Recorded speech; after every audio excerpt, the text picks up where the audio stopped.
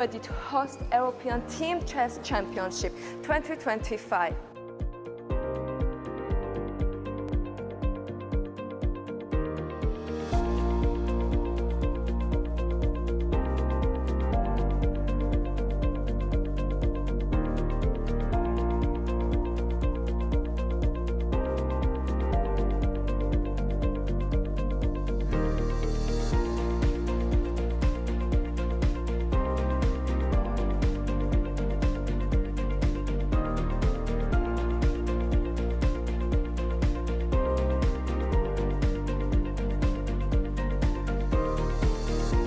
In brand new Euphoria Spa, just 3 minutes from Bellagio, you can enjoy it with swimming pool, saunas, fitness, massages. It's free of charge for chess players. We are at your disposal from 8 to 10 every day.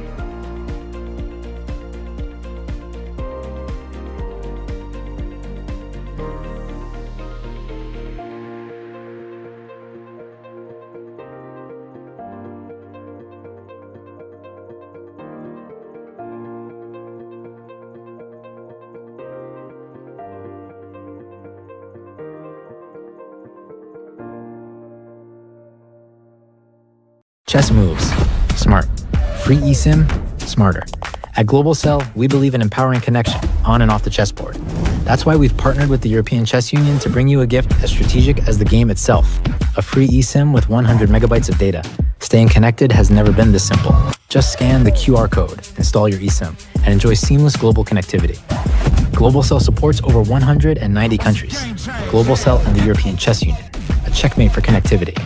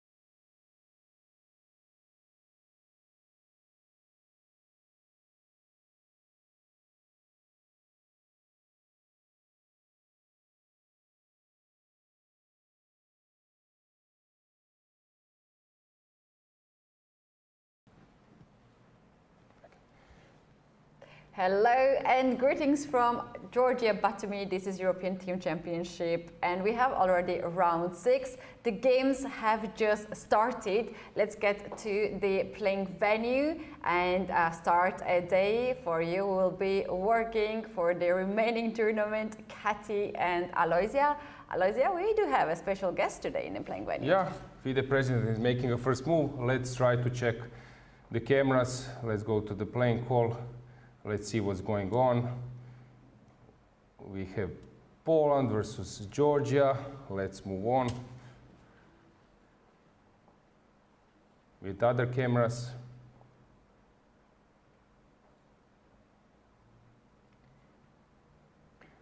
This is Georgia versus England.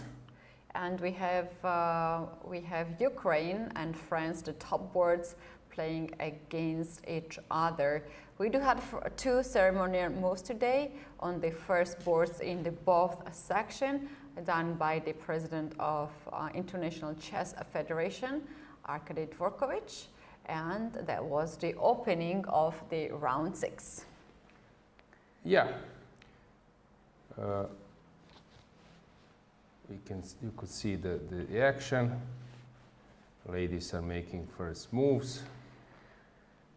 Let's try to find Ukraine versus France in the open section.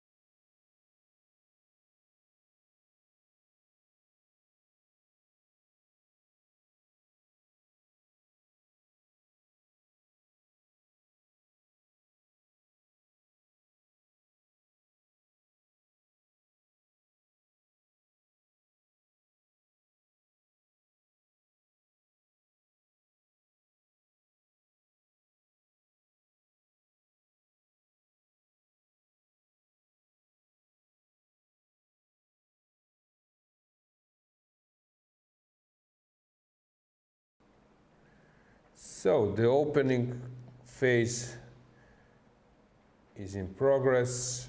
So we have on board 1 between Kashlinskaya and Zagnidze. We have this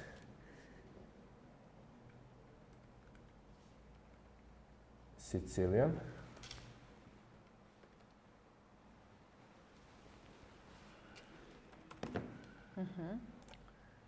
Hang on, but this is not right. This is this correct? Yes. Yeah, Alina versus. But people are seeing another. It is 4th board. Ah, yeah, yeah.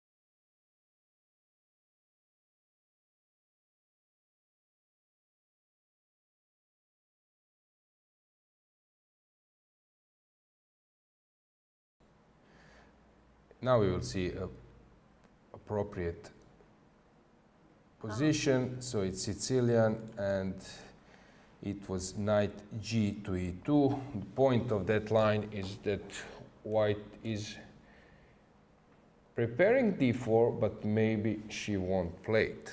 So it's somehow like a intention, and you need to adjust your aperture. For example, if you're playing, I don't know, some Sicilians Najdorf, then you need to play d6. If you play Najdorf, you cannot adjust here, because after knight f3 or knight e2, next move will be d4.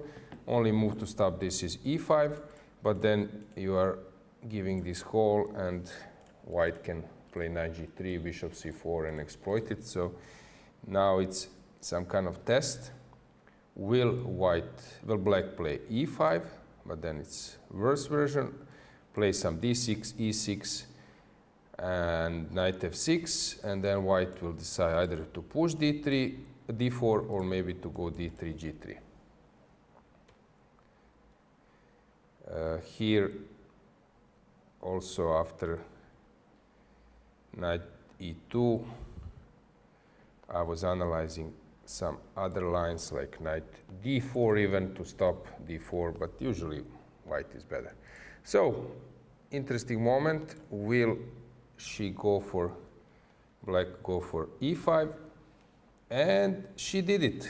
Usually, so there is this line, knight f3, knight c6, knight c3, to stop, for example, Kalashnikov, since here after cd, knight d, e5, there is Kalashnikov line, because if white goes knight f5, black reacts with d5 in one go.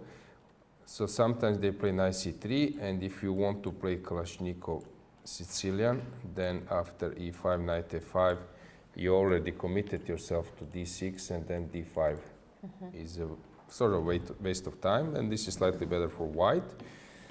So here, after knight c3, some players react with e5, and then this knight is far away from the d5 square. But here, after knight c3, knight c6, knight e2, e5, then white can either go knight g1, knight f3, knight e3, or this knight from g3 is much better placed. So usually this is slightly better for white, but in hands of good players, it's possible to hold. Then we can go and check the second board, where we have Scotch gambit, bishop c4. Yeah, this is also quite popular these days. Many games have been played now. d5 will follow, or d6, ed, queen d, or cd. Usually they take with the queen, but it's possible to take with the pawn as well. Slightly better for white, but quite playable. Also, it's possible to castle first, and then after knight d4 takes. Now there are several moves for black, d6, c6. So it will be interesting to see how will Olivia move on. Then we have Sochko versus Arabidze, or Arabidze versus Sochko. Typical Nimzo-Indian, where white is playing queen c2, combining it with e3, which is not so often seen. d6 is another way to go. We have this position, and the last board in this match is, sorry, I skipped, this is the last match, I skipped the second one. Matevskaya versus Tsatsalashvili. Nino is white. Okay, London Tabia, quite popular these days. They are just in the opening phase. So this is the case in this match. Maybe it's a moment that we go to second match in the women's section. The second match in the women's section, we do have Germany against Ukraine, also quite tough matchup here. The winner of these teams will be the ones who will be fighting for the gold medal indeed.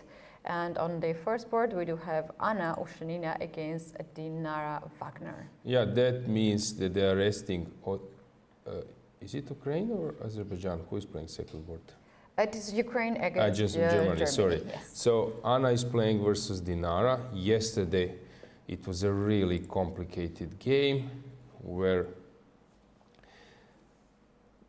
in the end, so Dinara was better at the opening according to theory. Then she was on the verge of defeat. In the end, winning, and that was a draw. So here we have Sicilian Alapin, DC King D1. Now E5 will follow in some stage. Safe position, but if I'm not mistaken, Anna is playing D4 instead of E4. That's her main repertoire. Here we have Ina playing on the second board Petrov with black pieces. Here we might see this gambit, in this Skara gambit, or how they call it. And then ED, Queen D5 line.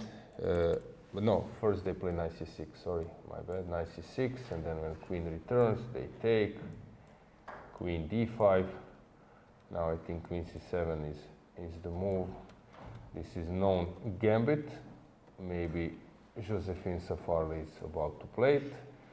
And we have next board where Zhukova, no, this is Zhukova, sorry, Zhukova 4 board, Pidubna versus Schulze. Yesterday her game was a roller coaster, so they went Rui Lopez D3. I suggest that you check yesterday's commentary by Laurent Fressinet after his win versus legendary player Michael Adams. I love that remark saying, this is for the first time in 25 years that I've won against him, and this is the first time in my life that I was even in a chance of getting advantage against Adams. Wow, yeah. So check those remarks.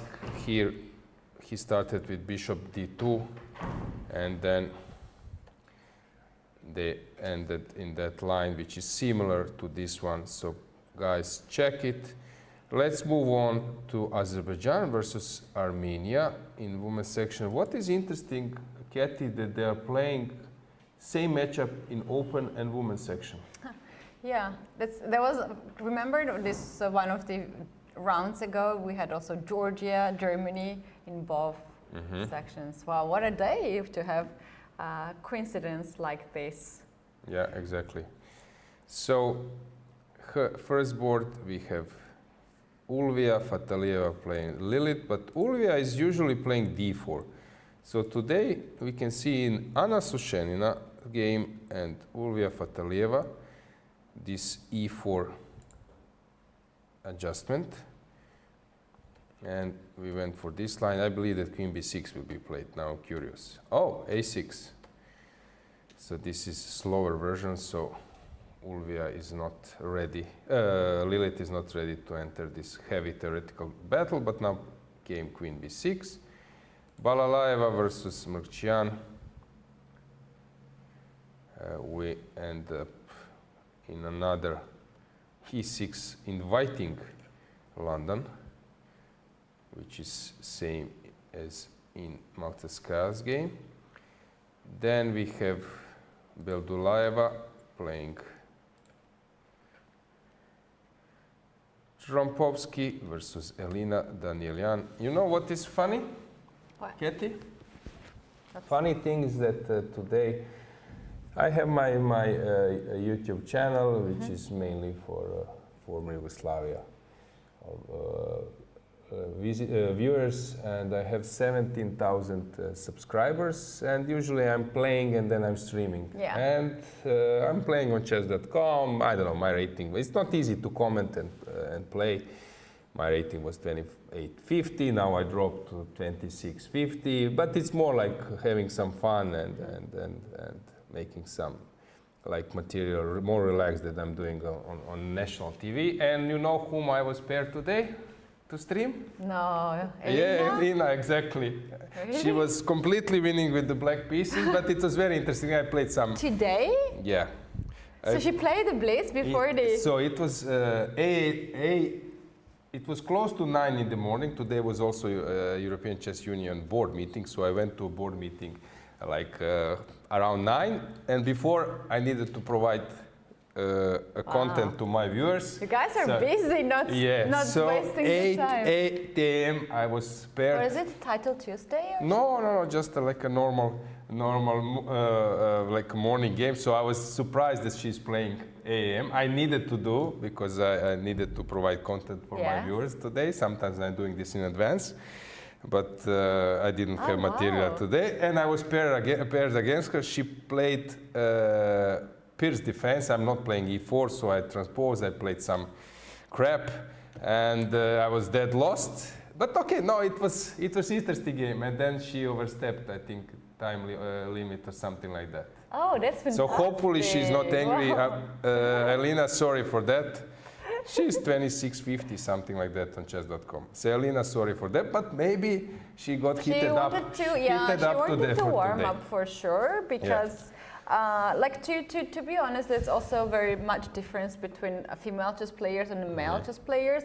We have a lot of stories when the male chess players are playing blitz and bullet games until like 3 a.m. and so women don't do that usually. They like to rest and reserve their energy for the game, but Elina is, wow. No, okay, it can be one game, maybe waiting a breakfast or something, drinking coffee. She actually is quite good at online chess, and I know that she likes to play, and she's quite successful in. But basically I was playing versus Maria Rabidze. Once he kicked my butt with great tactics. Yes, great tactics, yeah, so I do respect. So Elina, sorry for that. I didn't want to chat because to disturb maybe or something. So I don't know if she's aware that because I don't have this stream sign that I was streaming. You're streaming. Oh. But, yeah, actually you can find that game maybe. Is it already live? No, maybe it's tomorrow's. It will be on my tomorrow's YouTube channel. Yeah, so that's a funny fact. So today she's playing Trompowski with the black piece. Oh wow, that's actually very funny. But I had a chat with her. She looked very good today, very sharp and very positive, very energetic. She's just a very nice person, and I'm sure that if you had a chat with her, she would just laugh about it. Yeah. She was in the studio during European Individuals. I really respect. She was at one stage 25-50 or something like that. She was playing also super the strong. European individual champion. She was the leader of the Armenian team for many years, and very often we're saying that we see these very experienced chess players playing on the 3rd or 4th board, which is so unusual for us to digest this.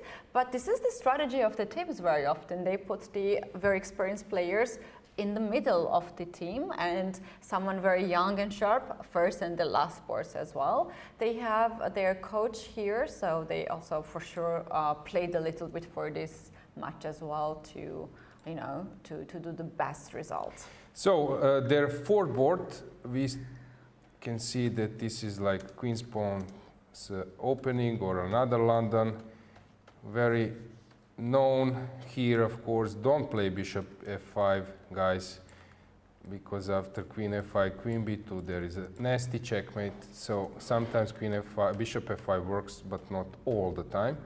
So here, this is always something tricky because you have a feeling that you're pushing white with your pieces, but then later at some stage there is this idea to get rid of this bishop or to push b3. It's not so simple. Yeah, so this is something which is quite known. I think we are done with the women's section. With this match, let's switch to the open. Let's switch to the open. Yes. We have Ukraine with France, two leaders in this match. Before we dive into the chess, and bring up the chessboard on the screen. It is quite heavy rainy day here in Batumi. A little bit grumpy, sometimes lightning is also there. So this is just a perfect moment to play be chess. cozy, yes, and to play chess. But those players who have a day off, who has a rest day, it's not the perfect timing for this heavy rain. Although I like your colors, you're breaking this bad weather. Actually, I saw Sweden, since we will have tomorrow General Assembly of the European Chess Union, and so Sweden delegate Hakan, and he was wearing some Hawaii shirt, and someone was asking, oh, let's go Hawaii. He said, bad weather, we need to counter it. Yes. With a colorful break dress. Yes, so same goes here. Keti is trying to, I don't know, to make our mood a bit better. Yeah, thanks for that So, note. we have Ruslan Ponomarev, board number. Where is Beljavski now? He cannot stand besides the players because there is a wall. But he's for sure somewhere. Let's talk a little bit about also the rules, very unwritten rules sometimes what we have in chess. When you want to watch the game of your teammate, or if you're the captain, you usually take the side of your players, right? You just don't run across the border, across the board, and you don't face your players. Usually you are just standing in front of the player. Do you think there is any explanation for that? Is there because of some rules? No, I don't believe that there is a rule, but the idea is, first of all, you want to see their position from their perspective, and also you don't want your players to disturb. Sometimes when I'm taking a look of games of my friends, I tend to go sometimes behind them, not to distract them. But at my best,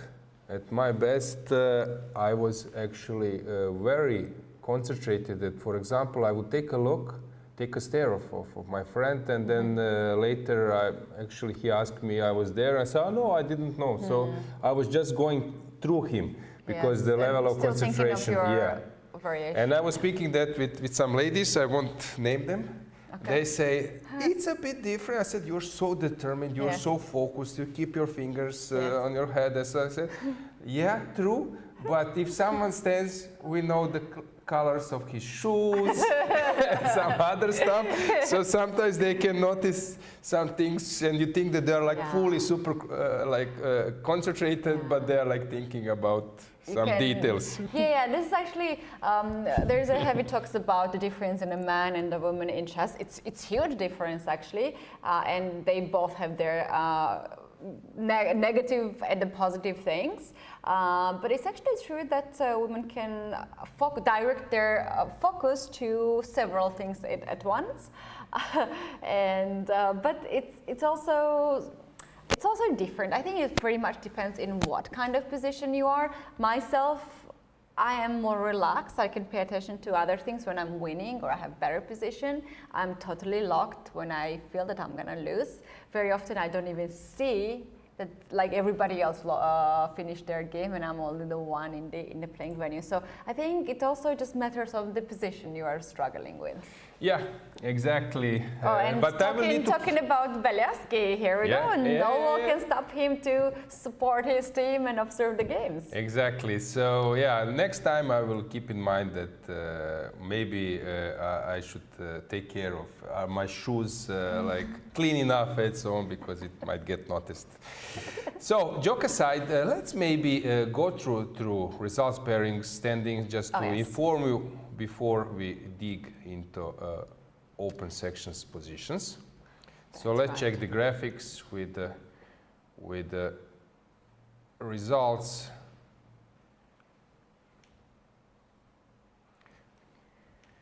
Right. So you can read it yourself, but we can maybe point out. This is round 5, the results of the round 5. Previous round, yeah. Yeah, where Ukraine won against Serbia in the open section. We found this little bit unusual result as Serbia lost to on the last two boards, and Ukraine now emerged as the leaders together with the France. France had a match against England and they dominated 2.5 to 1.5. So just we can go to check the boards. So as you mentioned, 2 losses on the last 2 boards where they were scoring quite heavily in previous rounds. So Serbia was probably counting on that. We can say that it's not now surprised that Giri wins versus Shiro, but with the black pieces and so swift, it was a bit surprising. Anton Viharovic was not following that game, but he managed to win in a very classy style in opposite colors bishop, and Luke Van Veli was there to exploit a mistake. Greece, Azerbaijan, very tough, very solid match. We can move on to other matches. Sort of surprising swift win of Fresine. You could check it in yesterday's broadcast. You can rewind it. Maxime Lagarde winning versus McShane. Someone can say that English players are getting older a bit. Yeah, so that's something. Rapport winning versus Fedoseev. That was also maybe important story of the day. Armenia just crashing versus Montenegro. There was a tough, really long match, and kudos to Constantin Lupulescu. He did a great job versus Finek, but Finek will come back because in this event he has shown a lot of positive things, fighting spirit. Kirill Georgiev losing in the last moments versus Frederick Swane. Tough game, which was important for Germany to level the score. Georgia versus Poland. Poland actually is really struggling in this event. You can check the standings. So Ukraine is leading the field, Netherlands, Serbia, France right behind them. In the second part of the table, you could see that some countries like Germany are there, Croatia, Denmark, Czech Republic. We can say that they might come back to top in the next rounds. And regarding today's pairings, we have some direct encounters, Ukraine versus France, Netherlands, Serbia, of course. Hungary is small favorite versus Greece, but who knows what will happen. Azerbaijan versus Armenia is always tough. Spain, Romania, so many interesting matchups. Even if we go to lower part of the table, there are no easy matches. For example, Belgium versus Austria, Poland versus Sweden can be tricky. So it's quite level. When we go to board pairings today, my opinion is that France need somehow to survive those black pieces. They have same matchup as yesterday in terms of colors, so for them it will be very tough. Regarding board matchups, they really need to play, I would say, at their best not to lose this match, because Ukraine has really good colors in this match. Good pairings. Yeah, Lagarde versus Samonenko, that might be a key game for France. They need to press there and try to get a win, and then there might be a good result. Yeah, there are like many type of people obviously playing chess, but Maurizio, remember how easily he lost yesterday? He had very bad position at the very beginning, then he tried, sacrificed a piece, and it really worked out, and finished the game rather early as the first person in the team. He never left the playing venue. He was there until the very end, observing the other games, coming back to his team. And then we have some players finishing their games, even with a draw, being so upset. More or less similar situation, not played a good game, but they're very upset and they're storming out, going to the room and, just forgetting this kind of games. And basically, yeah, it is just very interesting how everyone is dealing with the losses of the games, right?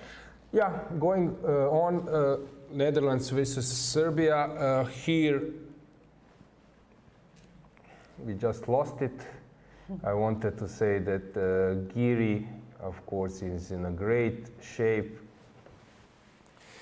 Let's go back to graphics, but we ran a bit too faster. I wanted to discuss Netherlands board order in the match.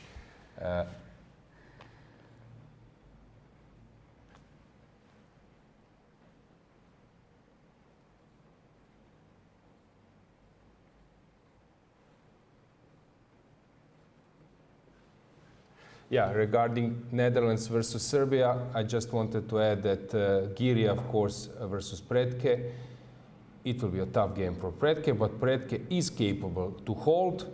On last two boards, anything can happen, and of course, Sarana can even push versus Fanfores. So for Serbia, it's very important that they hold on the first board. Hungary versus Greece, this is a real test for Nicolas. He's playing very well, but Rapport will push as much as he can. In other matchups, it won't be easy for Greece to hold, so for them, first board is crucial. Maybe it's a moment that also we have one more board pairing just to discuss. So regarding Slovenia versus Turkey, yeah, Fedoseev Gurel, of course, it's a really interesting game to follow. Pehac is always playing super interesting chess, so versus Kamer from the beginning, for sure it will be an interesting matchup. What we can see is that Finek is resting for Czech Republic. Oh, he played several long games, so he absolutely maybe we can move on with women's section.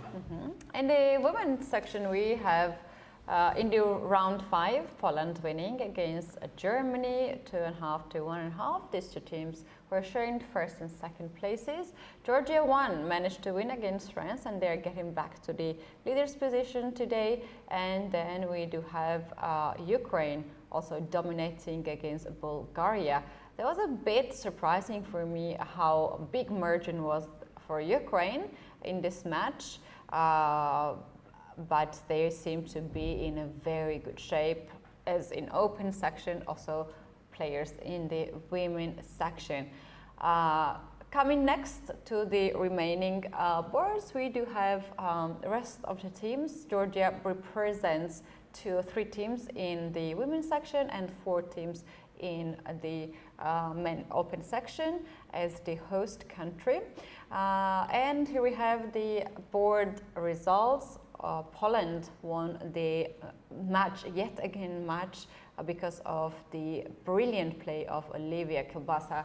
Her opponent, Lara Schultz, allowed her to win a piece with a lovely tactic. And even though Lara tried to complicate the position, while Olivia is quite a strong player, not at her best at this moment. She has actually much higher rating, but recently she also got her GM norm. Then in the Georgia seemed like that it was enough to win one game for the victory, and that person was Nino Batsiashvili on the second board against Sophie Mille. And we mentioned about Ukraine. They did a great job on the last 2 boards. Zhukova and Pridubna actually won their matches, and that was important 2 games for them. Then the other teams, Azerbaijan and Armenia, won their matches, and we have England and Spain tied with all the draws. Then we have the remaining boards over here. You guys can take a look, and if there's any player then you are rooting for, let us know in the chat on YouTube, and also let us know who you are supporting, which team you are supporting. So that was basically about yesterday, round 5, and today, round 6. This is the last round before the day off, and then we're going to have remaining rounds. After that, the key match is Poland versus Georgia. Alina Kashliska and Nana Zagnidze is a heavy battle over there on the first board. Will be very interesting how Olivia Kilbasa will do in this match, as she is the one who always pushes for Poland. Another very important matches are Ukraine against Germany. Those two teams are doing a fantastic job to be here at this point for playing for the second board. And another key match is Azerbaijan against Armenia. Difficult to predict any result here. We're going to be observing all the results. Remaining teams pairings are also very interesting. And here we have Spain against Greece, Netherlands against France, and Bulgaria will try their best against Romania. Here we have the remaining teams and the players that probably are quite strong. You can see everyone's favorite chess commentator, Jovanka Hoska, playing for England on the first board. She is going to play against Sofpiko Huhashvili. Those two players are very strong international masters. Nowadays not playing that actively, so their rating are a little bit low, but very nice matchup indeed. Coming to the standings for the round 6, we do have Poland, the sole leader. They actually have won 5 matches, all the 5 matches, in fact, 100%. And we do have Georgia, Germany, and Ukraine following very closely to Poland. Here we have some of the teams, remaining teams, still trying to get top places, and obviously we do have top 3 places for the podium, and they will do their best. Poland versus Georgia, Ukraine, Germany, Azerbaijan, Armenia. Those are the key matches that we will take a look. The remaining matches are actually playing in the second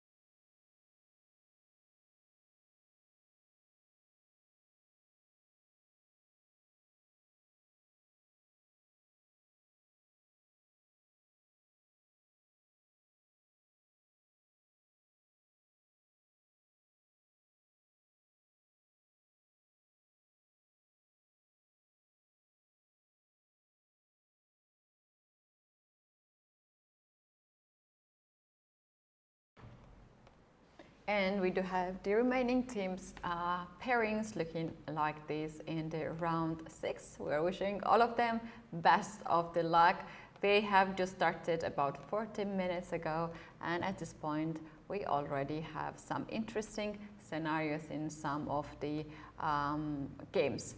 You can take a look at the video of the main board. This is the open section, Ukraine versus France. Those two teams are in a great shape. Ukraine shows an amazing readiness for this match, and they do have their coach and the captain, legendary Beliavsky, with them, never leaving them in any matches. So how it looks like? It looks like that Ponomarev is putting some pressure. Usually he's playing very solid chess. He doesn't like to go all in. But here it seems to me that he wants to sacrifice something. So I will be quite curious to see how this game will develop. Korobo versus Fressinet.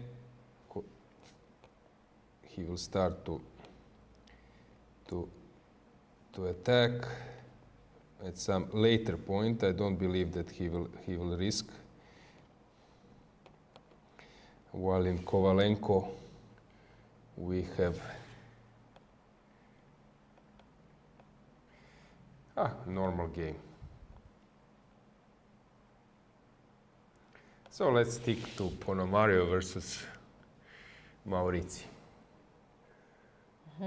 So this is this funny line that we're probably gonna not see that. Knight to f4, attacking the bishop. Want to take that bishop. And is that pawn on a2 poisons pawn or not? Because after taking here, I can take on f6, bishop takes f6. Okay. And then play b3 to try to catch the bishop.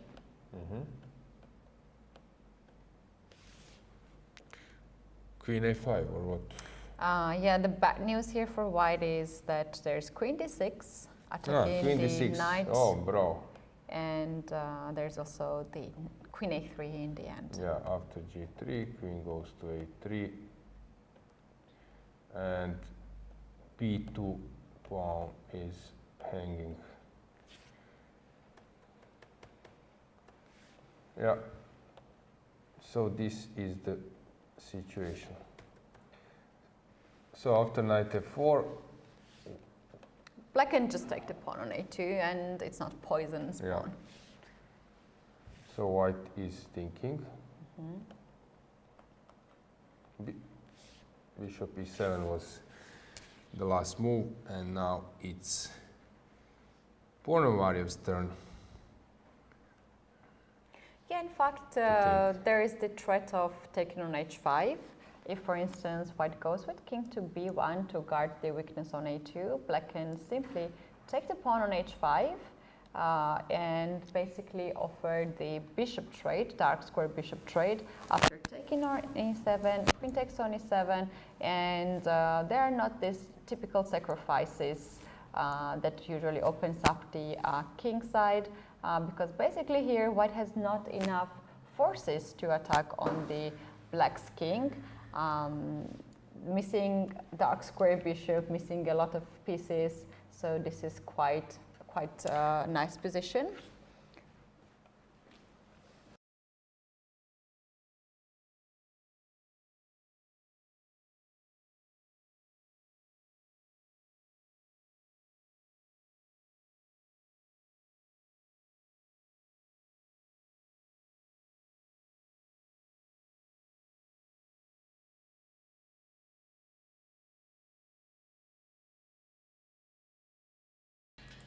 So that means that the pawn on h5 is actually hanging, so white has to somehow react to guard this pawn.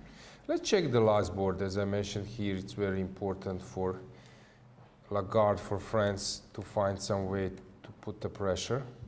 So Petrov these days of course, is super stable. A lot of top players are having it on their repertoire, but it's always one. White is always the one setting up a pressure. Beljavski, he will stay there for 15 minutes for So sure. he's looking 15.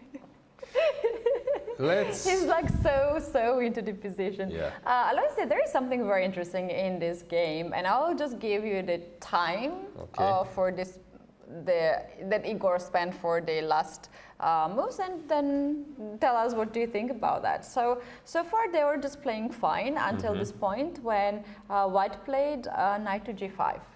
After knight to g5 here, Black started to put a lot of time, so burn a lot of time, and he made queen to f6, this move. And after queen to f3, there was almost 19 minutes that Black thought for next move and played rook f2 e8, and that's why we can see now that much of time advantage on the clock for Lagarde. Okay. That's something. So he might be already putting pressure.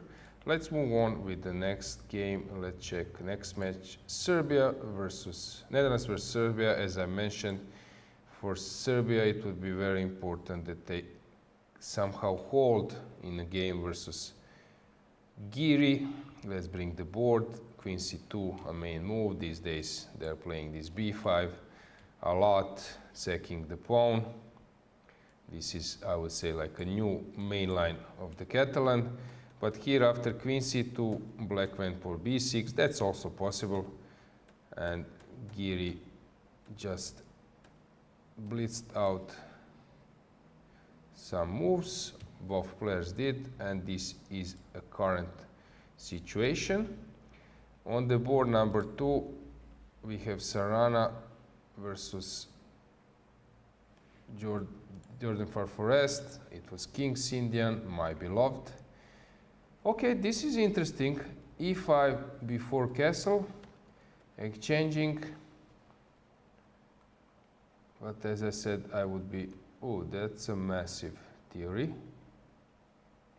And probably knight c7 is just not good, because this knight would be trapped, and now White needs to come up with something else. Some knight f3, probably coming back. Yeah. But Sarana is burning a lot of time. Jordan is his prep. Knight f3 might not be that of a big deal, because then Black can play king to d8 to guard the pawn on c7. Somehow it's okay, but problem here for Black is knight f7. Knight c7 you knight mean, c7, but I believe yes. with Keti with like a deep analysis that this is not the best. I have a feeling that this is typical. Engine tends to give you this very, like a brief comment, remark that it's just better for White, but then long term it might not that be, piece, yes. yeah. So when you go deep, probably it's something which is fine for Black. That's why Sarana is thinking. So that kind of position.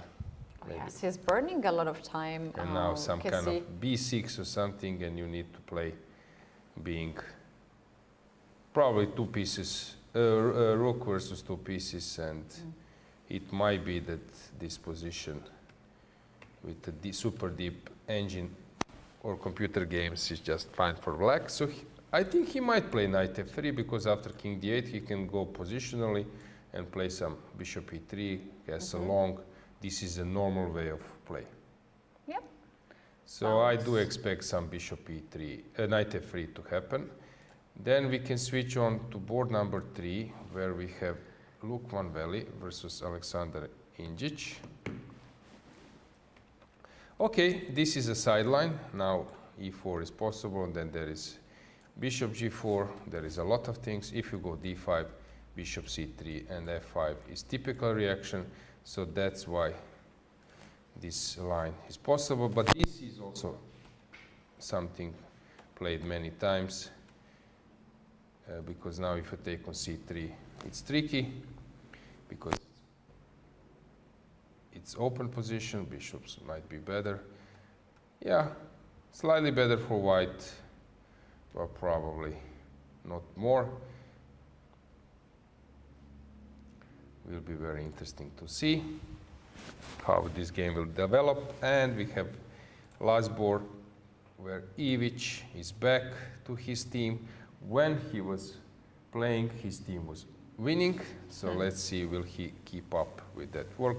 Very known line. These days sometimes they take on c6. This is actually something I played 2 weeks ago in the game versus Gabor Pap.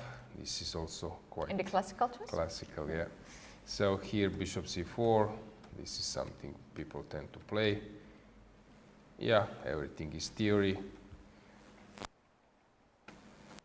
And super developed theory. So we are already on 18th move in this game.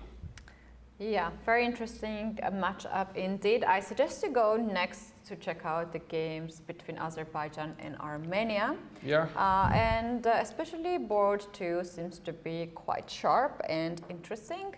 Rauf Mamedov against Robert Havanassian seems to be a very sharp game. Yeah, let's check this game. We will have a guest very soon, so let's just briefly recheck what's going on. This is known as Sveshnikov line.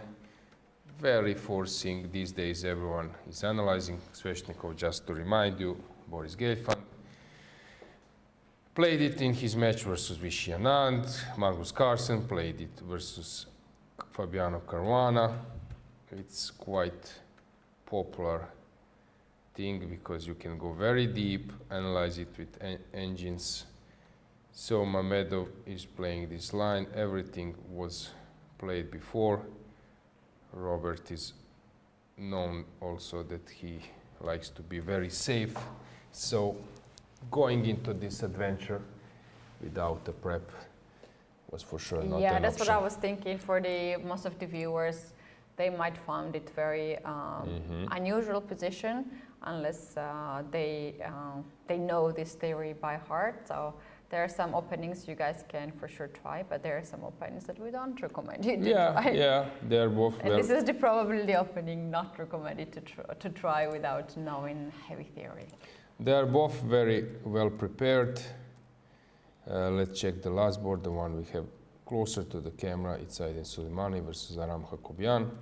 So taking on g3, a possibility, but long term, 2 bishops and knight might cover those weakened squares around the king. Might be an option which is quite suitable for white. So for example, how about Hungary versus Greece? As I mentioned, Richard Rapport versus Nicolas Theodorou is the game. Let's go to this match, and it seems that Richard got surprised. Yeah, this is something which is also well known. Usually this line goes with knight being on b1 and white already in castle, so then they take on c5, dc, dc, and knight e5. This is the move. And here in this move order, that's not possible. But it's possible, of course, to play this way. Will black copy-paste? I'm not sure, but maybe it's an option. Why white is doing this is something I explained already before in broadcast. If your opponent is having this fianchetto setup, it's not a bad idea to exchange opponents' fianchetto bishop, because long term with queens on the board, there is always chance to create something on the weakened squares around the king. Then we have board number 2, where Peter Leko is playing versus Kurkulos. So this is the line, very well known. These days everyone is playing this kind of stuff. And of course, Peter is completely aware of those details. And we can check the next board, where Tamas Panos is playing versus Dimitris Matrovassilis. Tamas took a slower route because he doesn't want to enter theoretical battle versus Master Vasilis, who is very well prepared, who can kill your game with super preparation. So he just wants to have a game long term, which takes us to the last board where Sugirov is playing versus Pavlidis. Pavlidis not going to heavy theoretical battle, but choosing this sideline, and on move number 8 they are thinking already a lot, which is something not so usual, common, yeah. Mm-hmm. That's actually true. Move number 8, spending so much time. Yeah, I think that we will have a guest, so let's prepare the setup. Small break. Smart. Free eSIM, smarter. At Global Cell, we believe in empowering connection on and off the chessboard. That's why we've partnered with the European Chess Union to bring you a gift as strategic as the game itself. A free eSIM with 100 megabytes of data. Staying connected has never...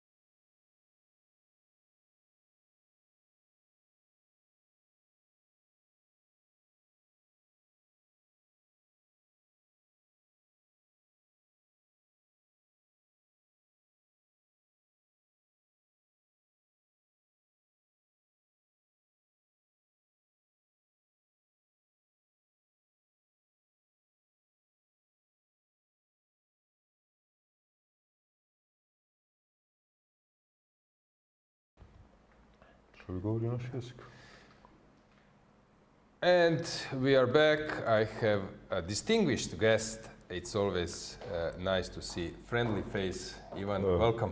Thank you, Alojzije. So let's get back to business. Yeah, okay. Then you will share us some other insights, but I think we should start with your team. Let's see how your boys are doing. Yeah, we are playing Spain. Let's see. Interesting match. We have them on the camera as well. Yesterday, it was a long day in the office.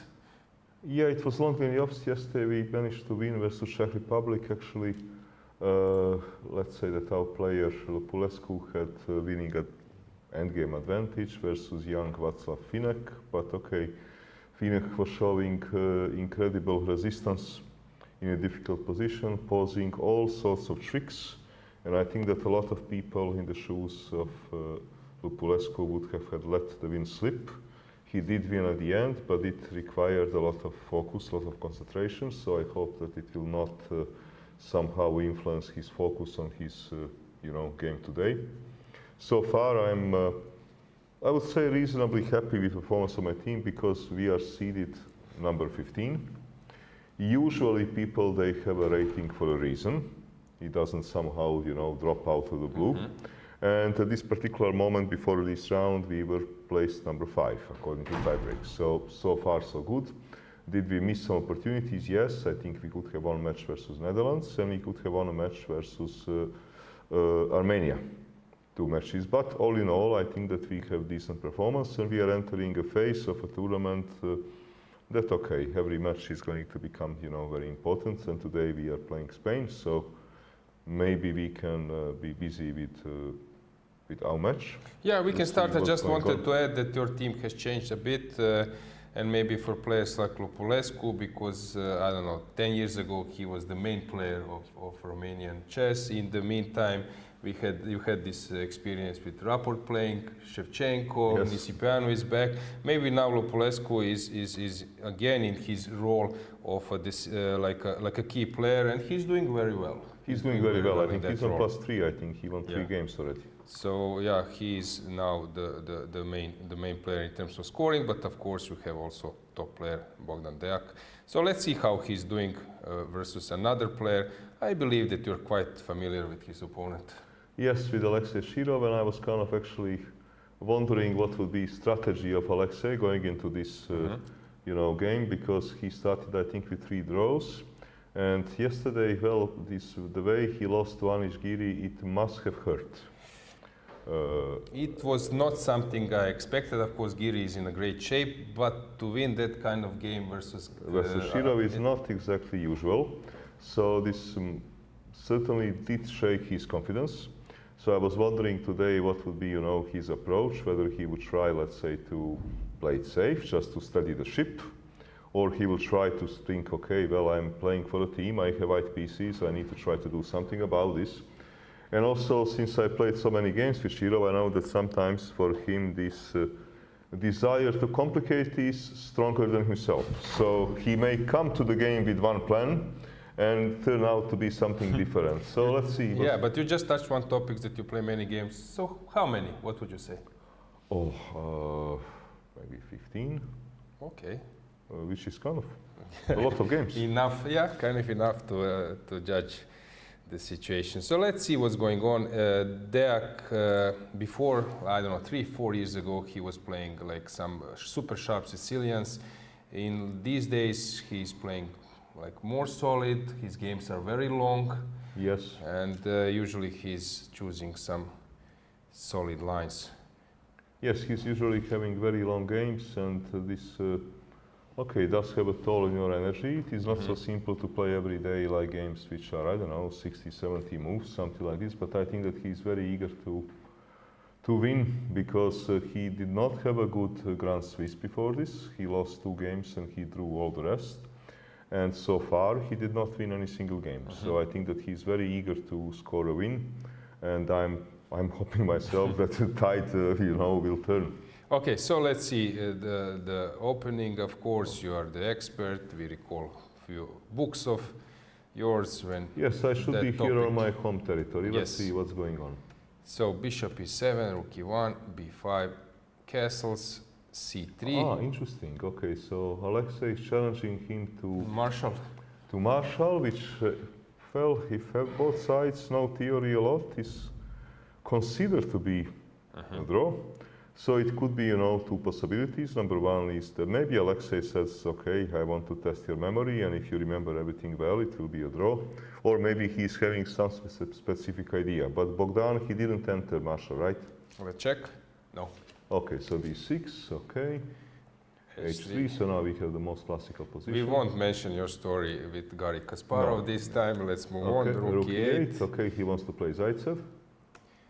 Knight And g5. this is tricky move. Okay. Very tricky move. Okay. And then some d3 or what? d4. d4. Okay. This is basically a memory test. Because, okay, maybe, can I move the mouse? You can jump in. Okay, I just need to remember a little bit how does the theory here exactly work. Because, okay, the point is that your main move should be move bishop b7. Why? Because, okay, if you play move h3, e6, yeah. h6, and I go back, I did trick you. Because when you play, let's say, bishop e7, I'm going to move my knight, you're going to move your rook. I can play move knight f1 if I want to, and I did trick you. Why did I trick you? Because if you are entering, let's say, a normal type position, I did not play this funny move. I play, let's say, move d4. You would play bishop e7. I would play move knight bd2. You would play bishop back. I would play a4, because now my pawn is unfortunately hanging. I cannot, try to be clever, because pawn is not protected. Bishop is already on f8. So I will play, you would now play this move h6. Now I will move a bishop, and you will take, and take, knight b4, bishop back, push, and we get famous matches Karpov-Kasparov. Exactly. So, what is now with this, memory test? Well, the memory test with this move is that the main line goes bishop b7.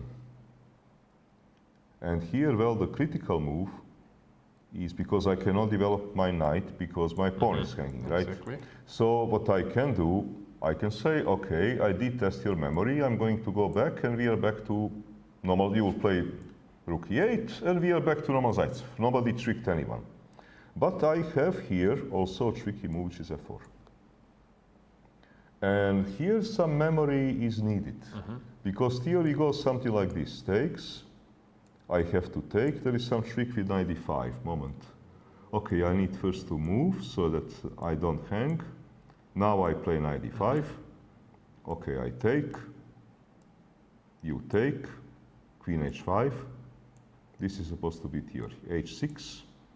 I develop, because okay, I should not, worry, because here I will have advantage. So I should not worry here. So your main move should be, your main move should be bishop d5. I think knight e4. Now you take, queen moves, g6, check, and we have a draw. So you passed the test, right? Okay, but I did write a few books, so I did see this position maybe more often than Bogdan. Okay. So with Bogdan, okay, the problem is he probably knows it is 0-0. Let me see how much time was he spending on h6. Let's go back. Let's see how long was he trying to remember.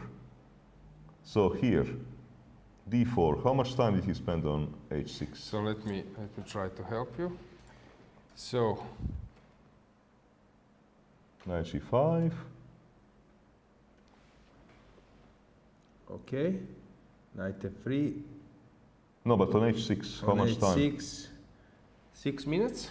Only? This is surprising. No, this is surprising because, okay, usually he's supposed to know that bishop e7 should be the best move, but okay, that he would need to remember many things. So now it will be actually interesting because even if Alojzije came to game with, let's say, semi-peaceful intentions, he knows now that he's getting good move order. And probably now his ambitions are going to lift up a little bit. So let's see what... so knight d2 was played, yeah. Bishop d7, knight f1, a5. Okay, interesting. So he's putting bishop d7, trying to combine some sort of old theory. I don't think that we have too many games here. But it reminds me a bit of yesterday, Fressinet versus Adams, but it was not... Ah, okay, yes, something similar. I didn't pay serious attention when I was passing by. It looked something very similar. Actually, Fressinet made it look very easy. So this is the current state of affairs.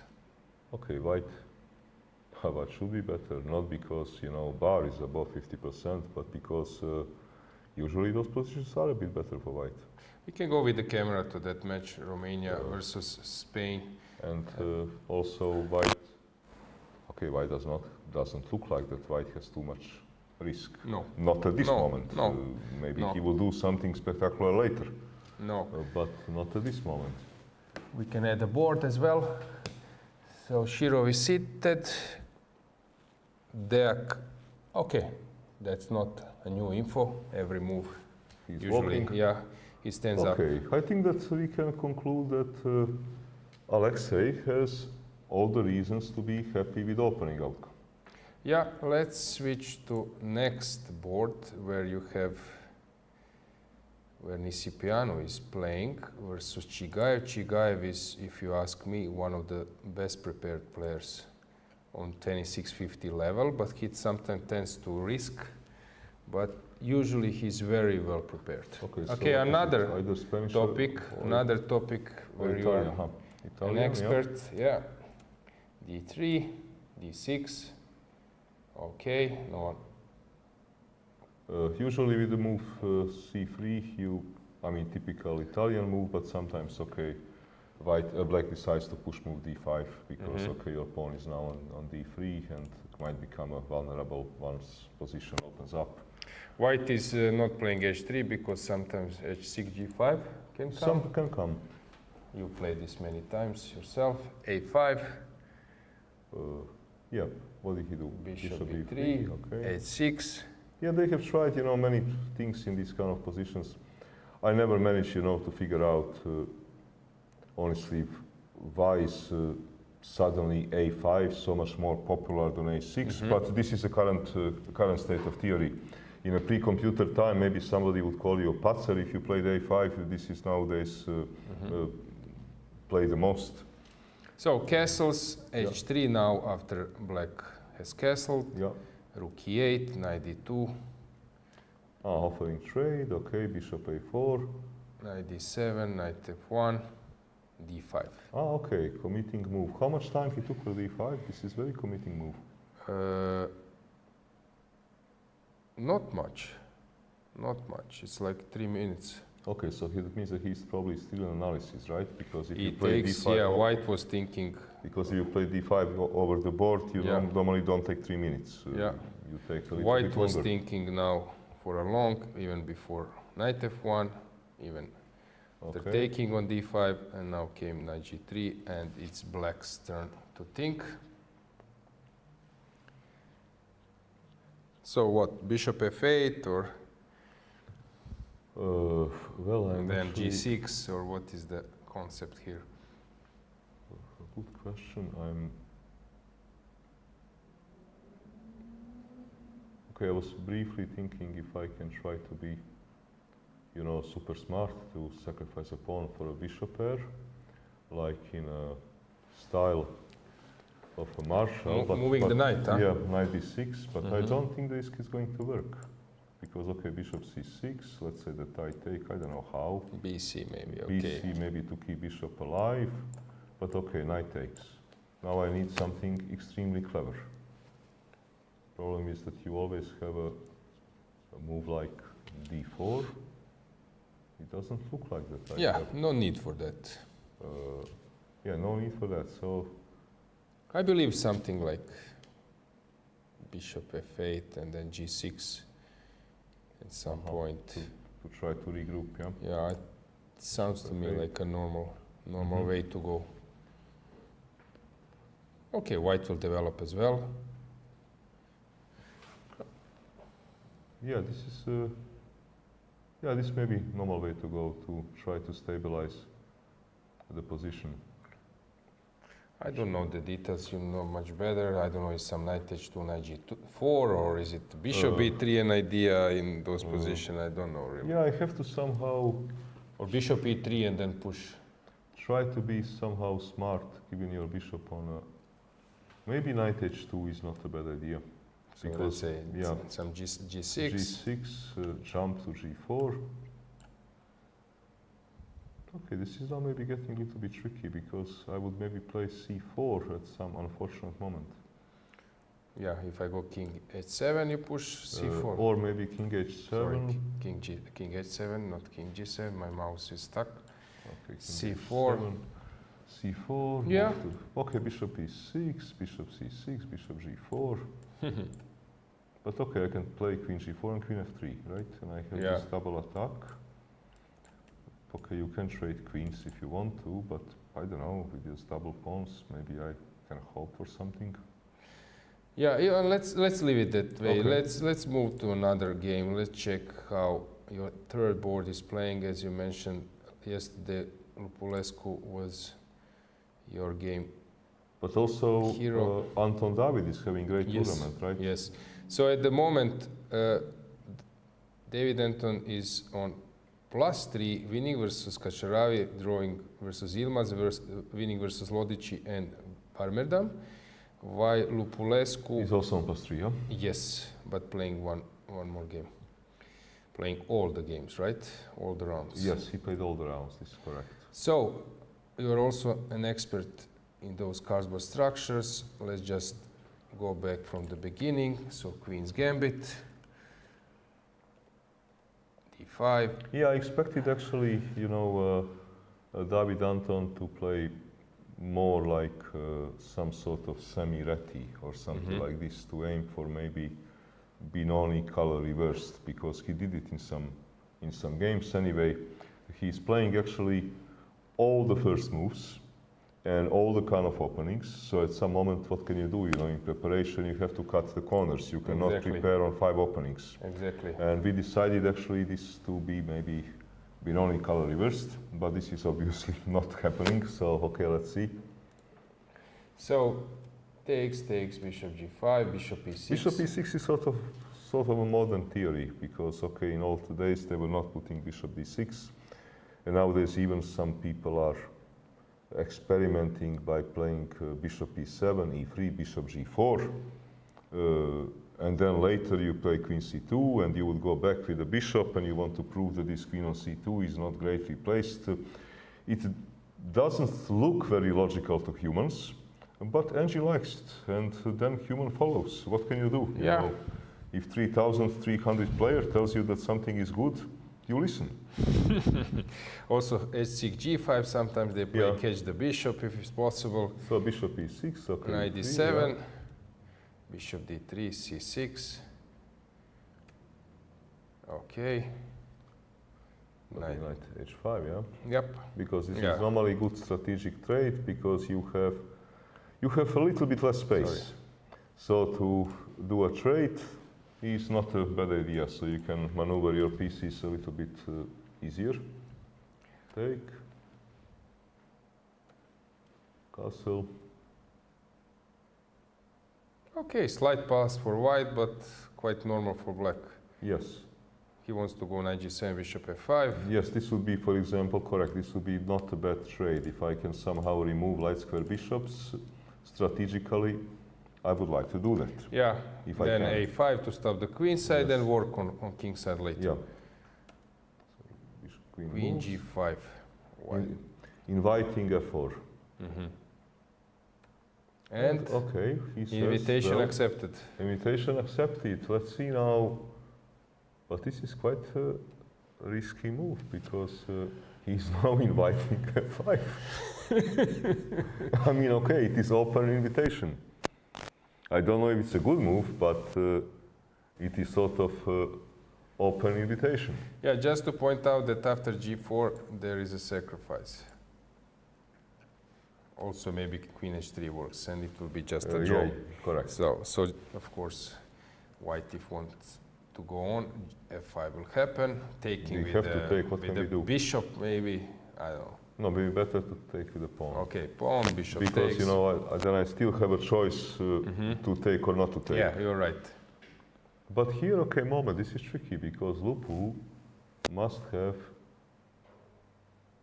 for example, I don't know if it works. Maybe one idea can be king h8. Sorry, f5, g takes, bishop f, and king h8. My idea is on bishop h7 to play rook g8. To give you exchange and to try to take on h3, or maybe first to take on h3 and then do this, you know, tactical masterpiece. I don't know. Oh, sorry, queen is on d2. No, I'm completely. This board is a bit far. Okay, so king h8. No, he's probably right. This is probably what he wants. And rook g8 and to have attack of his own, right? This is probably what he wants. Let's go with the camera to the match. You know your players by heart, so it seems that Lupu is walking. And David Anton is thinking. Yeah, Lupu seems to be happy, but we will have a move now. Is f5 coming? Let's stay for a moment. I think not. No, something else? I don't know, maybe something else. Because actually now when I look more in the position, this king h8, this can be very, very tricky for him. But how to? How to regroup pieces, you mean? Yes, instead of f5, what can you do? Rook f2? Wait a bit. Okay.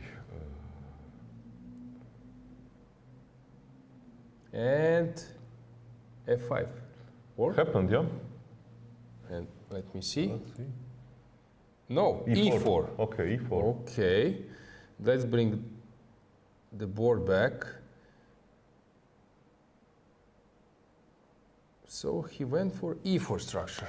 So takes, I believe that you probably need to take, take, yeah. And now, Knight okay, takes. it's probably knight takes. Okay, now there are many moves. Bringing the rook, I don't know, moving the king. So Yeah, many he has moves. many moves, this is true. Bishop d5 also immediately. Yeah. Yeah, I'm not sure what would he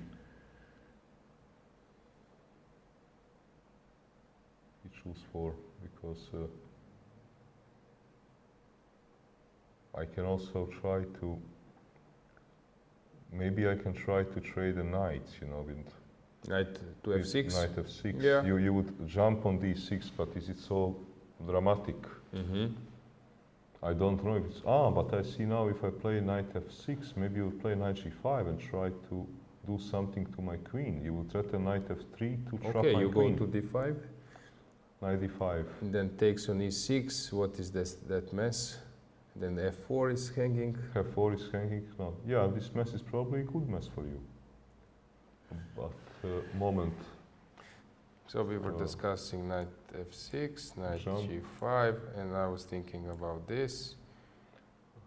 Okay, it's important point here that I cannot try to be clever with rook f3 to trap your queen with g3, because maybe you take on f4. Because my knight will be hanging. Because I would love to play move g3 to trap your queen. But it doesn't. Maybe first you kick my queen with knight f3. Your queen. And then start rolling the pawns. I don't like this. g4 is coming. So knight d5 is maybe not. Yeah, but I'm threatening to win queen.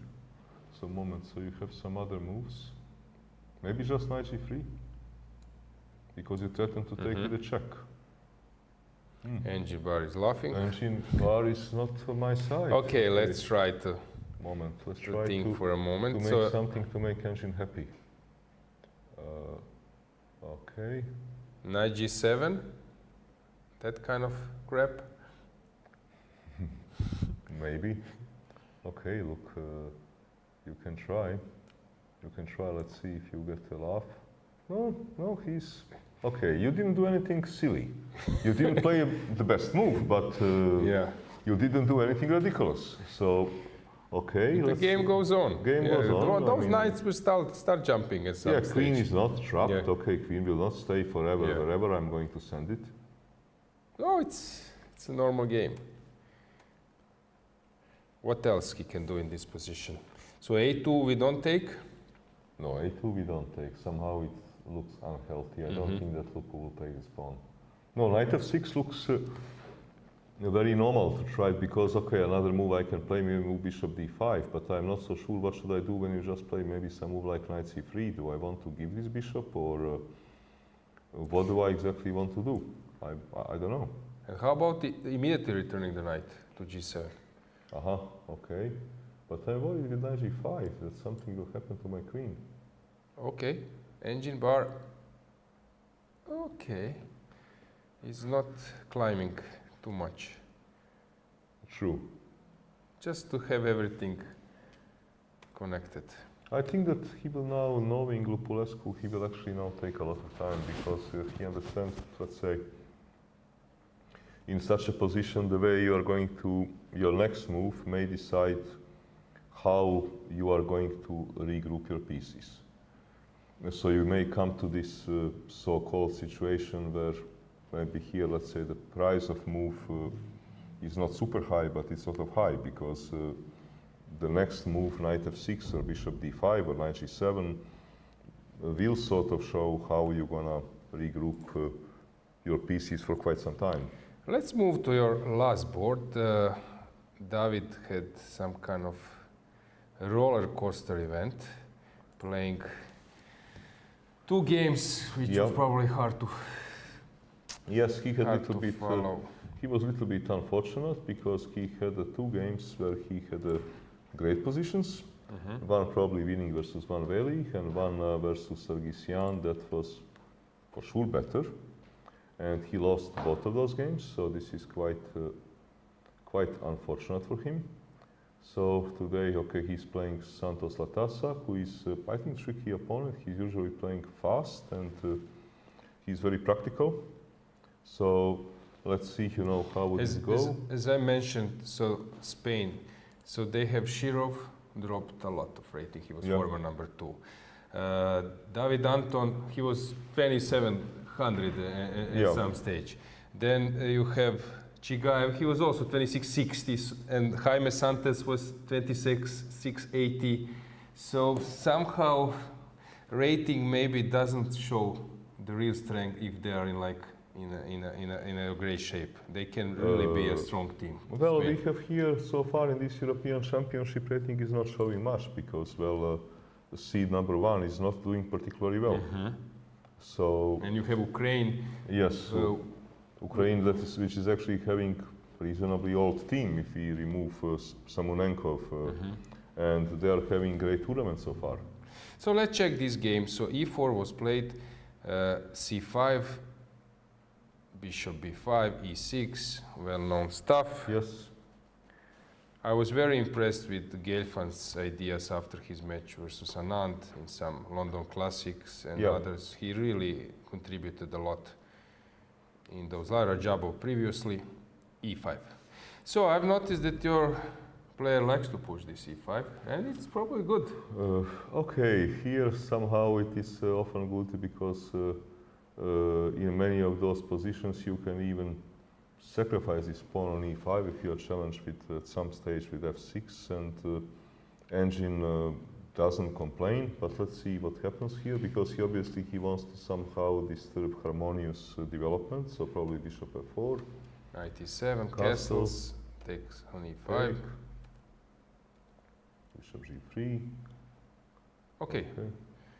You need 2 for tango, so Jaime also wants to play sharp game. Okay, knight h4, yes. Okay, interesting. So he's damaging a pawn structure, taking a bishop pair, but question is how is he going to castle? Queen h5 is coming, so g6 to stop it. Okay, knight development. c3. Rook b8. Rook b8. Small inaccuracy, but also a logical move for black. It is quite a logical But maybe losing right for castle at some stage is important, but I don't know. Yeah, correct. Maybe engine thinks that you would Long like castle. to maybe sometimes castle long. Queen c2, rook f8. Okay, everything appropriate. d4, kind of okay, sharp move. A very sharp move that And apparently engine, is not so happy saying with that you're this, opening the position too early. Probably engine thinks that you should not give pawns. I think that engine is very, you know, pragmatic, but let's see why. Okay, I take. You give me check, probably, yeah, bishop d4. Yeah, bishop d4 will be played. Move king, and maybe what, c5 or bishop d7, or what do you do? Yeah, c5 somehow looks like a logical. Let's see, let's see, c5. Yeah, it looks logical. I mean, I can give check on a4, but who cares? Is there anything else? Well, you can play a move like. A moment.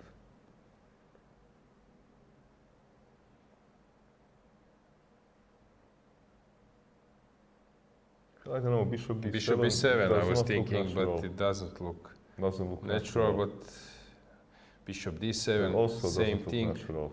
Here, Okay, she seems to like it.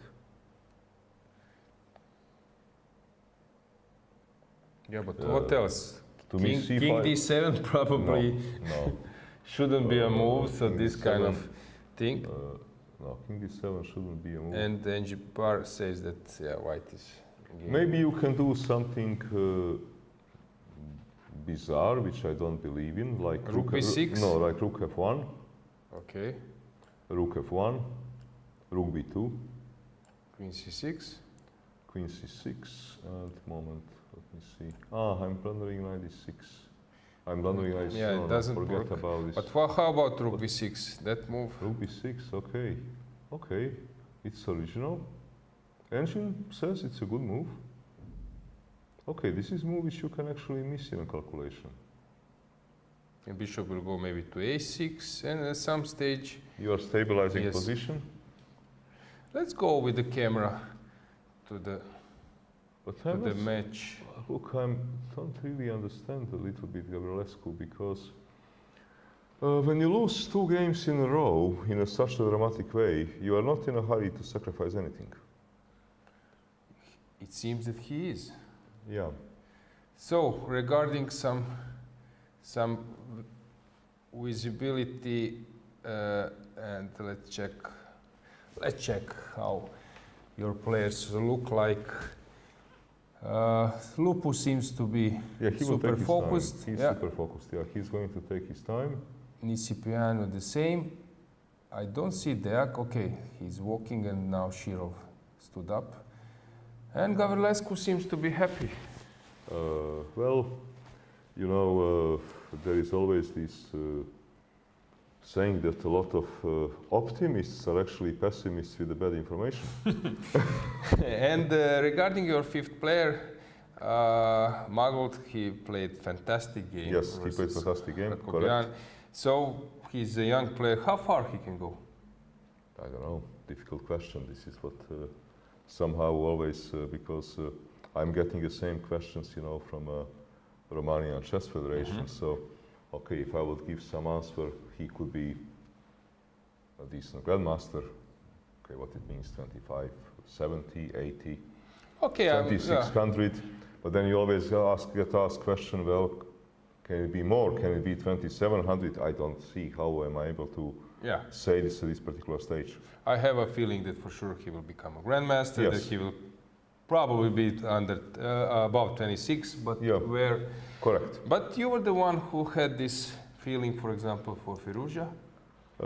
Yes, but he was also younger, and you don't somehow come across such a person, you know, every day that kind of is able to understand things so fast. From age matters.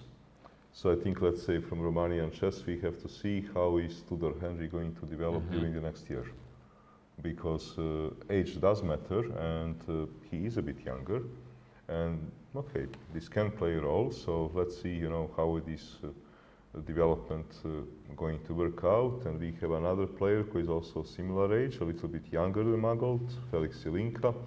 For him is also kind of critical how would he exactly develop during the coming, let's say, I don't know, 12 to 24 months. Yeah, we will see. Last question, Ivan, you are also involved in the ECU Trainers Commission.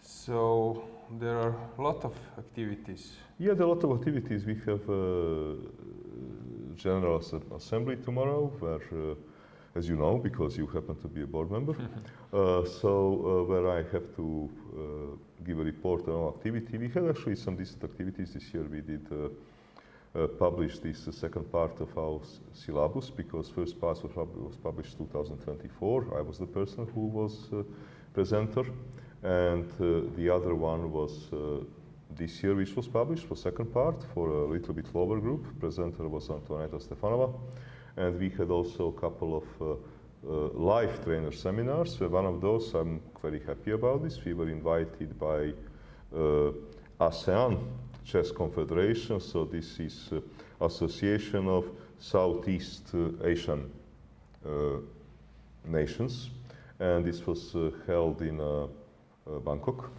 So I'm quite happy that we got invitation there to run our trainers course, a trainer seminar, because it is outside of Europe, right? So I was quite happy about this. So we have a lot of activities. So, yeah, this shows that quality is high, since people are... Yes, this shows probably the quality is high, because, okay, how we got there, I met the president of this confederation at Budapest Olympiad. And he asked me if we have any program, if we have any materials. I told him, well, we have published the syllabus.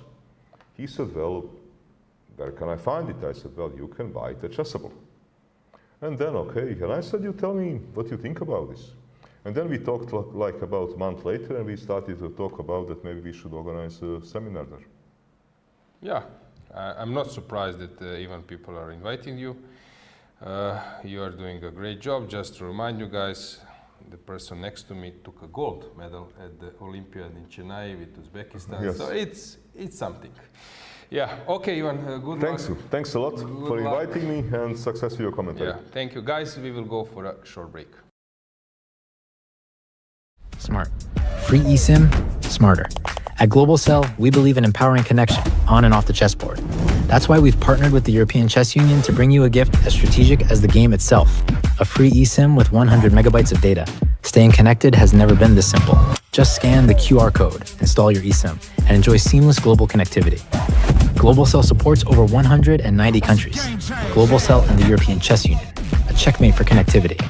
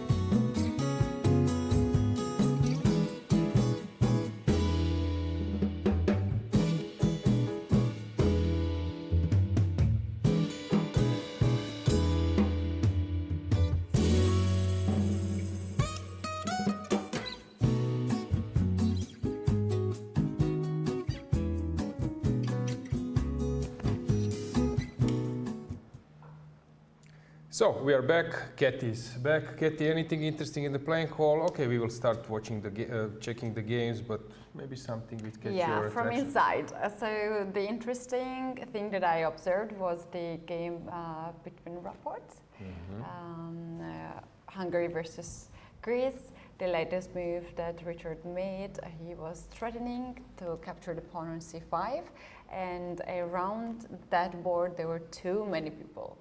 Too many people, and very often this is kind of sign of something happening in that particular game, and I think we might just have some updates there. Let's start with that match. Let's go to see how Hungary is doing. As I mentioned, very important matchup since Rapport is in a good shape and Hungary is counting that he can pressure Nicolas, but Nicolas is playing really, really good chess in recent times. So let's bring the board back.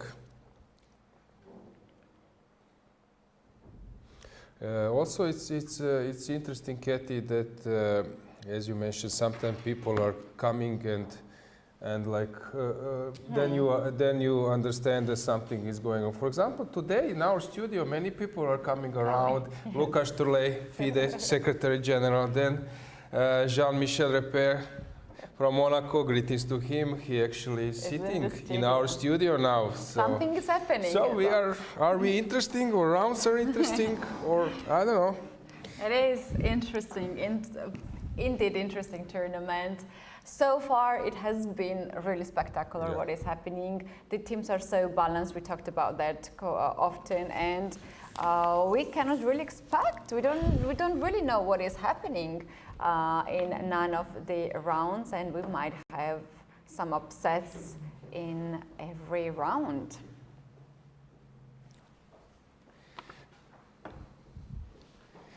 Yeah, as I said, Jean-Michel is here. He's doing a really great things for women chess, many events. We've been together in Monaco and European Rapid and Blitz, FIDE Women Grand Prix.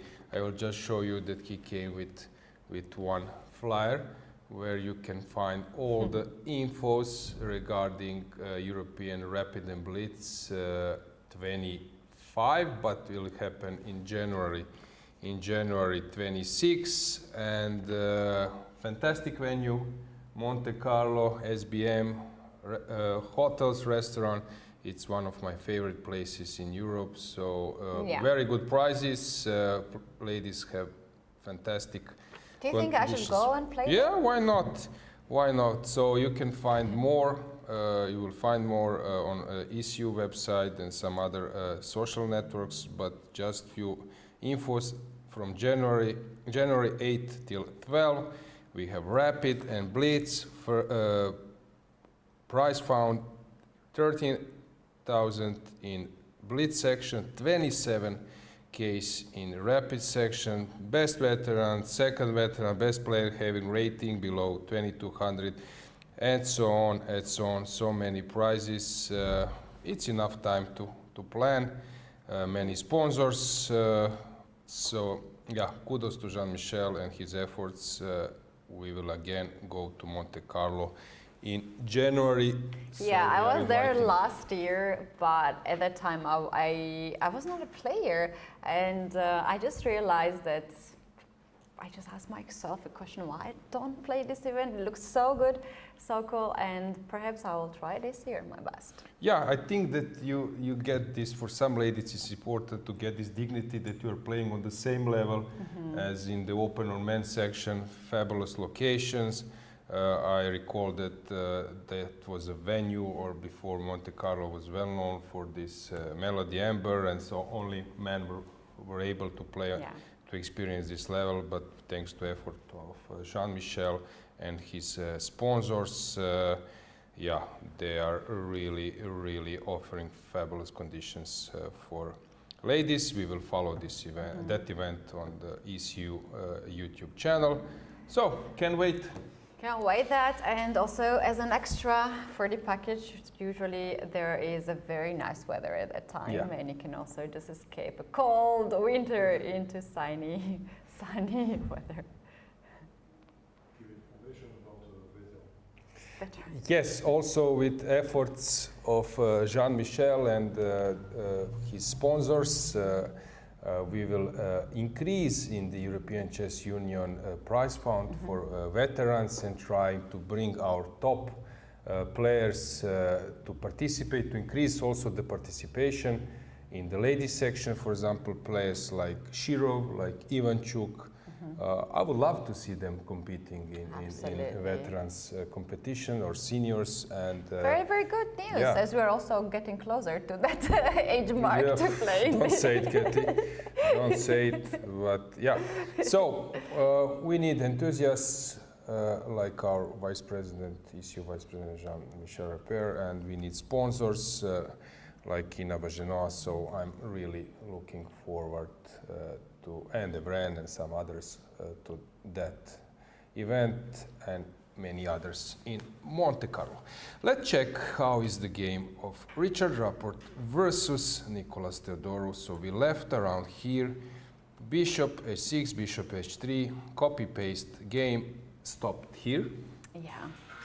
And after knight d5, queen f5, and Ricci is trying to put pressure over the diagonal.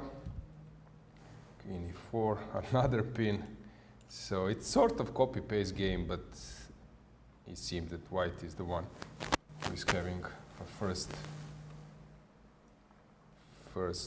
pressure. Taking with c5, now the pin is even stronger, queen f6 to stop it, and it's white's turn. Keti, I don't know about you, but I'm so impressed with the level of Nicolas. Indeed. There was a tough moment versus Predke, but in general, this level of play to hold players like Rapport with the black pieces, it's now a huge asset of Greek team. Indeed, this is a player that I actually first know more about was in UZ Chess Cup in the summer in June. He was playing in the B section and he actually won so nicely. All his games were really beautifully done. And next year he will be invited in the main close event. And after that he went to the Build tournament, also had really impressive result there. And from that moment on I started to follow his career more closely, and it is true that he's just steadily increases more and more, and if he continues to play so stable, he will join very soon 2700 rating club. Because what I'm more impressed, so my career high was 2600, 2597, and I have a feeling that coming to 26 is possible with like working habits and so on. But this touch from 26, I don't know, 40 to 27, I think that's a really huge thing, and somehow he's doing this in a very smooth way. So big kudos to Nicolas. If we have someone in chat who is more familiar with the Greek chess scene, you can share us some insight. Feel free to write us in chat. Do you know about his coaches when he was young, and something else, because he is the player to keep an eye on in future. So this looks to me that in this game he will hold. Rapport is well known for playing superbly endgames as well, so here he needs to pull out some miracle to be able to squeeze further. Let's check how legendary Petr Leko is doing versus Stamatis. Stamatis is not before we having, dive into the game, once again I would like to remind our viewers who are watching us on YouTube, make sure guys you follow the channel, as we're going to have a lot of events coming up this year and also next year that will be covered on this channel. And also you can just press the like button to like this stream. We do have at this moment more than 300 people watching live, and we also have a poll running that only 114 people voted. So guys, go ahead. Yeah. If you have not voted yet, then please vote. And the question is very simple. What captains do during the game? And the answers are following: sit and relax, read books and magazines, worry / get nervous, walk in when in the venue, and follow the games. And I'm missing the fifth answer, all above, which I would actually vote for it. So Which one would that? All of we need the fifth one that they are But doing. never mind, all you can above. choose one. I've asked Ivan later, and he said, can we combine number 3 and number 4 to be nervous and to walk around as well? He's the one, like Ivanišević, Serbian's captain, has said before that he's the one who is actually calculating as like being a player, but when you are in your game you can focus deeper, while when you're captain you're calculating sometimes 4 games and you are also checking others, so you are losing concentration. But I would love now to go to this camera because we can see Beljavski. You can see him now in this match. That's not his team, so he's not Greek Not only captain, just following but his take team. a look of passion. He's watching again the Rapport Rapport's game. and There's a Teodoro. huge attention on this game for some reason. But you see, all these people are going and watching the game. It looks very peaceful to me. Yeah, I see Banikas, who is captain of the women Greek team, and Beljavski calculating. Csaba Balog is also behind. But take a look, Beljavski just coming one by one. Usually I'm doing this super fast, but take a look of him. He just has to stands, just see all the positions, and he's digest not everything. running at all. I just want to add, Keti, that sometimes we have like more than 500, 600 live viewers, so especially when there is time trouble around. As Keti said, Oh, so many people liked 40. Now we had only one, now we have 44.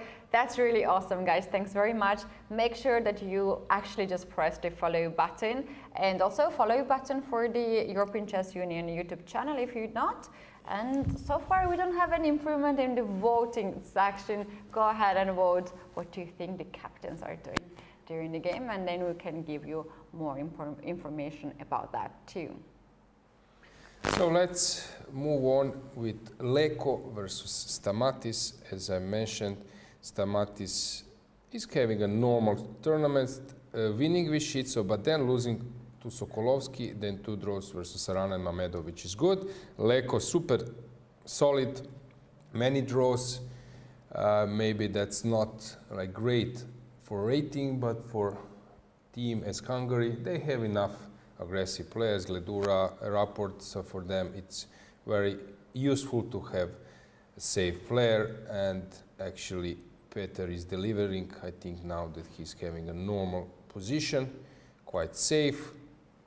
Banush versus Mastrovasilis is more interesting, but it seems to me the black is doing fine, although e4 is coming and black needs to adjust to it.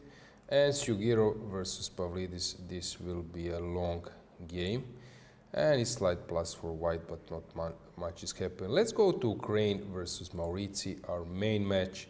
Let's see what's going on. Ukraine versus France, we have Ponomare versus Maurizi. Let's see what is going on. It's very important.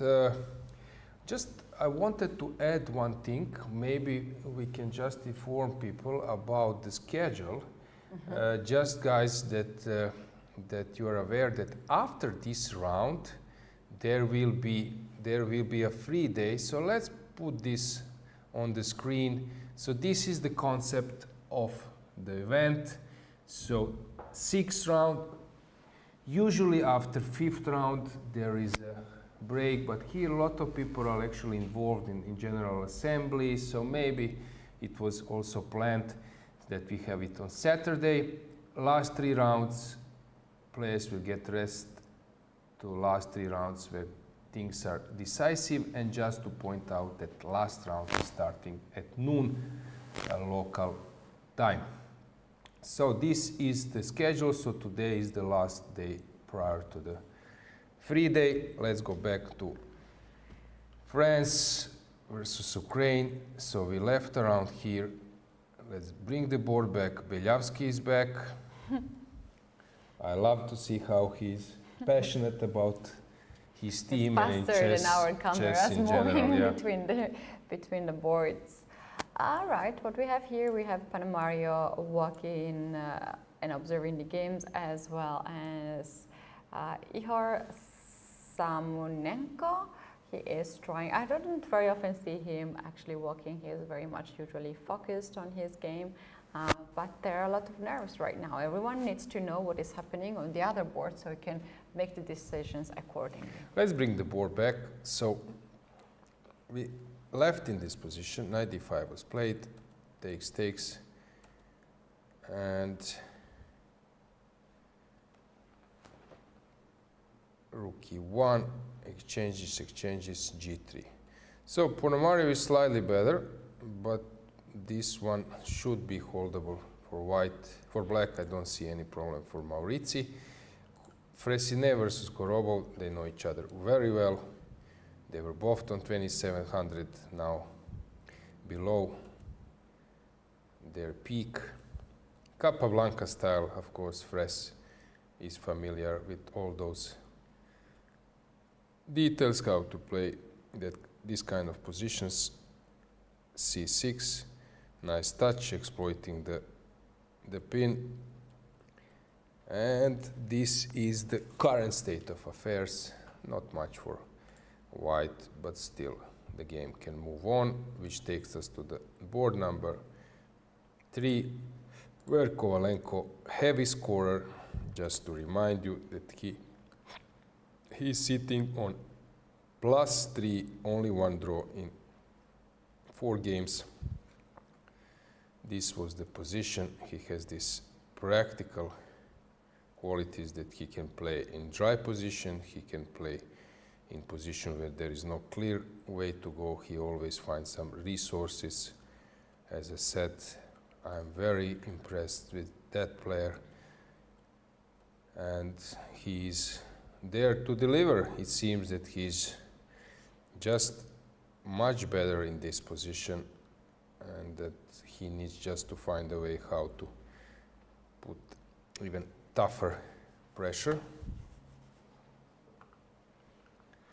And we can move on to board number 4, where we have Lagarde versus Samonenko. As I was saying, for France, this is a crucial game.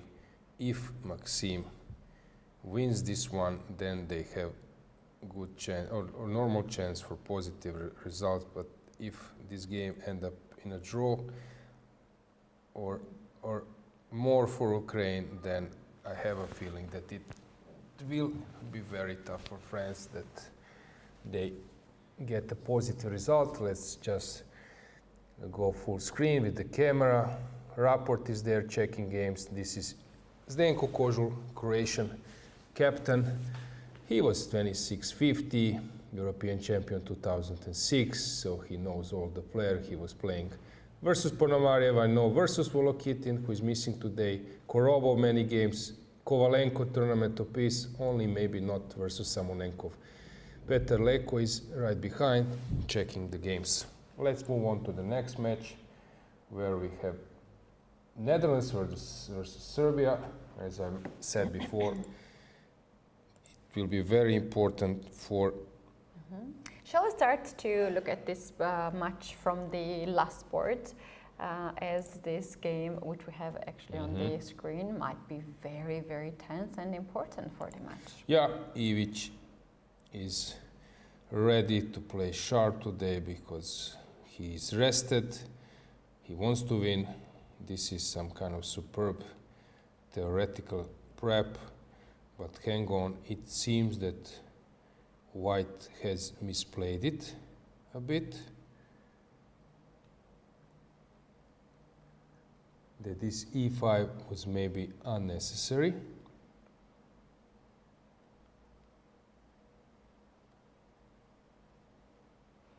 Yeah, he counted on this tactics that he just played on the board. So let's bring the board. So e4 is the move coming.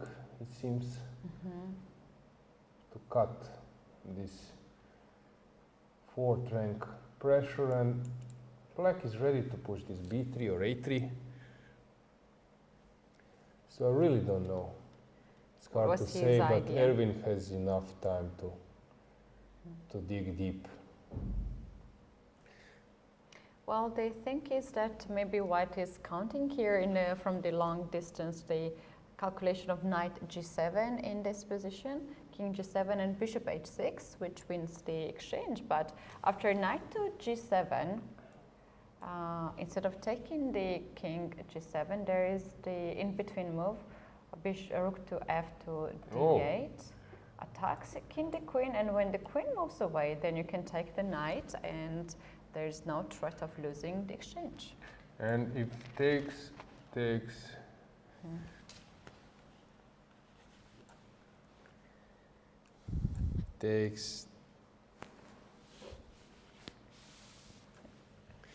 the rook. I have some issues with the mouse. Maybe with the Queen f1, bishop c1 is probably the move. And now black can take on g7, and it's just better for black. Instead of this, white actually had a really nice position here. Instead of this plan of sacrificing the e pawn, what white could do is just to push the g4 pawn and try to expose the king instead of rook h4, yes. Maybe he wanted to surprise a bit with something which black would not expected, but now came queen look c7. at that, look, queen to c7. Which so is e4 a was normal not that move maybe, but popular in this board. I like this trio. The pawn. Oh, I had the triple pawn against Ho Yifan in the rapid game. Not a good idea to have it. Let's check how Van Velde is doing versus Ingic. So we left around here. H5 was played to stop white's action on the king side.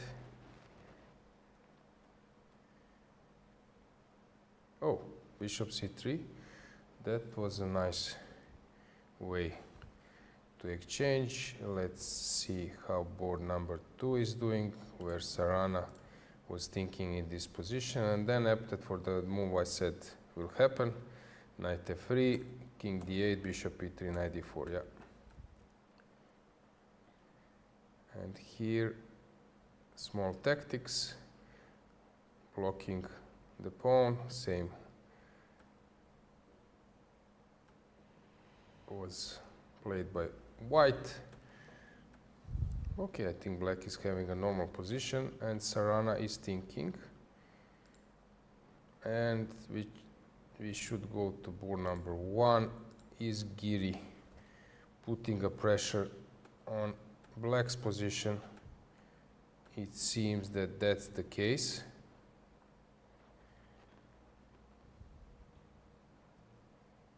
So he allows knight e4 at some stage, maybe even immediately, but probably no need for hurry. So if I wait, can you take? Probably not. Maybe you can.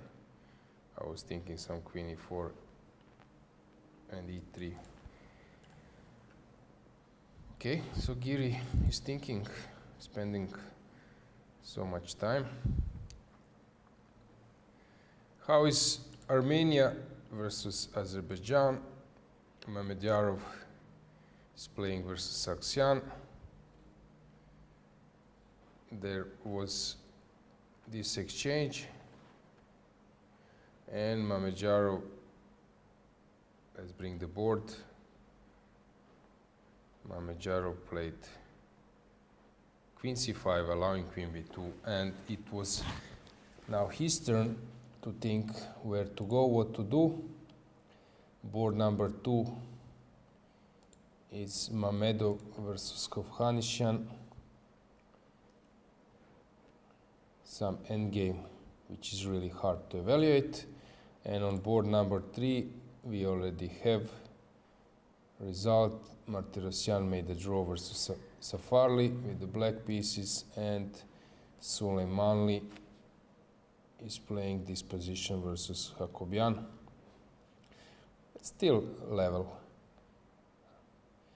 And let's see how Spain is doing. Has something changed? Yes, Shirov. Let's go to that match. Shirov has thrown a sack, bishop sack. No, has he sacked the pawn? No, actually I thought that he was sacking a piece, not a pawn. This looks like a normal game. B4. Okay, the point is obvious. If you take, there is queen f3. And I don't know if there is a defense, because this one allows taking, but I don't know why here black can save himself.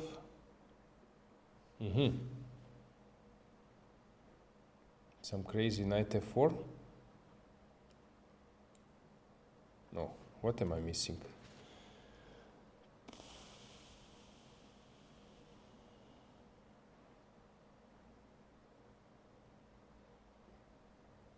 Shocking. Shocking. You're missing very simple king e7. King e7. This is crazy. Just like that. This is really crazy. Yeah, actually keeping everything together.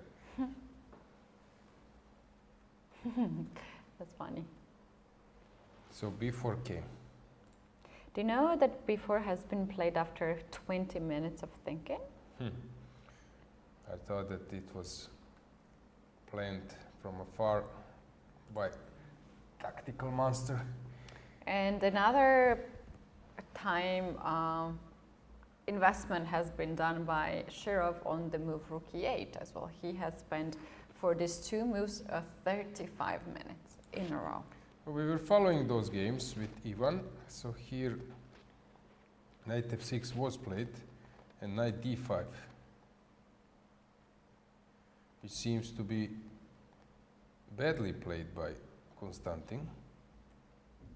No, sorry, my bad. He played something else. He took, play bishop d5, which was fine. He took on e4, that was very good. And now he's playing this position. How about their last board, where Gavrilescu has sacrificed a pawn versus Jaime Santos. And bishop d7 instead of rook b6. This is slightly worse move. And they are now in this position, which is super, super complicated.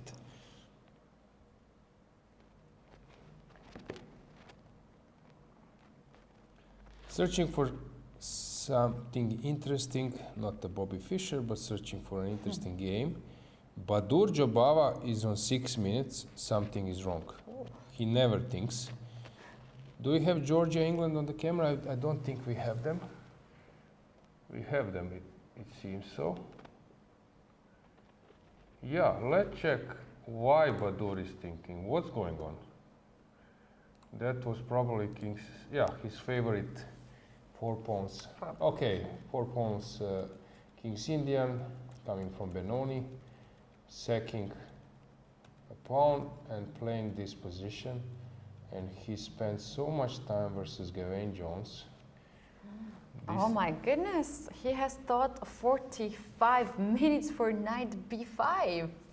I think that That's Grishuk broke a record, 72 minutes. That was playing, thinking for one move in a classical game. Kasparov was thinking once almost 1 hour, and Grishuk 72 minutes. 72 minutes. Can you imagine? So he had no time for the rest of the Okay, game. then 10 minutes. He was blitzing. Yeah, blitzing. 72 minutes just thinking about one move. Yeah, Wow. I think that was the record. When was it? Do you remember? I which, don't know, yeah, some classical tournament, round robin, I believe. Just imagine if there was a match, one game match, per commentators waiting for 72 minutes for one move. Yeah, that's a good point. You can just, you know, have a dinner break and come back. Keti, what's going on here? Slovenia, Turkey, I'm not sure that we have them on the camera, but Fedoseev, Gurel, that's a true game. So take a look what just happened.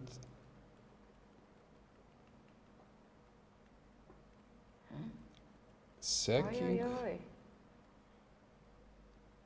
So there was some miscalculation in Eddie's game. So here it seems that he's just losing.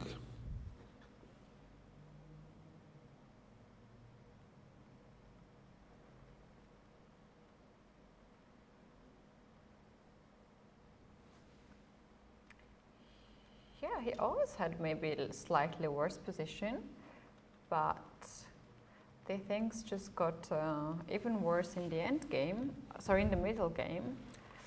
Maybe F4 was somewhere wrong, but no, it was, wow, this is very well done by Fedoseev whole game. Yeah. So what's now the best move? To take the knight? Is there any tactics? Well, there's a rook on F2. I thought it was a pawn at the beginning, and after rook G2, obviously you're losing, but it's a rook and you just Rook got G5, is that? Rook G5, after rook G5, what you have is taken on F7, queen F7. Yeah. Rook G2, King H1, that was maybe missed. And you take on B7. Yeah, and here Orlok the diagonal. There's also a fancy move, instead of queen F7. There's bishop F6. Yeah, this is what I've noticed. This would be my favorite. Intermediate move. Yeah, it seems that Fedoseev has recovered, because his loss yesterday was tough, and today he's back on a winning track. In that match, Yilmaz versus Demchenko, normal position. Šubelj versus Sanal, not so normal, but maybe unclear as well. So Slovenia is doing quite well. How is England doing? This one's normal. We were also covering this already. Where is Koparadze? Probably already finished. Yeah, I saw this game might be an interesting. Pultinevicius is taking a lot of time.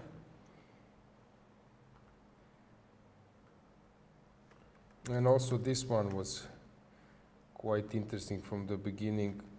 Who has better pawn structure?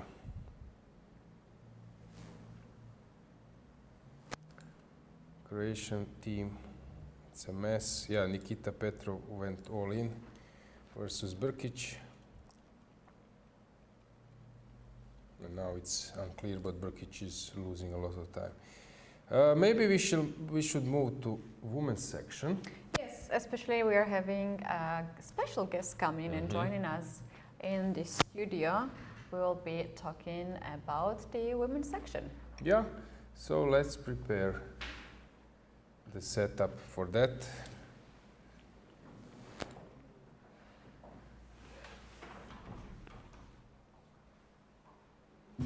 Okay, so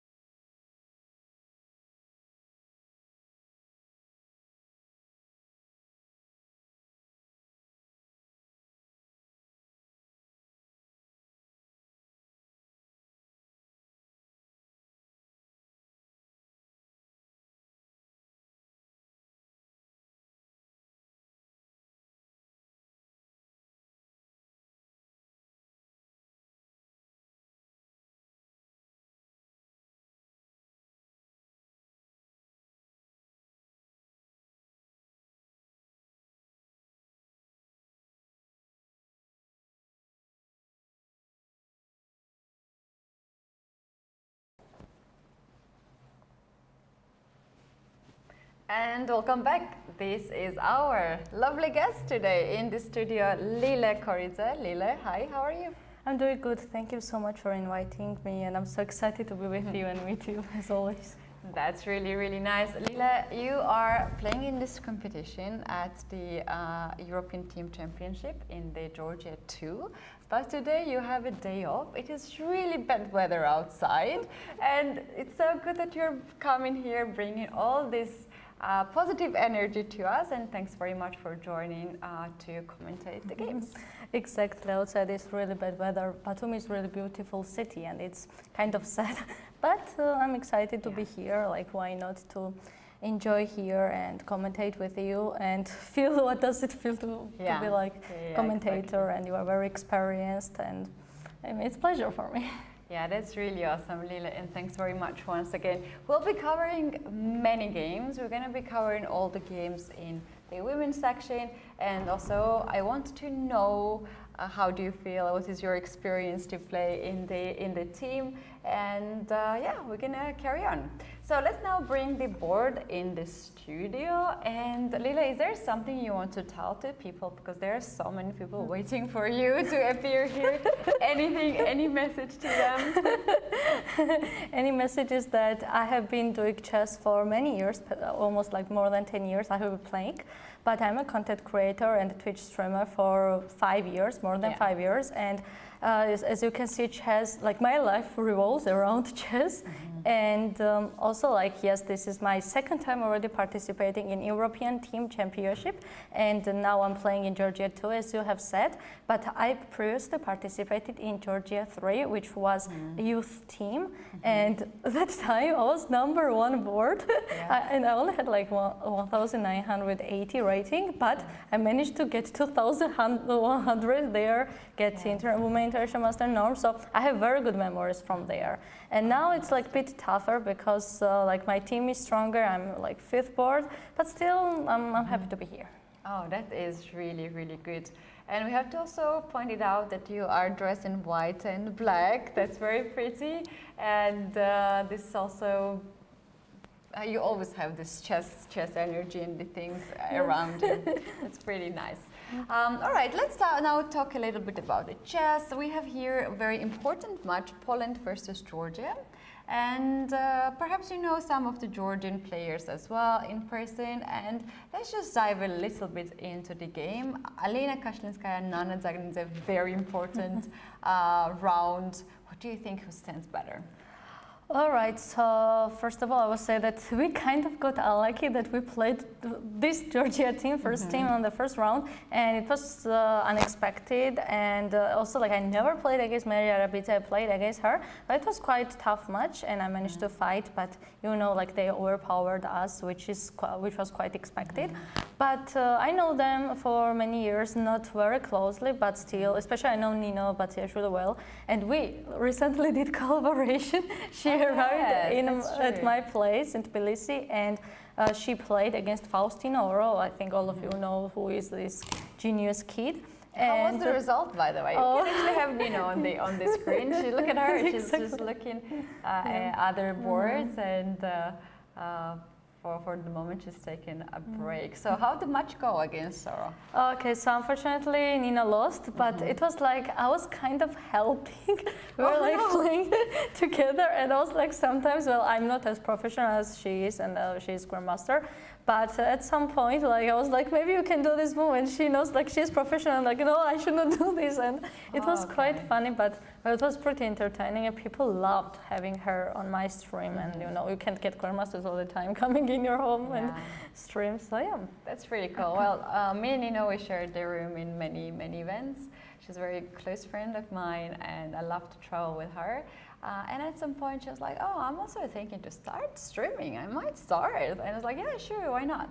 So then at that time, I had a lot of streams, and we were playing the tournament in Formentera, a very pretty place, a nice event. And I started to stream right before the boat came to take us to we were in Ibiza and we're going to Formentera. And I was streaming for about half an hour, not more than that. And she was like, okay, enough, like stop, I'm really tired of this. And I was like, I can't stop right now. And we had this conversation in Georgian, and it's like, we were sitting in a cafe, and like after like few minutes, each 5 minutes, she was like getting into the camera. Are you still streaming? Like, enough now. So I was her streaming career, but like it was really, really funny. We were laughing about that, and we had a really good time. So it was a lot of fun. Nana was walking. I saw her walking a lot. Let's get the board back and check it out. What is this knight? H5. All the knights are hanging at this moment. Both knights are hanging, and. I wonder what is really happening. Like if I play knight, I can play knight f6 actually. The knight is stacked. Yes, and if she goes like knight c7, there's rook e7, which is like very unpleasant. So I think they'll maybe g takes h5 seems like only move here, and give this like d5, and then maybe ideas of rook e8. But still, this f5 pawn becomes pretty weak. So it's very rough position, I think. I like how you're making all these errors like a real streamer does, you know. That was a really pretty board, so keep it doing. Let's see the line. G takes h5, c takes d5, and the pawn structure looks a little bit loose here. Do I have something like, what should I do here with black? The Andrian suggests few moves. One of these moves are Queen g7 or rook to a8. So let's take a look. I think Queen g7. And can I just do like takes and rook e7 in this position? Yeah, it's true, because after rook e7 there is not rook on f7 because white takes and rook on f5. And seems like Alina would already get very, very active position. But, well, I don't see any better solution here instead of Queen g7, because I think the best for Nana would be to trade this strong Queen on g5. Otherwise, like maybe rook on f3, I'd have rook g3, or even rook on e3, and then rook g3 might be good for Alina. So, let's see, but I'm sure that she will find some best option here. We can actually get the video footage back of the players and just to have them with the camera. So very often it is seeing the players, it gives a lot of information, who is thinking deeply and who is walking and is more relaxed. So at this moment we can see that all of them are very focused, and you can feel that this is like huge pressure on this board. Leila, what do you think, how difficult it is for Georgia Team 1 to come back after a painful loss against Germany? Oh, well, these teams are pretty rough to play against. So I would say that even losing one game can change a lot of things, and they are very competitive. But I would still think that they had this kind of situations before in other tournaments, and I think the last rounds are the most important. And if they remain energy and if they remain this fighting spirit, I think they can come back. But of course, these are just words, and players are their opponents are pretty tough players. But let's hope the best. Yeah, and also these teams, they have faced each other for many years, for many events. They are very experienced. For instance, we can see Monika Sochko, who is playing longer than I think your age actually. she's playing for many years, and she's the member of very powerful chess family. Her husband Bartosz Sochko is a grandmaster, very famous grandmaster in Poland, and nowadays a coach. Actually, with them, I played Escape Room back in 2023 in Sharjah. Yeah. Really? Escape Room? Yeah, exactly. And that's Ancha's activity. Tell us about it. Who escaped the room? Yeah, I mean, we were like, I don't know, eight players together, and we were trying to solve some kind of scientific things, and they were pretty fun, and back also in 2019 I played against Monika and with Black in European Team Championship actually in the last round. We played against Poland, so yeah, Polish players are pretty strong, so Yeah, especially. Tell me about that. I lost my 100-point rating points since I moved to Poland. You need to move to Spain. Yeah, I need to go back to get my rating and then go back again strong as I used to be. Lila, shall we check a game of Nino? We're talking about her. She's playing with white pieces against Alexandra Maltevskaya. And let's see, the latest move has been played knight to g4. It is white to go now. Oh, that's very okay. E3 pawn seems like weak here. I think the idea of e4 should be, but still, I think Alexandra is playing something like queen d6 to attack the pawn on h2. Yeah. And well, I don't think it's easy to protect. One of the ways might be knight on f3 first. To kind of protect after queen d6 instead of playing e4. So I think that Nina should remain this knight on d4. Yeah, and plus she can't play knight on f4 ideas of e5. She can do because knight f4, e5, knight c6 is the intermediate move. But again, those pawns e5, f5, they're rolling. They're quite strong. Absolutely, and this like Nino can't kick out knight from g4, so it's kind of disadvantage, but still it's not like big deal. It's not something that she can't protect, in my opinion. Plus, anytime I watched these games, most of the times things change so much fast, and so fast, especially when they get under time trouble. So yeah, talking about time trouble, we have 20 moves here, and Alexandra has 15 minutes and Nino has 18 minutes. At what point do you start to panic that, oh my goodness, I don't have time on the clock and I have to make 20 moves? As a full-time online blitz and bullet player, I would say that probably less than like maybe 2 minutes, I think already I start panicking. And well, of course, classical chess is different because you don't have like, if I have, for example, 2 minutes, my opponent might have like 1 hour or like 30 minutes, so it's very unequal. So of course, this adds big pressure to me that, oh, my opponent can think and I have no time. But sometimes, like actually many times, even though there might be really big difference, my opponent starts thinking so much and decreasing times a lot. Yeah, and also helps you to use that time to think as well yourself. Yeah, that's actually true. All right, so being a blitz player helps because, like myself, when I see already 20 minutes and then you see seconds, 19 minutes and some seconds, I'm starting to panic. I'm like, oh my god, I don't have a time now. I have to speed up. And you are chill at that moment, right? You're fine. I would say that I would love to play all the time speed chess. I mean, it's so funny, so much engaging, and very like content-wise, it's pretty cool, and you can do so many content out of it and make people attracted by with chess. So that's why, like, I don't mind if even my opponent thinks a lot and we're playing time trouble. It's so much fun.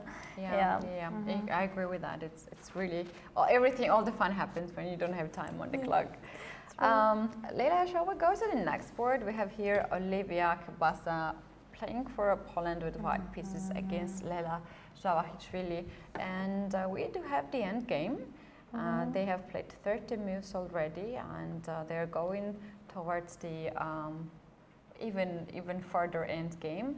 Do you think that this open C file controlled by white gives some edge to her? Yes, plus. Well, they made some moves actually. Rook to d7 has been played. And knight d3, b6, knight on f4, and okay. So here is Lila's move. So I think it's might be slightly, in my opinion, if I don't look at anything, I would choose a position as white because Olivia has open c file and Leila has rook stuck on d7. But still, I think after trading these knights and then maybe idea of rook d8 back or rook c8, even like trying to trade another rook should be fine for Leila. I don't think there is some big deal yet. Okay, rook c8 was actually we can show that rook to c8 at this moment is not a good move because you will take this rook and then the pawn on g6 is hanging. So white's targets here are on d5 and also on g6. Those are two targets. and black has one target on d4. That's why it's a bit pleasant to play here with white. But you know what you can do? King to f7 first, using the fact that white's rook cannot really intervene on the c file. So let's say rook to c3 now to double these rooks, or rook to come on e3. Black can just simply play rook to c8, trade the one pair of rook, and after taking this, another rook gets on c1, but you just get knight back on e7. And if we look at this position, again, there is no entrance for this rook. So it is true, it's open file, it's controlled by white, but not enough weaknesses in black's position. I think yes, Leila's idea is to hold somehow draw, in my opinion. And actually, I have heard like a while ago that Leila's tactic usually in team championships are sometimes to hold the position. Oh, really? Yeah, I have heard somewhere. Like maybe I'm not like, fully sure about this, but so I mean she's like a strong player, so. Yeah, let's see. Still, yes, especially against Olivia Kelbasa, she's very tough. She's the one who wins for her team for last two games, and yeah, and also I've just noticed that Team Poland usually don't change the teams. Like first board is always Alina, second board is always Alexandra, third board is always Olivia, and they switch the last board. They switch between Monica and Claudia in this event. It has been always like that, so it was not a big calculation to set up your team in this way, right? And what's the reason, like why maybe they practice it and it's good like solution for them, or like why they don't change boards? Yeah, that is really, really interesting scenario.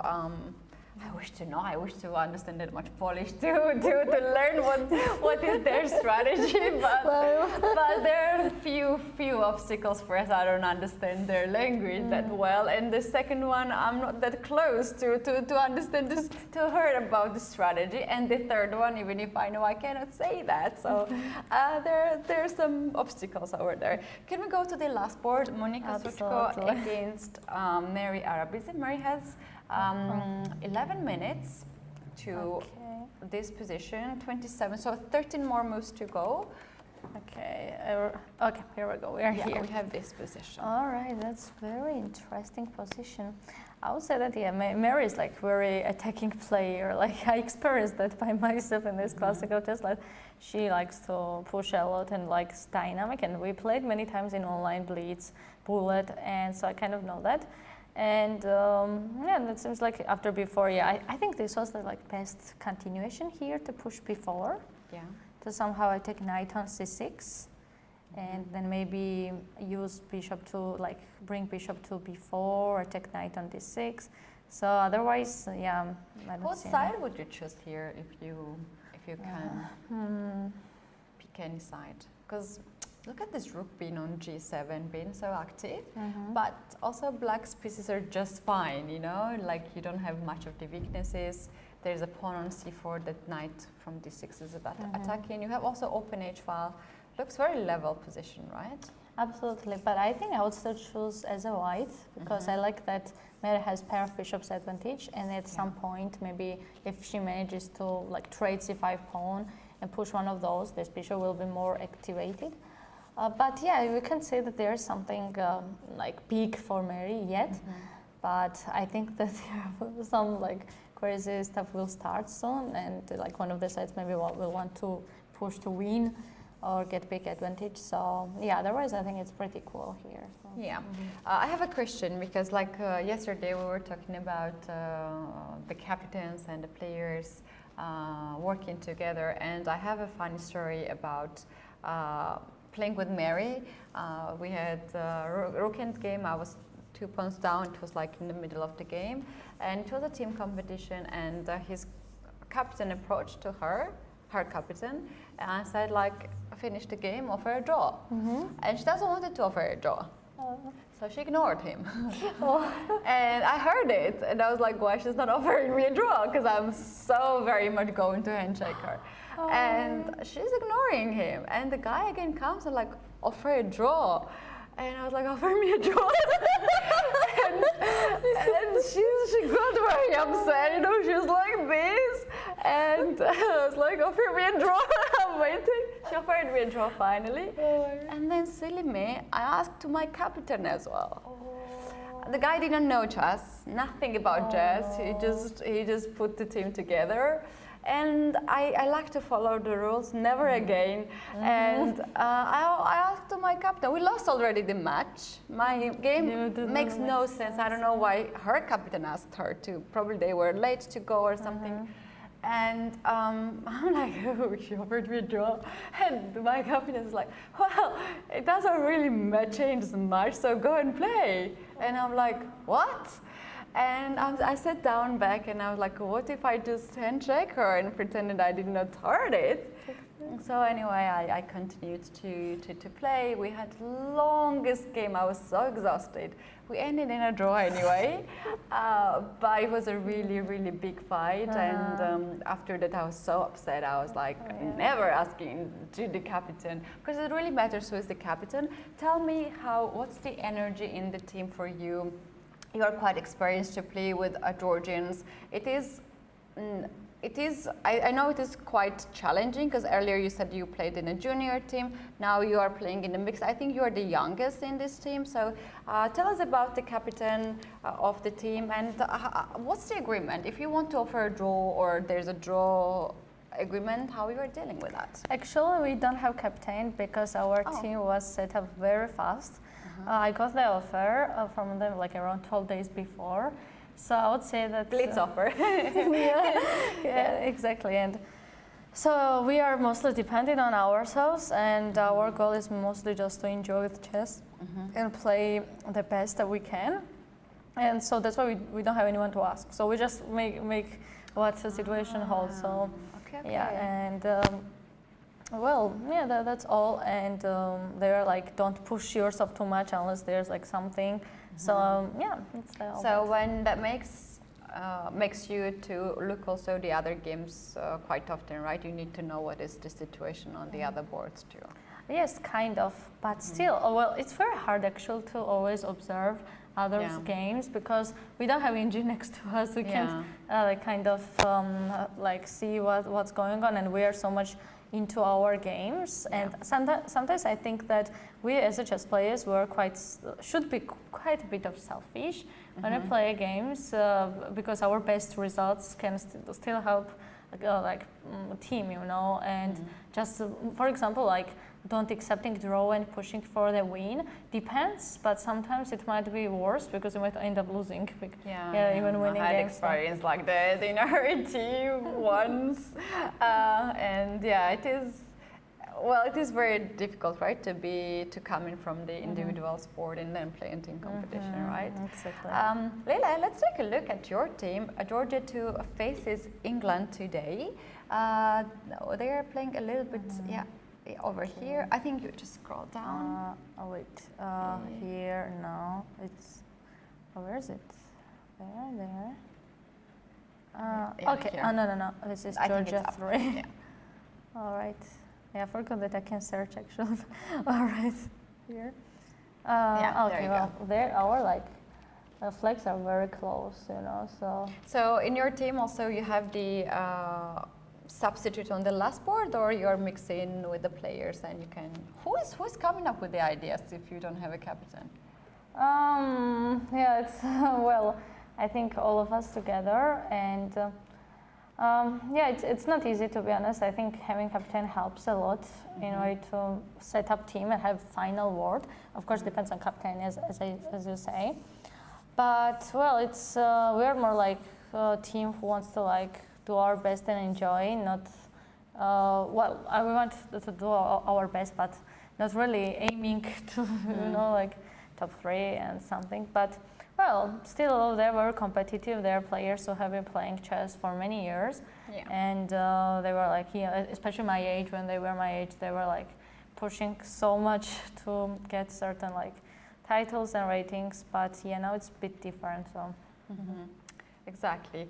All right, let's take a look one by one. The first board we do have Jovanka Hauska, our dear commentator, my co-host for many events, and also my twin. We have both of us the birthday on 10th of June. We're Geminis, Team Geminis. And then on the other side, Sopiko Hoshvili is your teammate. What do you think? Who's better here? All right, so let me see. Okay, so what's going on here is that, okay, so Pico is with black, and oh, that's interesting. So what if, like, for example, she tries to take on a7 here? Okay, oh, that's quite tough. But why is it bad? Rook b7 or yeah, c7? maybe rook b7, yeah, and we can't, okay, so rook b7, and we can't move that, like, we can't move on c8, Yeah. we are losing, and maybe only move is to take, and may take on a3. Well, yeah, it will equalize position, so knight on a7 is mistake. But what's happening after queen on a7? After queen on a7, if white takes, knight takes, and I think this is good continuation. Is it just extra piece for black? Yeah, it seems like this. Let's go a little bit back and see Yeah. where this piece got lost. So move 37 was a blunder according what I see now. Shall we just go a little bit back? Which move? Okay, 1 second. Okay, which move? Yeah, rook to b2 seems to be. So we have this position, and here Jovi played a rook to b2. A logical move to trade the active rook, but it is in fact a blunder because after rook takes rook, black has this knight to c8 move, and you are just pinning the knight. Oh, that's so. No, sorry. Rook takes b2, and the black plays knight to c8. That's how it happened. Okay, yeah, that's how it happened. Yes. Yeah. Oh, that's very nice position, and I believe that Sopiko can maybe outplay her here, but it's still very tough. Jovanka is very experienced chess player, and yeah. What are the chances? Let's see the current position. The queen took the knight, and we have knight on e7. Is there still some chances there? You can maybe press in here. Okay, here we go. All right, so which move? Yeah, let's see all the moves here. c6 has happened. Queen takes the knight. Queen takes the queen, and after knight a7, c7 has been played. And black probably gonna go rook to c8 in this position. And can I do rook to b7? Oh, rook b7, yes, but I think knight c6 is all right. Yeah, I think that's the only move here. And rook b8 is not possible, but rook b8 is not possible, but I think that white has to somehow push a pawn. That's the some kind of counterplay like Jovanka has. a4, a5, and that's complicated. I think one of the ways should be Sopiko to play king on f8. Shall we see that on the board? Who's first? King f8, a5, king e7, a6, and after king to d7. Okay, that seems like a draw. a7, and next rook b8 is hanging, so Sopiko would have to take on a7. Yeah. So okay, rook c8 was played. That's very interesting how it will continue. So where did we make a mistake? How can here Sopiko try to win after rook b7? Let me just very quickly run with the engine. So instead of king getting into the center, king has to hide on h7, which is so random. Let's show that. Yeah, at this point, knight c6 is a correct move, and after a4, the only move here to keep the advantage is king to h7. Oh, that's very ingenious move. Yeah, well, you know what? If you analyze this position and you have enough time for that, and in fact, Sopiko has 37 minutes because she just got the increment, and you also got the increment. This is enough time to figure it out. Let's see why this makes actually difference. After king to h7, we go a5. Oh yeah, it makes difference because now you can take on a5. Oh, and there's no rook b8. Oh, well. Yeah. Oh, that's not hard move. Yeah, I don't think it's that hard unless if you calculate what's happening after a5. Yeah. Yeah, it just needs a bit more activity here. from Sopikov with calculation. Plus, like Yamaga has very short time, so. It didn't ended up. I didn't add up on the clock because they have just crossed on 41. Unfortunately, we don't have cameras to see that and check it on cameras, but we can just keep it the board here. In this position, Rook B7, King to H8. Maybe you can make that moves. King H8, and White can just. Oh, Knight C6, A4, and King on H7. Okay. After H5, White is still not lost. It's still a long game. White has 2 pawns for the piece, and we might have long game here. I think the reason is that because still Black somehow has to make this type of moves to force White move the rook or pawns. I think the idea of G6 would be possible to somehow bring this king that way, and I don't see anything better. Like so, yeah, G6 probably. I think this is the good continuation here, and wait how White will respond here. Yeah. Yeah. Let's go to the next board, and we can check it out. Seems like they have.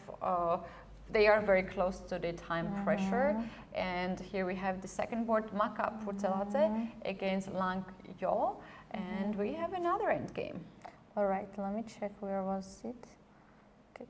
Okay, Georgia 2. Here we go. Okay, let's go. It's going up there. Black has extra 2 pawns, but only 2 minutes for remaining 4 moves to go before the time increment. Absolutely. And plus, like, checkmate is hanging here, and the only way seems like to play king on f1 or rook go back to first rank.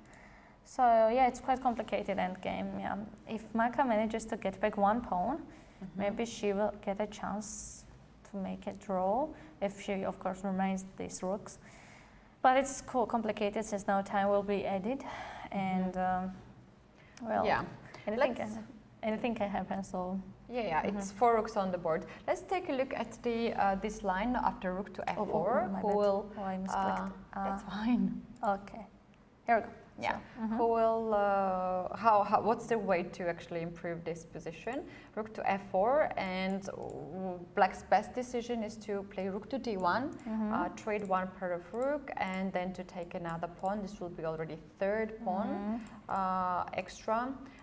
And obviously White can get rook back 1 pawn, rook to e7. But seems like this is a pretty pleasant position for Black to play. Absolutely. Yeah, since like they still have 2 extra pawns. Plus, like, I think new moves have been made. Rook on e1 and rook d2 was played. Yes, rook to d2. So now these rooks are already making too much danger on the 2nd rank. Oh, no. This is not what you want to have, 2 rooks on the 2nd rank. Absolutely. And I don't think that Black actually wants to trade rooks. I think she wants to remain it, to grab more pawns and maybe get some checkmate threats. So I think that for Maka is quite complicated position here. And since like she played yesterday, she had very big advantage. And I think that as she lost this game, that game, I think she might be emotionally a bit it might affect her. Yeah, so it's chess, like many things influence on chess. Yeah, I agree with you. The players who can easily forget their previous games and the loss, they have huge advantage over the other ones. Let's take a look at the 3rd board. We have here Harit and against Inga Hurtsilava.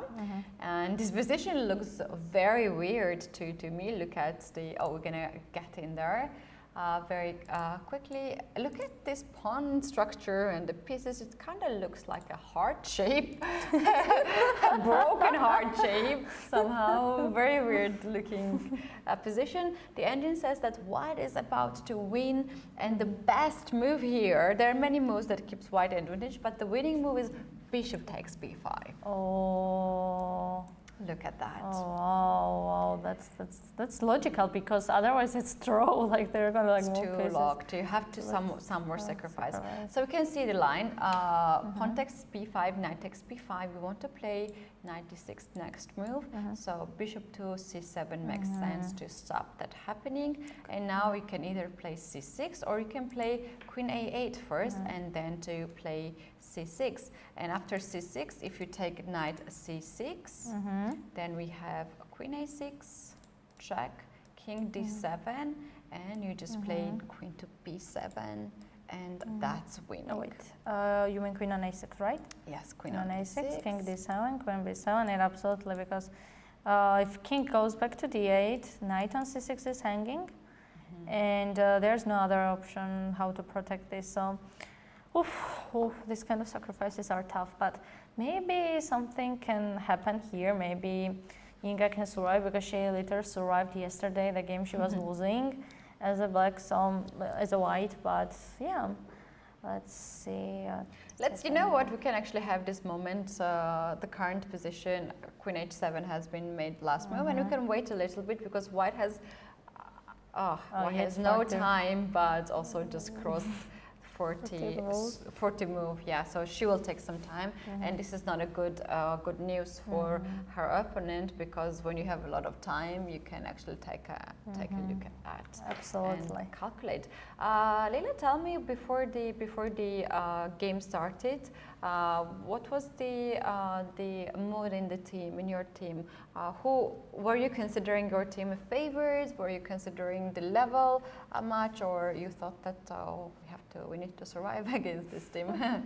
Well, of course, we expected the team would be like tough, but since we won 3 games in a row, we started becoming more into fighter mode. It's like we had pretty rough start in the first and second round. So I think that most of all players wanted to fight, and at least they do their best. So we can't, as I said before, we don't really expect from ourselves to achieve like highest goals, but we expect that we will push ourselves to our limits. So yeah.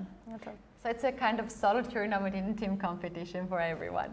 That's pretty cool. Let's go to the next board. The last board is Sofia Kvetadze against Elmira Mirseva, and here we can see that white actually has the advantage. Let's see how big is this advantage, and this is something good information for your team. Exactly. So if Pico manages to win this game, and if like another like Sofia is win, maybe we can get some chances to make a draw here, which will be a very good result. And let's see. All right, that's interesting. Okay, so knight b6, and okay, so what's happening here is b7 pawn is actually look at this. Oh, the 3 pawns. What do you call the 3 pawns? Triple pawns. Triple pose? Wait, I don't know if it's something special is called. There's a name. Some people call something. You guys tell let us. us in the chat. Let us know in the chat. We're gonna see that. Please keep in mind that we have 15 minutes delay, so we're gonna see that 15 minutes. After 15 minutes, probably one of the spawns will be already gone. But we are curious about that. And yeah, if you have also questions to Lila, you can go ahead and ask. Maybe we'll be right on time to answer to that. Lila, the pawn on b7 is hanging, and basically you can just take this pawn, either with the bishop or with the knight. So you know what, it's a difference here if you take with the bishop or knight. If you take with the knight, this is a direct attack to the queen, so that's much better. If you take with the bishop, that's not so clever, because now black has knight a4. And after knight takes a4, you're gonna drop the bishop on the light square, and maybe this is not the best option because white's king is also wide open on this diagonal. So for Sopiko, she has 8 minutes to figure it out, next 4 moves, and yeah, she can definitely play knight b7 here. Yes, okay. Yeah, I mean, knight b7 is like, I think, more active here, and I think that she might do this instead of taking with bishop. But still, either of these ways, I think she has big advantage here. Plus, like, we should not forget this bishop on g6, which is like literally dead. No, pretty. Pretty dead, and because of this, she has big advantage. If she manages like go back on h3, g2, it will be like officially we can say that black is playing without piece. Yeah. So yeah. Oh, that being said, maybe white can also just play bishop to g2, keep all the pressure on b7, and just pass the move here, getting more time on the clock to have it and to figure it out later on your plan. So, and also you're keeping this idea to push a5. I like it. I want to have this position every single day in my life. Yeah, pretty nice. So we covered all the games of the women's section. Let's take a look and go back to the top boards, and I have to also just double check if we have any results in the open section. We do have one draw in the match Ukraine against France, and it has been draw. So far not many results has been fixed, so we can just carry on in the women's section and take a look what is happening there. Just give me a second, I will pick one game. Yeah, let's go to the games Ukraine against Germany, and we can figure it out what is happening. Which one would you like board to one, check? I think. Okay, let's go. Board one, what's the situation? It's actually very interesting that Germany beat Georgia 1-team. It quite like surprised me. Yeah. But I think like since they changed some of the players, like Dinara was not playing. But back in, like we played against Germany, like our junior team, back in 2018 and 2019, and I think both of the times we made a draw.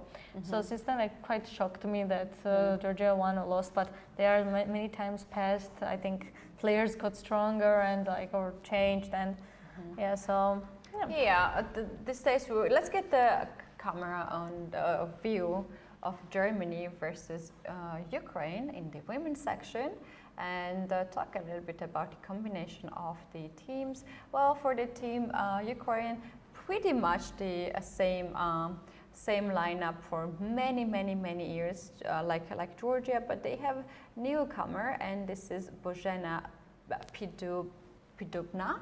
We can have her on the screen. She's very focused, but other players are quite known.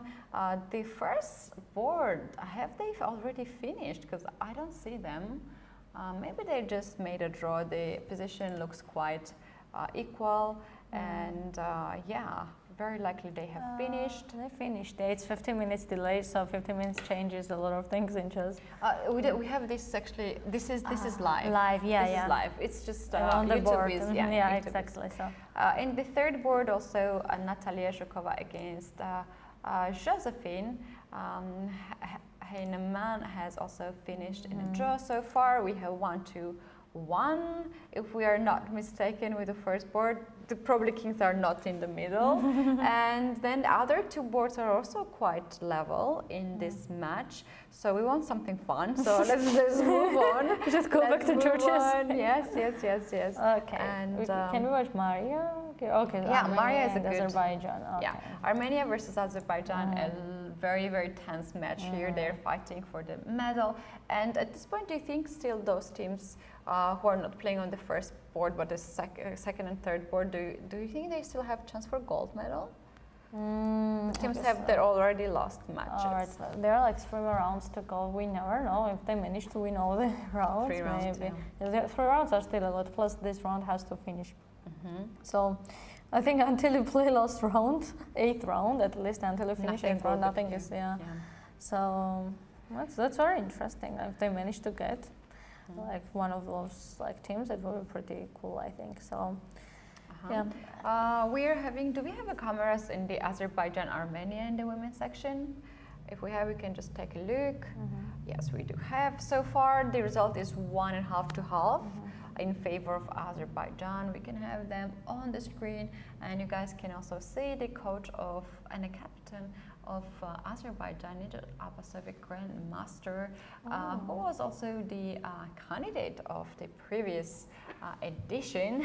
He's a coach now, and the captain. We see him there. 2 games have been finished. Last 2 games in the action. Elena and Maria for the Team Armenia, and we have Gofran and Gulnar for Team Armenia. I can feel the tense, you know, at this point, probably a lot of nerves. Okay, let me see. Yeah, yes, it's tough. Like, I think as a chess player, it makes you really excited if position is very dynamic and very like also like if both of the parties have like a lower time, it makes you feel alive, in my opinion. When like positions are like super draw, unless you want to make a draw, I think it gets quite boring. That's actually true. And this is like being an online player and like speed chess player. I'm used to that most of the games. Oh, do you know what my co-host Alojzije told me? That he had this morning at 8 a.m. he was playing the Blitz games for his content. He has a YouTube channel and so on. And he said that his opponent was Elena Danelian, and she was in the morning. Yes. She was playing the Blitz. Do you think she had some kind of warm up, or it was just for? Well, I don't know, but I would say that maybe it was quite warm up. Like sometimes I like doing puzzle rushes on chess.com, so I think it's for warm up. And plus, like I think it's good if you distract yourself a bit from classical chess, because classical chess has huge mental like pressure. So I think they're just simply chilling with playing Blitz or Bullet, and plus preparing maybe not to get low time. Yeah, warming up. Yeah, exactly. What's happening here? It's so complicated. Black's pawn is already on the c2, very close to the promotion square. Okay, so after rook, if black takes rook c1, there is queen e5. And the checkmate is hanging, so I think the only move here would be either queen on f8 and give back this rook, or king f8. But I don't know, king on f8 seems like very complicated here. Maybe it's gonna be a draw if king on f8, queen g7, and if king e7, another check on f6. So I think, but I don't think that Gulnar is gonna continue this and take this rook on c1. But I think this h6 is pretty good try here to kind of make your opponent be stressed in this position. So what else? I think queen on f8 as a black can be good move here. Right away. Yes, exactly. Just queen on f8 and wait what white plays, you know. So if queen e5, like there is nothing, but I don't know. It's very, very interesting move. I think if you want to make position complicated and if you don't want to give your opponent easy win, you kind of have to make these complications. And like same goes to me when I played against Miri in the first round. I was getting worse position, and then I started becoming very active. And actually, it worked. I almost got the chance to make a draw, like almost like it got equal. But unfortunately, then because of time, I made blunder. But yeah, it works many times. Yeah, active defense is the best. Yeah, indeed. So black just made a move, queen to e7. That's the move that black just did, and now we might see the engine levels up. And that's what we said before. And the reasoning, well, you could play rook to e8 and keep the queen there on the side.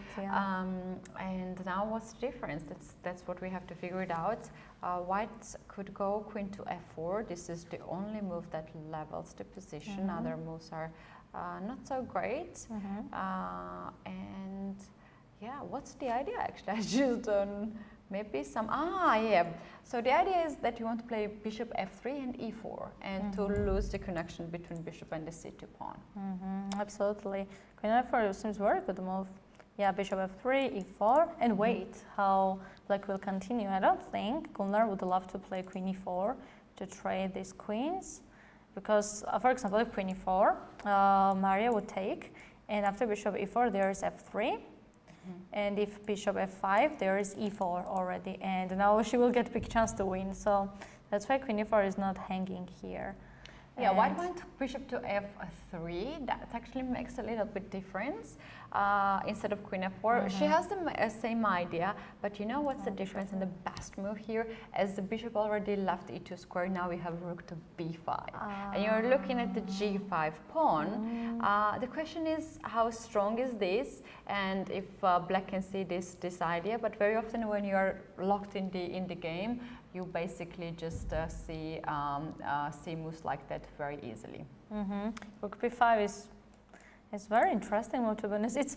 It's like you make your opponent be very focused on the first rank, like c2 pawn is very strong, and suddenly you change your idea. You play, rook e8 was played, but e8 has been played, and now there is not much to worry here in this position. We said that queen f4 is the move, but you can also just play rook h to e1 with the same idea. e4 is mainly something that white can do to disconnect the black species.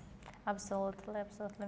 Interesting. Yeah, that's what I predicted, kind of, that after h6, I thought that Gulnar would start making mistakes, and it happens because chess is not just strategical game. Chess is also a psychological game, and it's normal that unless you are Magnus Carlsen or like Hikaru, it's even for them it happens that you get distracted and you get like a bit scared or cautious, and you end up making some mistakes. Yeah, but I know that you are not scared of Hikaru because you won against him, right? Tell us the story. Yes, so back in 2 years ago, I haven't met many human beings winning against Hikaru, so I'm so pleased to be seated next to you, Lila. Thank you. Oh my gosh, so I was playing Bullet Pro on chess.com, and I randomly played Hikaru. Before I had played few times, and I had many times chances, but well, it's hard to remain and win. And this time, I don't know, like this game, like I started playing well with time also.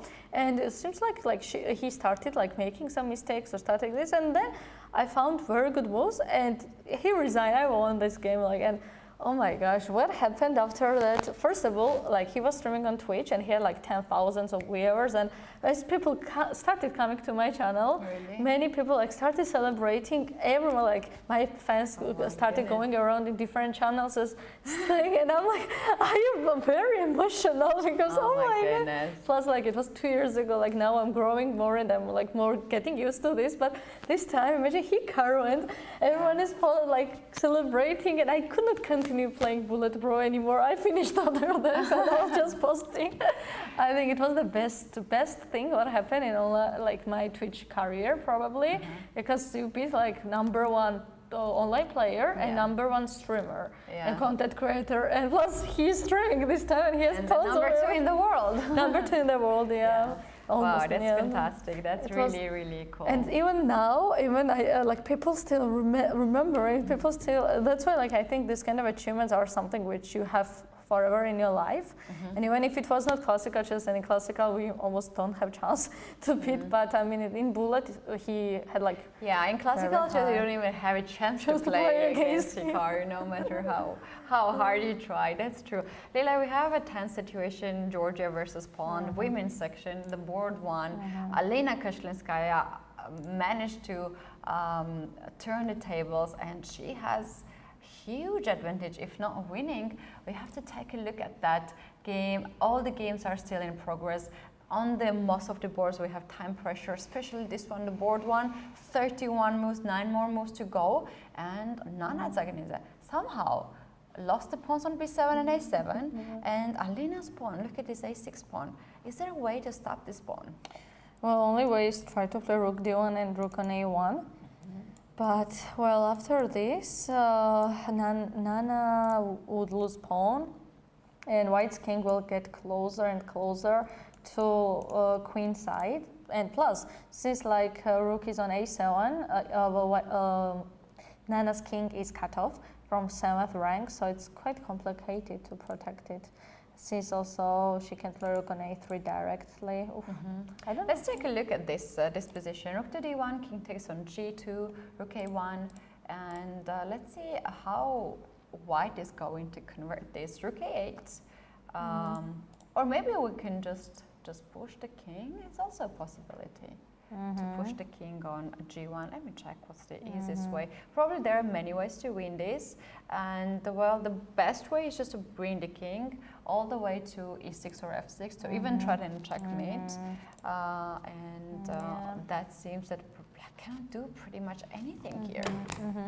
So let's say king to f3 or g3, rook to a2, and king on e4. I don't know how Nana can protect this. King is just if I take on b2 and king on f5.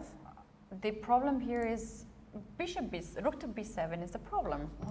And after rook to a2 you have a7, and that's the power of the cutting the king from on the back rank. That's why it said that king is the most important piece in the endgame. So, well, I don't know how she ended up this position. We expected that it would be... Yeah, we have time to get back a little bit and check it out what happened. Okay, this is a bit far. It's too much. We jumped too much. Too much, all right. Okay, so what happened? So, okay, so these knights were traded. Yeah. Okay, where is it? c4. She takes h5, takes on d5, rook e8. Okay, I think we were calculating this line. Queen on h5 and rook e5. Okay, I think it was still fine. Yeah. Queen on h6 and king g8. Yes, it was like king g8 was a mistake here. So basically after rook to e3, you could just take this rook and play queen to f7. That was like safest way to do it. Because after all these variations, what happened in the game after rook e3, queen e7. Here, white actually managed to control the whole e5. So we can see the next moves: rook e1, rook takes the rook, rook takes e3, and queen f6. Yeah, black had to trade the queen, otherwise pawn on d6 would just drop. And now look, takes, and rook to e7, and rook is on the 7th rank. And probably at this point, Nana just you can panic here, right? So the correct move here was to play rook to f7, and after rook e6 to give up the pawn on d6, which is so crazy and unnatural to do. And if you take on d6, king g7 is the best here, right? Here. King g7. And after rook takes d6, the best is to play rook f6. And you are forcing the rook trade. If you play rook d7, I play rook to f8. You just follow and you have to trade. Probably on f6 is the worst because king gets on e5 and you might even lose this one. You have to play rook d8 and trade or rook d7 and trade like that. Yeah. And at this point, the engine says it is fine and you can make a draw. But to be honest, with no time on the clock, it's hard to calculate. Hard to give up your key pawn. So that's why here Nana made decision to get rid of the f pawn. So he played f4, a dubious move, and f3 is another dubious move, and that's why white actually got the advantage in that position and ended up the current position. King is already on f4. The king is going all the way to e6 and will capture the pawn on d6. We saw that there is not even a chance to capture b2 or even h2 pawns in this position, and you cannot do much. Your king is also cut off. Yeah, exactly. Unfortunately, that's how position can change like very fast. It seemed like Nana could hold and maybe equalize and make a draw, but now it's like totally lost. But well, it happens. And king e8 was played, but I don't think like Nana can survive here. Yeah, we can actually see the moves, and we need to get the camera of the players as it's the last minutes for them, and the chessboard. On the screen, we can see it's quite crowded there, right? Tell us, Lily, how does it feel to be in the playing venue? How do you feel when you are playing? Okay, so, well, yeah, I had many experiences, but I think that my very first, this type of experience was when I played in 2018 in Olympiad, World Olympiad. We had like, cameras all the rounds, and we had people watching us, and I was 16, and that time like it was very exciting to be, and like very new to me that, oh my gosh, people are watching and we have cameras and everything. But yeah, I mean, it's quite cool, but when you have low time, it's quite unpleasant people to watch you, even in open tournaments or something. Do you feel that pressure, or you're just not even thinking about that? Depends if they don't like if they are careful and they don't like interrupt me, it's fine. But sometimes like they are not cautious, or they eat something, or they are making some loud noises and like in front of me or something very close. So yeah, I'm fine. I don't really mind. Yeah. Yeah, I like very much to be in the playing venue. I like to observe other players and see other games too. It's like pretty cool experience. Yeah. But on top of that, you have to be very stressed because every game is so stressful. It's not only the happy things there. Unfortunately. Yeah. So we get the king on b8. Nana is trying her best, at least to get a6 pawn. But now white will just eliminate all the pawns from the board and gonna have extra 3 pawns. That's too much. Yeah, pawns are too strong in chess, even if we don't admit they are very strong, especially if there are 3 of them. It's equal to pawn, equal to piece. Yeah, absolutely. It's brutal. Yeah, and I think like sometimes, like of course, when we lose the game, most of the time like we are very stressed after this game. We just don't want to watch any other games and just leave the venue and go room and check what mistakes we did. But I think since I started growing up and become like older and older. I mean, I'm just 23, but still, older and older, and she's just 20 years old. There are people who are playing more than 20 years, like myself. Very old. That's a shame to say. Okay, so yeah, I have been playing chess for like 15 years, but well, I mean, I would say that when you're a child, you're more stressed of losing, and when you like grow up, you have other priorities as well, which make you less stressed about losing. When you lose, it's not the ending of the world, but for me, when I was a teenager, it was sometimes, and like especially if I wanted to get some prize or so. And now when I look at it, I'm very less stressed. Okay, what's gonna happen? You don't play other tournament or so yeah, exactly. So you're now starting to enjoy. Well, in the open section, we do have in the main teams, we can go to there. Ukraine versus France. We do have 3 games down, and we do have all the draws. Last game into the game, and Igor Kovalenko is now trying to win his game with extra pawn. He's a brilliant player. He won a very nice game yesterday, and look at the time situation now. He has 52 minutes against 17 minutes of his opponent Pierre Laurent Pauli. And here we have this position, too low pieces on the board, but still pawn is a pawn. Yeah, exactly. I have seen the game back in 2022, where it was like almost like it was draw, I think, but one of the sides had extra pawn, and he played so much that he still managed to beat another player. And so even it was in classical, so pawn is a pawn still. Exactly, pawn is a pawn. In this game, we do have after 40 moves, so we do have time to come back, but we don't have time at all to lose, and we can go Luke Van Velde against Alexander Indic. Here we have draw. Okay, so seems like if Igor wins this game, Ukraine is gonna beat another win for Ukraine. That's pretty cool, nice. Let's take a look of Alexander Indic against Luke Van Velde. They have last few seconds on the clock, and still 2 more moves to do. And let's also let's get the video footage. Holland versus Serbia. Oh wait. This whole burst started going up very fast. Oh, it was big mistake. Blunder. Oh, that's interesting. What kind of blunder is this? Yes, exactly. Like a whole bar jumped. It's a normal move. I don't know. It's sometimes the whole bar is drunk, I think. Yeah. Got us excited. Rook f7 is a justified move. I don't understand why it's red here. Yeah. Maybe it dropped on the way on e7 and maybe. It's just mysterious. Yeah. Very suspicious, but yeah. Yeah, so we have Alexander Indic, who's having a fantastic tournament, had 3 wins in a row and lost yesterday against Igor Kovalenko. And we have Luke Van Velde also having a fantastic tournament, 2 wins and 1 draw, no losses at all. And right now he has to make 2 more moves to secure his game, and then in a normal time situation, of course, he can handle it without problems. Bishop takes the knight on g4. And seems like Should play maybe rook g5.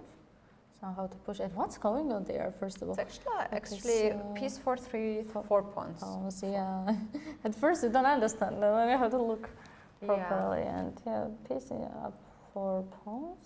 What do you think here? I usually like to have a piece, to be honest. I feel that then I can move around and get at least 1 pawn back and then another pawn, but 4 pawns is more than 1 piece, right? So, especially if they're connected. Especially when they're very well connected, right? So, closely. Yeah, very tough. I think pawns are better if position is open and these pawns can push. Otherwise, it's really big chance that the piece can take back these pawns. So yeah. So what is your take here? Which color would you prefer? It says it's equal. They said it's equal. No, that's pretty hard, to be honest. I wouldn't choose either of these, but I don't know. Maybe for now, maybe I would play with black because black still has many pieces, and but I think if everything gets traded, I think it's big chance them to make a draw.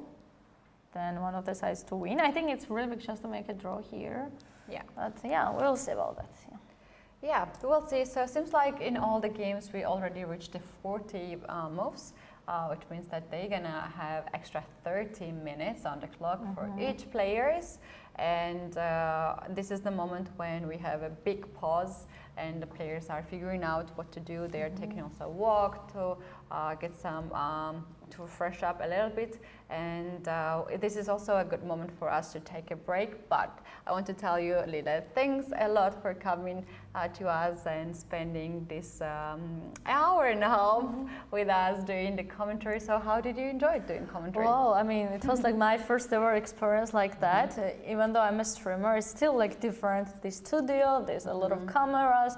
Having a partner as well. Of course, you are you're the best. I'm doing content with you, like content creation and like streaming and just even speaking outside of cool. Like it's really cool, and I'm happy that we can share some experiences. We can speak, and we are not just workers. We are also like friends, and hope to meet you more and more times. I should come to Poland as well. Absolutely, we have so many events for good content. I might do, yeah. I mean, if you let me know, there's no problem. I would love to come to create content because it's so much fun. I mean, I really enjoy now being here, and it's less stressful than playing. Yeah. Okay. So people from commentary room wants to play. People from the playing venue wants to commentate. It's always like that. Lile, in the end, you are a full-time streamer and also playing chess. But I also learned that you get back to the studies as well. So how is that going? All right. So I had very interesting years. I started university, then I gave up because of chess, then again restarted, then again gave up, and then finally I decided to go back, and I changed my faculty. I used to study political science, and now I study psychology, which is, I love it so much. I am very happy that I studied, and now I want to focus more on that. Plus, of course, to my job being streamer and content creator, which keeps me going, you know. It's everything revolves around this, and I am just so much in love. And also time to time play some classical chess, enjoy just blitz, whatever. Over the board chess is fun, especially if you play rapid and blitz. So that's pretty cool. Yeah, this is really, really good. Thanks very much for coming. Lila is one of those players who bring a lot of colors in the tournaments. And there's a question: she beat Hikaru. Yes, this is Lila Karidze, and she beat Hikaru Nakamura. And yeah, best of the luck to you. Thank you and so thanks very much. much. We'll be back shortly. Smart. Free eSIM, smarter. At Global Cell, we believe in empowering connection on and off the chessboard. That's why we've partnered with the European Chess Union to bring you a gift as strategic as the game itself. A free eSIM with 100 megabytes of data. Staying connected has never been this simple. Just scan the QR code, install your eSIM, and enjoy seamless global connectivity. Global Cell supports over 190 countries. Global Cell and the European Chess Union, a checkmate for connectivity.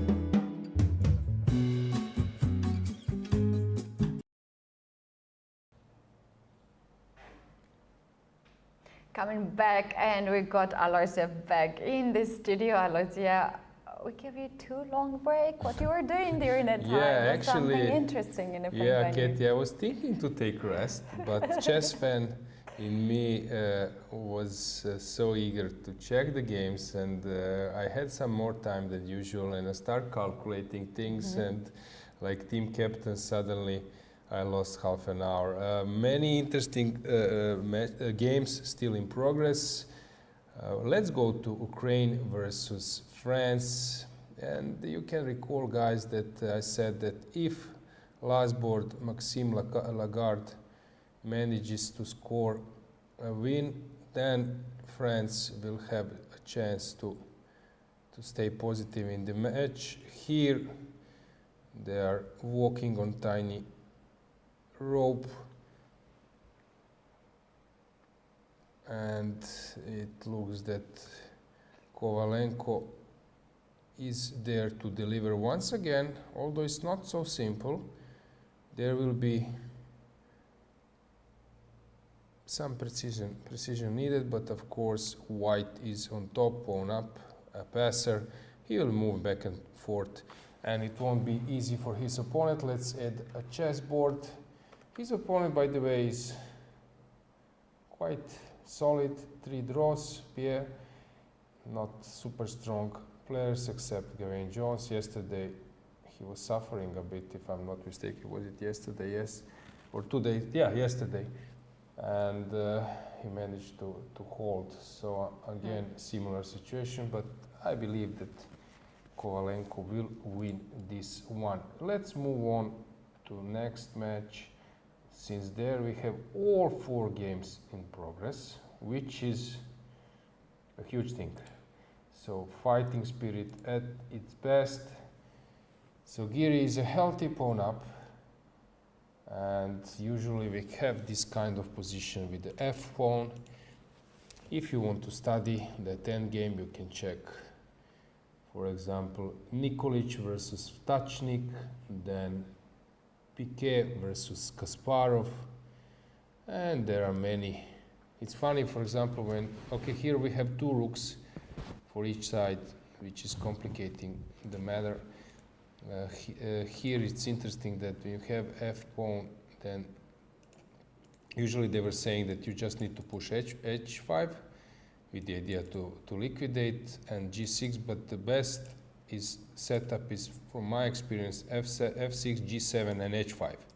And you know that it's funny that having double pawns on the F helps a weaker side. So that's interesting. Giri is pushing, but in the next board we had some really interesting turnarounds.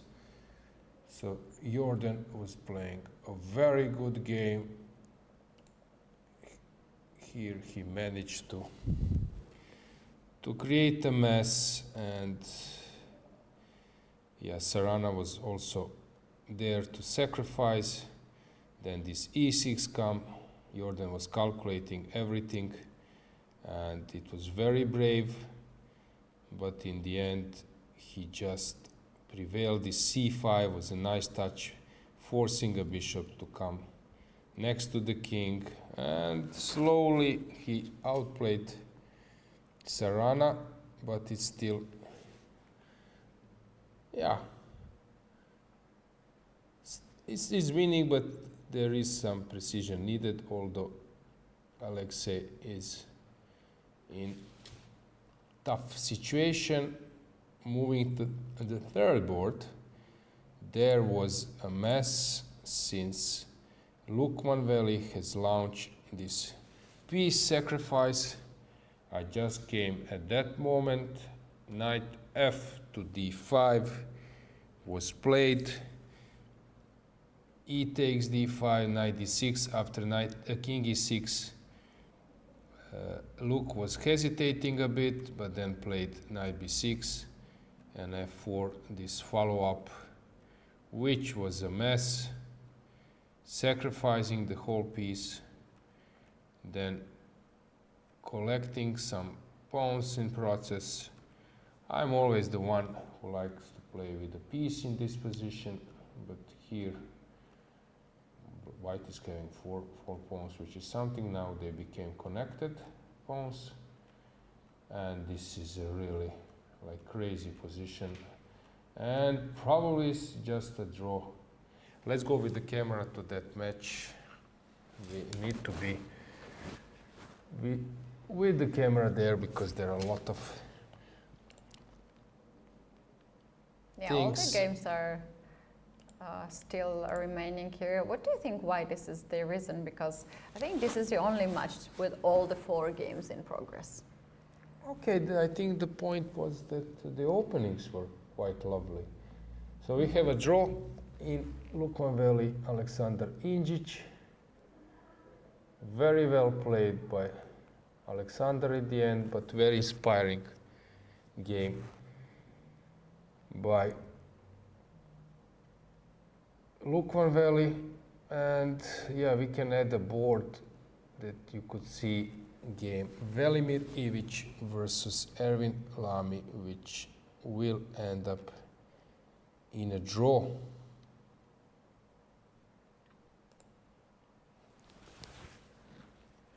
So that means that Serbia is on the verge of defeat. Netherlands is doing very well and they will win the match. At least it seems so. Tough 2 days for Serbia, for reigning champions. If they lose this one, I believe that there are only small chances for them to repeat this result of the last championship, because they will fall down a lot. But okay, there is still possible for them to come back, although in a tough situation. Just to mention that Netherlands, they started with a bang versus Bulgaria, 3.5. That was awesome. Then 2 4 draws versus Poland, which was not simple. Now Poland seems to be in a bad situation. And also 2-2 versus Azerbaijan, winning versus Romania, winning versus Spain, and now they win convincingly versus Serbia. To me, they look together with Ukraine, they look maybe even a little bit better in terms of the way how they played those matches. They look as a first favorites of the event. Let's move on to Hungary versus Greece. There, Richard Rapport is trying to push and towards the victory, but it seems that Nicolas is about to make a draw. Just to remind you that accuracy of white is 98.8 and black 99. Not bad at all. 53 moves of super precision. Big kudos to that for them. Alojzije, how accurate is this engine with this percentage? Because sometimes I feel it's too much. Okay, depends. The problem is sometimes it gives you some dubious marks for some moves which are like something normal. Once I played, from my point of view, in a blitz, quite a good, almost like perfect game, and then I saw that I had like 3 inaccuracies, and I turned on that engine to check, and it was giving h5, which is like the main move in King's Indian structure, to push h4, and then I was so angry because I said, this is Bobby Fischer's strategy, and if you condemn that kind of chess, we are over. We are done, buddy. And I just turned off. I didn't want to watch, to look anymore. So sometimes for some normal moves, it's giving a dubious mark, and I don't know why. Let's check the last board, because we have some action in Sugiro versus Pavlidis. What's going on here? Yeah, it should end up in a draw,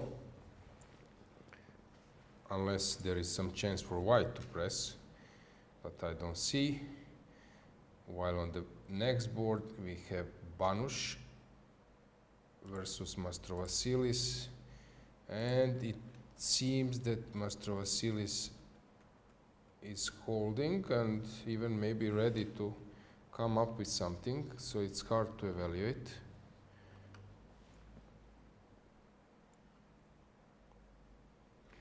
And I also said, if you recall, it's very important for Greece that they hold on the first board. If they manage to do so, there is a chance for a positive result, and now this is like a perfect strategy for them,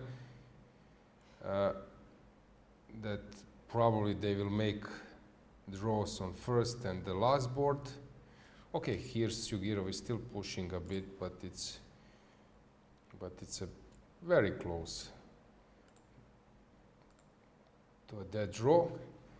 And on board number 3, they are maybe on a better side of a draw, but yeah, they can push a little bit. So let's see if Teodoru is experiencing any problems. You know, before in World Cup, in football, last World Cup in Qatar, in 2018 in Russia, Croatia was in finals, losing versus France, and then in Qatar, in quarterfinals, we were paired versus Brazil, and then I said I don't see how we can win against Brazil, Croatia, although Modric is playing and everyone, and then I said only chance is somehow that we get to additional time and then penalties. Actually, it happened and Croatia knocked out Brazil, and this reminds me of sometimes strategy in those matches. So, okay, Greece against Hungary, it's not the same example, but sometimes you just need to, you need that everything works in your direction, and there is maybe only one way that you can win this match, and that would be the scenario for Greece, that Teodoru makes a draw, second board the same, last board the same, and then Mastrovasilis maybe in some game You should be manages. a chess bookmaker. Yeah. You should be that. You should No, start actually, new, this is new that's why business in chess. yeah, that's why I'm here, because I played against those players, and sometimes there are different styles, as I mentioned. Players are not the same. Sometimes you have player of 2650 rating, and players with the same rating. They're completely opposite in style. What they can contribute to the team, how they will play in the open tournament compared to round robin.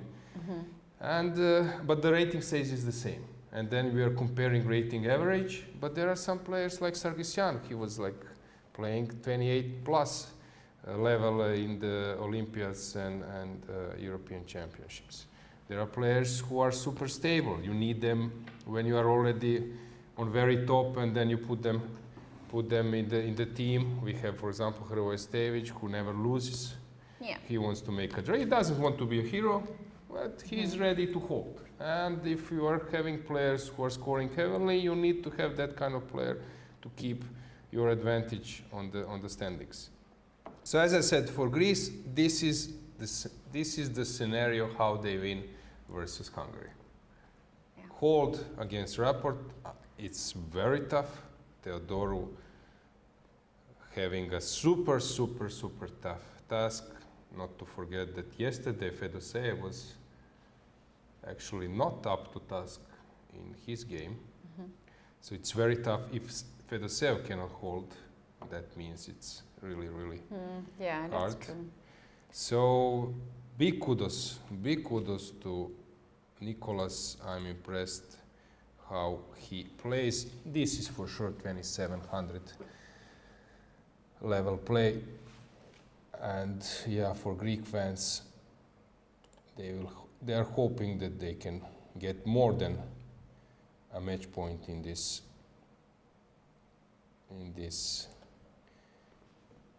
matchup. So just to make a small recap, here it looks like a draw. I don't see any danger for black. If, let's say, rook h7, king g6, rook g7, king f6, rook g5, probably there are several ways to make a draw. But of course, yeah, for example, this is the one. Okay, so let's just once again take a look of Banush versus Mastrovasilis. They are long time. Yeah, this is the strategy. Dimitrios wants to exchange light square bishops and then start bringing his knight, because this bishop is quite a passive, and bishop advantage now is not of importance. Let's move on to the next match. Okay, hang on. Let's go back to Ukraine versus France, since we have just a winning position for white, and that's basically it. Black is playing, but this is obvious that we will have a handshake very soon. Kovalenko, the scorer. He is on fire. Yesterday it was him as well, together with Ihor, who actually won supported Team Ukraine. But Igor Kovalenko, he has already won 3 games, and if he wins this one, it will be his 4th win, and he made 1 draw, and he has not even lost any single game.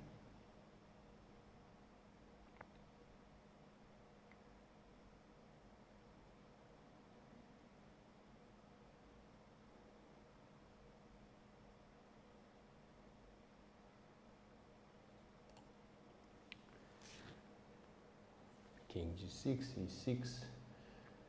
Yeah.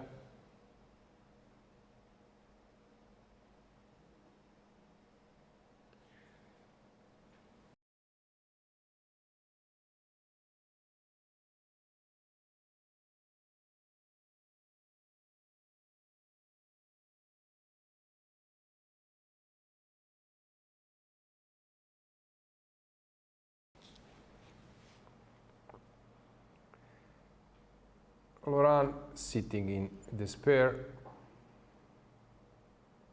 and Kovalenko quite happy with the way how he did his job. I'm a bit surprised that players are not resigning. In former times it was much more common to resign a few moves earlier. Well, I spoke with Haik Martirosyan, and he said, yeah, a lot of people probably expected me to resign when I blundered the piece, but it's a team competition. I have to play for a normal game. I would resign, of course, but I just could not end the game right away.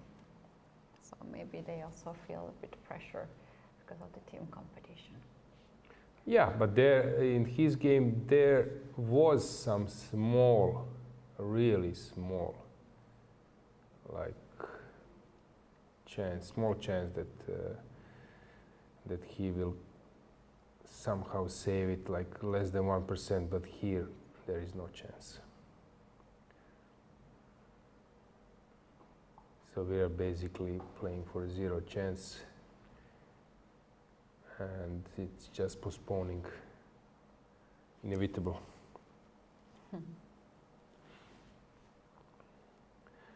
So Beljavski is quite happy. Kovalenko once again to praise his level of play. It's so great to see him back at the board. Because of invasion, he couldn't play. Yeah. So I'm so yeah, happy to see him. It is good to have him. He's a fantastic chess player, and it's heartbreaking that he lost very important 3 years of his career. Yeah, and I don't know how far he can go. If I'm not mistaken, let's check his career high. It was something like 2680, maybe even more. I'm not sure that he was 2700. I don't believe. I would say 2670 something. Usually I'm quite good in memorizing some rating lists of players. It was funny during the last European team, Injic Alexander was in the studio, and he's a chess fan.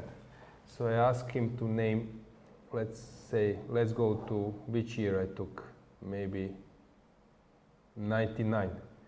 And can you name top 10 players? And he was like, Really? guessing the 7 of 8. Then I later asked Magnus.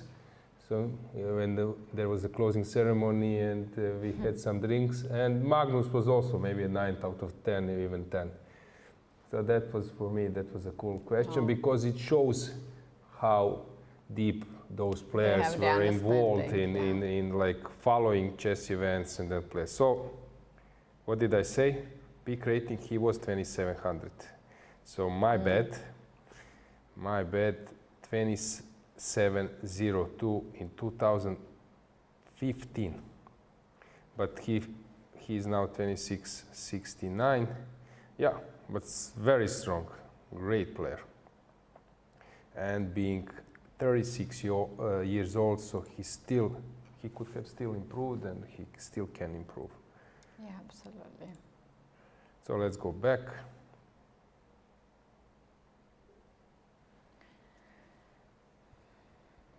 I'm just looking at the pairings, and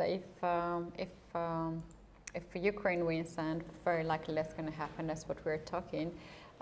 They have not faced Netherlands yet, so very likely our 7th round pairings will be in the open section. Ukraine versus Netherlands. So probably that means that we might face some electricity breakdown, because now for one day engines and computers will work 24 hours non-stopping. Checkmate now. Kudos to Igor. You mean? Yeah, because usually when you have, in this situation when basically you're playing for the title, sort of, if you win that match.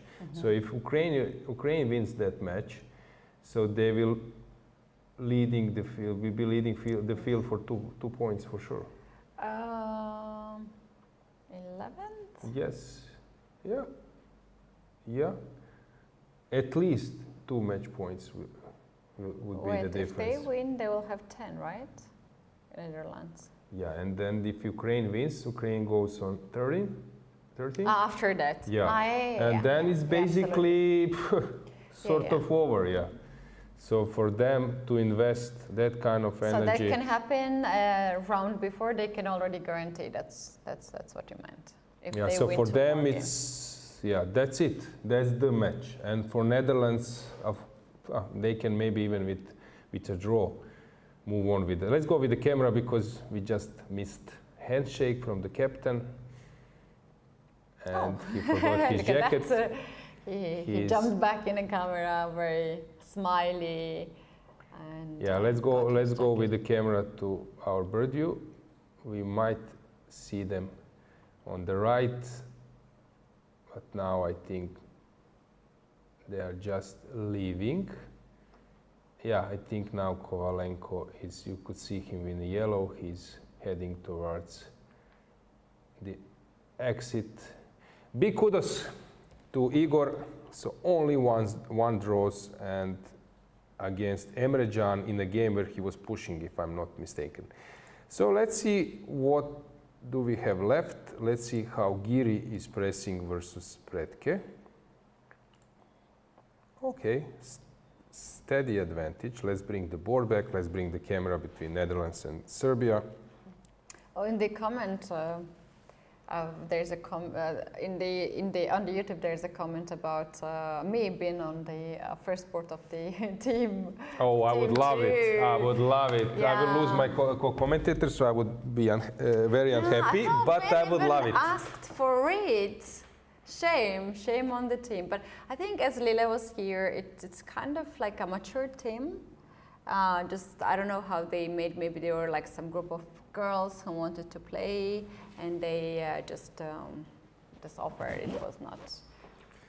They don't even have a captain, so I think that was the kind of thing. So in the team competition, actually, I think anywhere it's good to have a team that you're bonding. So I will still choose to bond with you at the commentary. Yeah, but Keti, I would love to root for you sometimes, as I'm really like playing very rarely. Then sometimes I play and suddenly people say, "Oh, he knows how to make moves, good moves." Yeah. So I'm people getting that get very surprised. often. Yeah, how you play chess? No, you can still play very strong. And just to remind you, Keti's career high was close to 24. Yeah. Which very is- close to that. So. Which is very good level. So yeah, good. But we will follow your next Ups and games downs. for sure. Where do you plan to play? So I actually plan to play a lot of events next year and also some of the leagues and hopefully to get a chance for the first time in my life to reach 2400. I also have 2 norms of IM and I just need one last and we'll see. Okay, so some Maybe round we're robin, gonna- round robin where you could try to catch the title. Yeah, so that's the plan. I just want to play and enjoy every time I play, I really enjoy the process. I enjoy more to play shorter tournaments rather than 9 rounds because it's really tough to work and also play professionally. The last very bad experience for me was when I played in Spain. I started so nicely. I had so much rating points already. I was like, oh my God, I'm gonna cross now 2400. And then I ended up losing all the games in the end and lost 30 points in one tournament, which is Yeah, but very I cannot painful. connect something with bad and Spain. Usually it's all But my memory. chess and the bad you can connect. That can I connect. If we take the Spain away. That can I Yeah. connect, but Spain Yeah. and bad, I love Spain. They don't Yeah. come together. I agree Yeah, with that. I've been so many times and I love it. You know what I like in playing now chess games in recent times, because I'm quite busy in general. It's no mobile phone for 5-6 hours. Sometimes if your game lasts for 6 hours, sometimes Keti people are thinking that I'm like deep into the position and I'm contemplating, resting. My opponent is thinking, I don't know what he will or she will calm play, the and then I'm peace. thinking about other stuff. It's so nice. Because these days we are all hurry, we have mobile phones and so on. No, watch smart watches, no mobile phones. That's actually true. Yeah. That's actually true. And also, even after the game, you don't want to use Yes. the smartphones. When I Yeah. play chess, I don't use my phone that often. That's true. Okay, so let's go back. So we will, guys, don't forget to root for Keti. So we will follow her schedule closely. But in the meantime, just to add that here it seems that Predke will get mated. So let's run to Giri. Let's run to Netherlands versus Wow, Giri versus also Serbia. on fire. He's Let's playing add- fantastic games. add the camera there, since it seems that Netherlands will win on the first 2 boards. So Giri is about to deliver a checkmate. Let's bring the board. It's not something you see very often. Jan Smets is the team captain, and I believe that he will be very happy, very polite person, very nice person, also strong player himself. He was 2660 or even more. So Netherlands is doing a great job, and as I mentioned yesterday, Anish Giri has maybe realized once again, I can become a world champion. Yeah. Magnus has left the building. Okay, why not to Step jump in now. Yeah, Get back. yeah, and he has now quality and strength and motivation, the way how he plays that Grand Swiss. I just sent him one message, Veni vidi vici. I came, I win, and I left. So yeah, so he's doing a really, and there was a thumb up. So he's really Approved. doing His a great statement. job. Yeah. So it's nice to see him here. And if he wins this game, how about our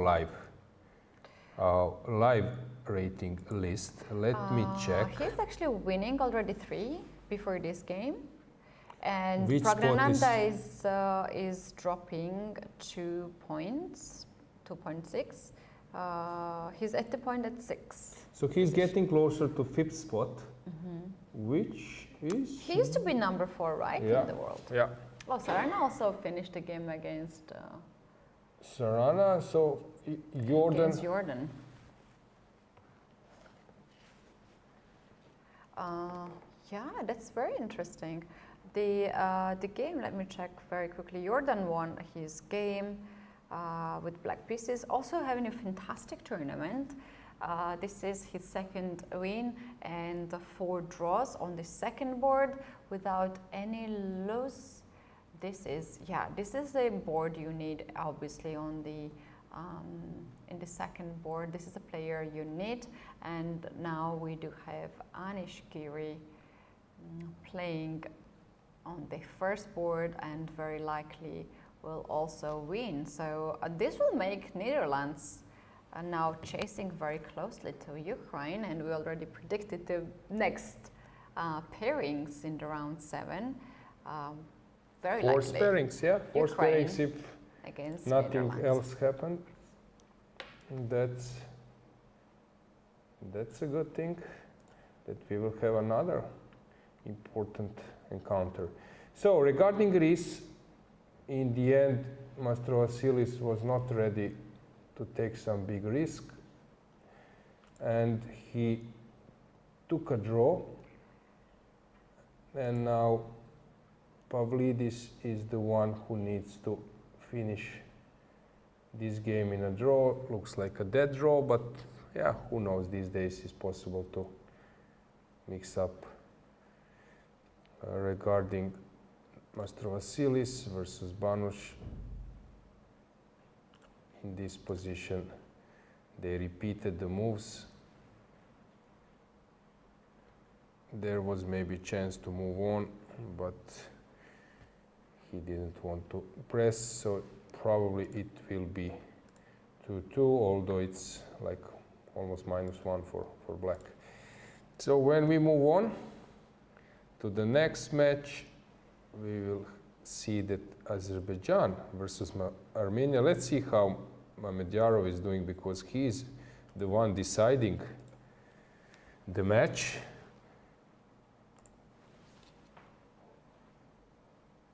But hang on, yeah, it's probably winning. Look at how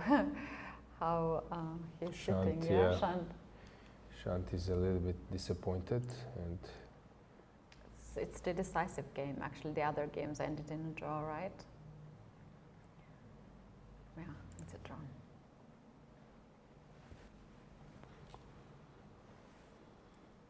it was a very tough game. I think that Shant was playing very well, but Shak was playing a bit better, and that's tough. So Shant did a great job, but Shak is really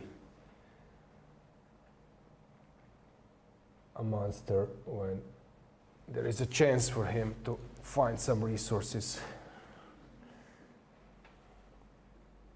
Yeah, this is a lost position. Let's bring the board so that you could see the situation.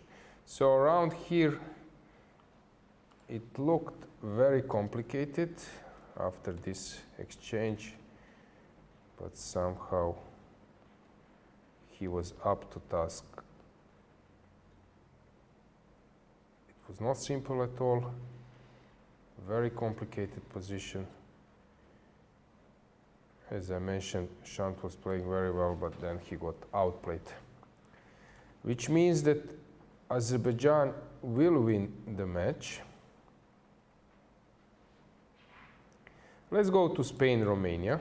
Let's check that match, since we have 3 draws, and David Anton playing versus Constantin Lupulescu. Ivan Sokolov was our guest in the studio.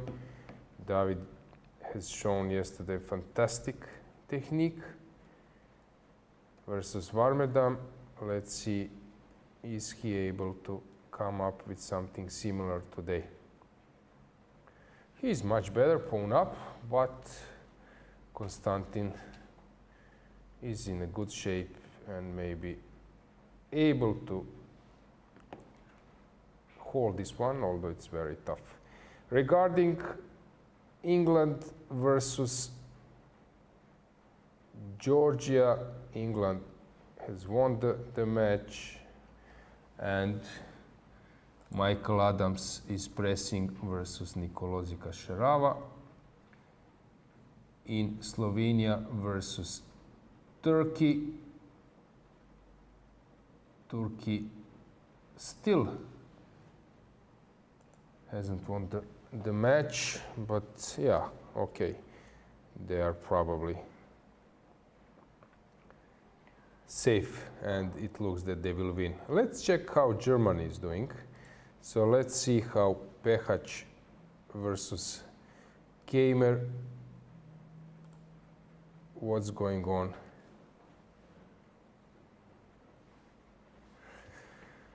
So Vincent is a pawn up, but there is some technique needed. Again, Frederik Svane is sitting there. He's always Always last. the last person, Yeah, yes. to finish last. 2 draws, Rasmus Svane and Bluebaum. So Germany needs to win one of those 2 positions. Let's bring the board. So this is one position. Being equal pawn, but with a passer, it should be a draw. And Keimer's position, which looks, of course, close to winning, but it's not so simple at all. So there will be some tough time. Interesting that Navara lost versus Stremavicius. Putinevicius lost his game, and we are having a rook's endgame on the last board in Czech Republic versus Lithuania. This one will be decisive. Current position is following. Black is a pawn up, but will be very tough to convert. And yeah, Croatia versus Montenegro. Croatia won the match 3-1. Italy versus Moldova depends on this game, but I think this was just drawn. Yeah, so Italy drew their match versus Moldova. Okay, the game still is going, but it's obvious that draw. Denmark versus Georgia 2. Crazy that Denmark once again couldn't win the match after winning versus Germany to struggle so hard. In Bulgaria versus Switzerland, everything is... Oh, Keti, now you can show us your knowledge. So I'm trying to recall. No, this should be enough for a win. Yeah, the pawn is too... Pawn is... This is winning. Mate in 16. The point is to stalemate at some stage, move the knight, prepare a stalemate, and then checkmate. To lock opponent's king with 2 squares, and then that other knight joins the battle. So how we do that? Let's say first we need to bring the king in the corner and then move the knight, right? Yeah, so because the thing is white won't come here because it will be even easier for black to checkmate. So he will try to Knight be... g5 probably? King g2? King of who is on the move? It's black to move. White. White to move? Yeah. Oh, okay, then king f3. King f3, and I think that this is the way, I think. King e3. Yeah, if you go king f1, knight f4. Knight f4. And then if you go king e1, this is this setup. Yes. And now I can... Let's try. Am I good?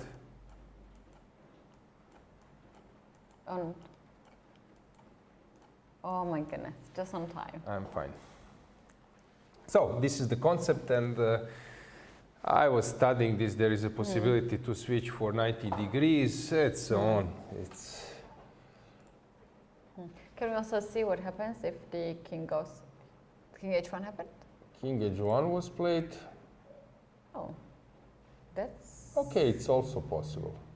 So probably just king f3 and this. And that's it. Same thing. yeah. So I'm just curious to see, is Radoslav delivering the following checkmate? Very instructive endgame.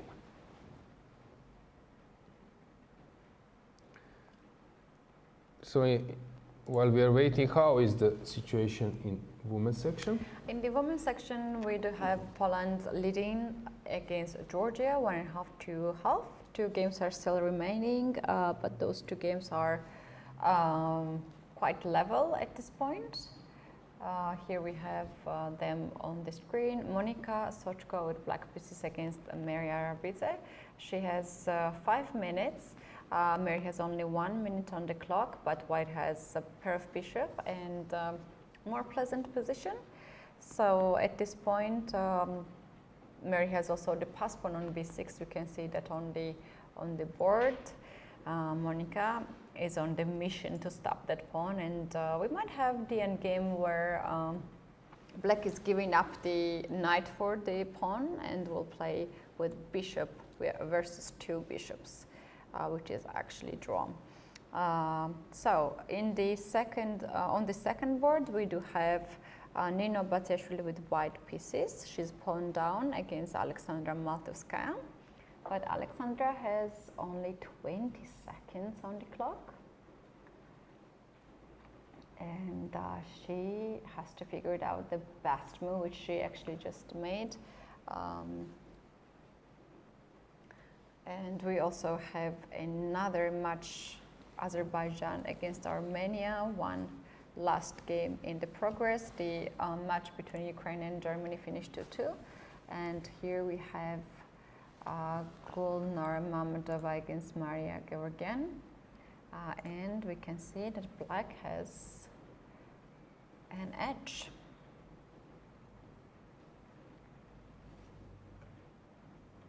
I just hear the heavy rain outside, right? Yeah. We have rainy days in Batumi.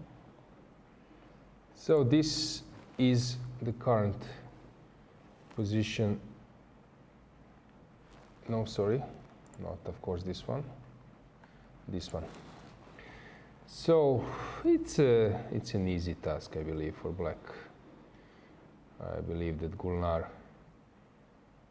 will win this one quite easily.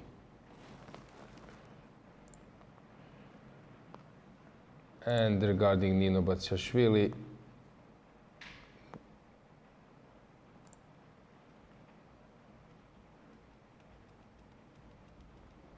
probably Maltovskaya is quite easily winning this one, and is it one? Yeah, or maybe not so easily. Yeah. And here, let's go back to Georgia versus Poland, women's section. Here, it's not so simple for Mary. And she's very low on time, 20 seconds. Bishop a6. No, she's playing king to d4. Let's bring the board. Maybe if we can add the board above them, but next time.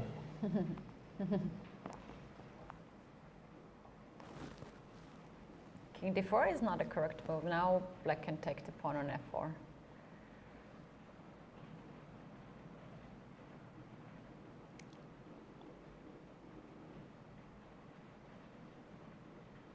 So since we are staying in the hotel next to this one, we will survive, Keti? Maybe, because with this heavy rain, guys, maybe. Yeah, it rains differently in Batumi. Usually roads can get flooded and it's not even possible to walk outside, because like in some countries you can walk outside when it's raining, but in some cities, but in Batumi, good luck with that. I think we're gonna have a transportation. But it sounds scary.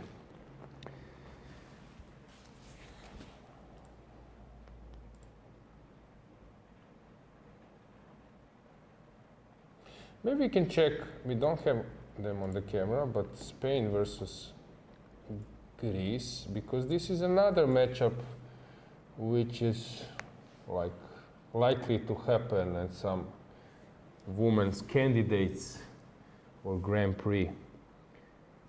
We have them. You see Stavrula Tsolakidu, she's outplaying Sarah Hadem. They are sort of level in terms of rating, but yeah, from my point, when Stavrula is playing her best chess, it can be 2600 chess. also Sarah sometimes is so inspired with some sacrifices. Yeah. But okay, we have a result in their second board. They made draw. Yeah, Sabrina Vega versus Avramidou. So it was final position. So yeah, it was this race once again. I was showing this. Yeah, that of course, if black catches the pawn, touches at least this one pawn, it will be enough for a draw. Unuk versus Badelka, that was an interesting game. I was following it a bit, and what's going on now? Olga Badelka won. Kudos to her. Important win. Laura was doing quite good in this event, playing strong first board.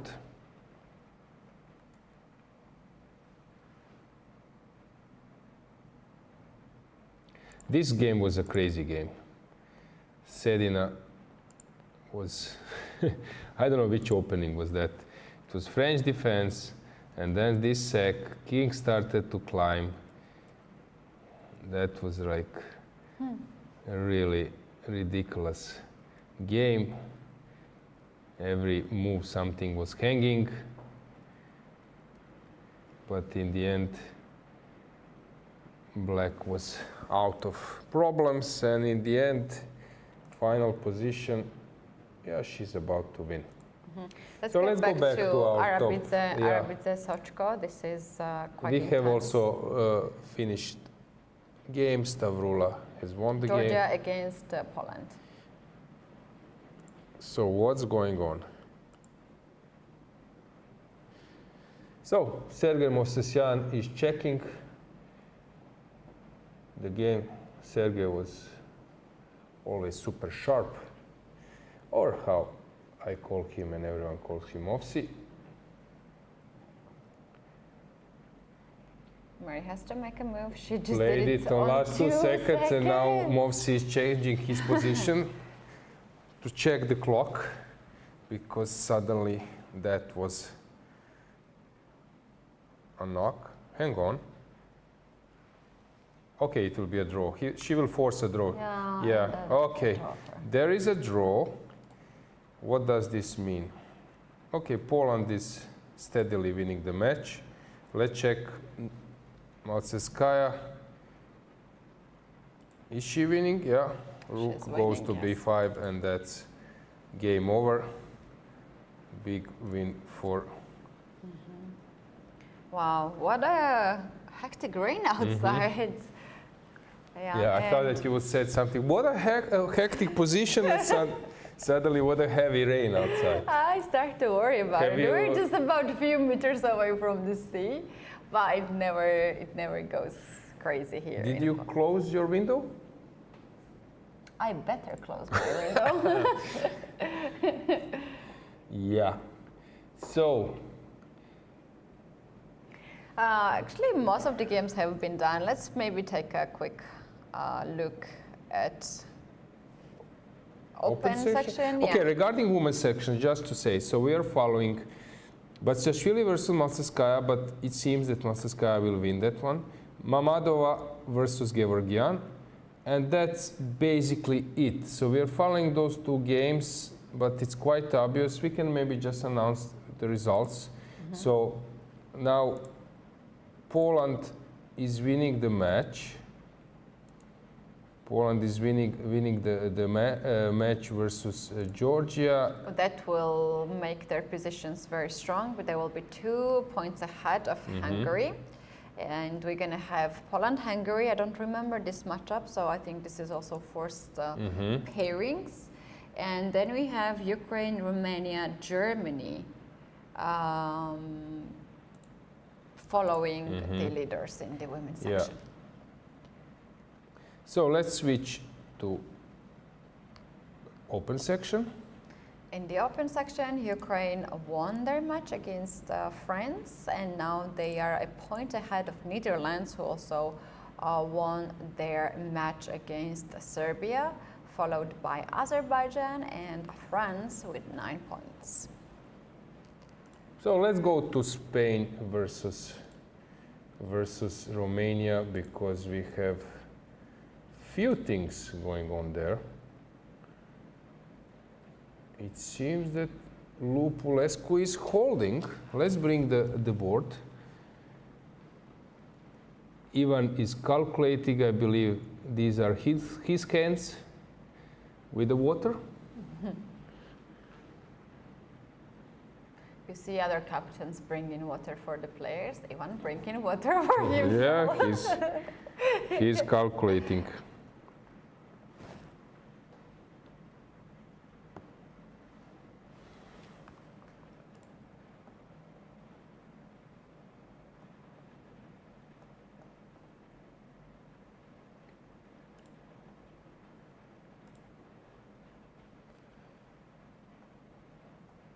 Kemer is out playing Pehac.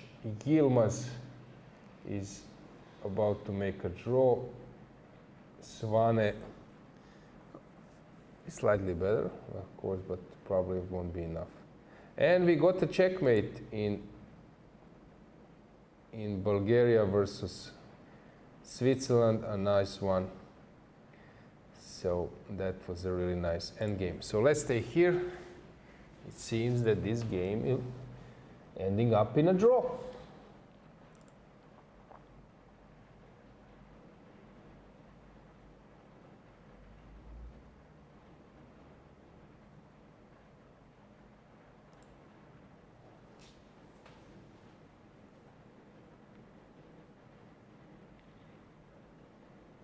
Is it heading towards a draw?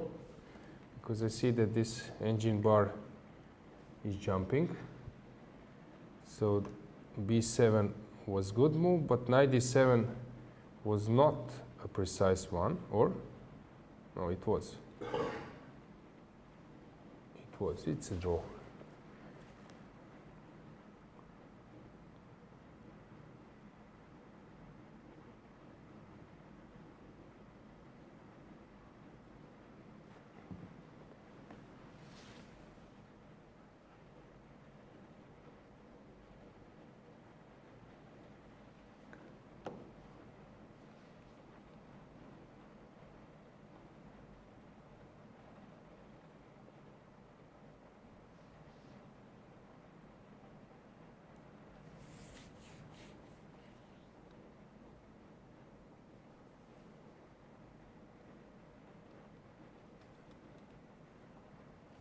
Thirty seconds.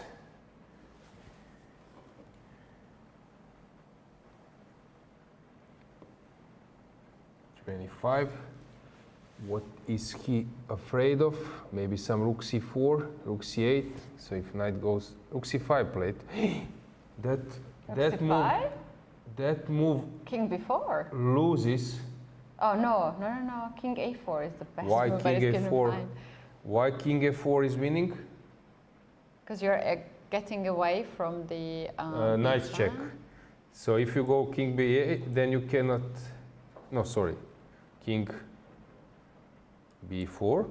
What's the point? Rook c1 again. Ah, okay. So you're moving away not from the knight, but from the File. Wait, maybe he'll find this one. King a4 and king a6, which is not the best one, but it's also understandable. Wait, it's still bad. Maybe still wins. A4 is the move. Rook c3 was played, which was mistake. Narbi had to be played. But this is very tough. Yeah. A4 is a quite forcing move. I don't know.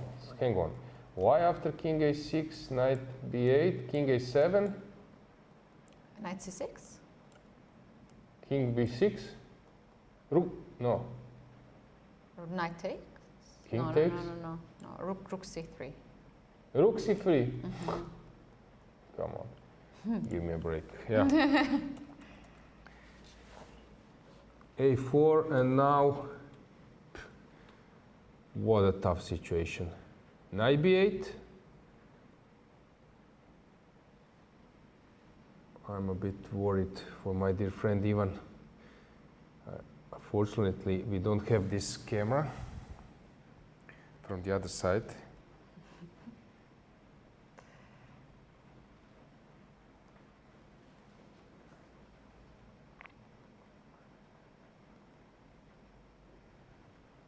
King b5 has been played.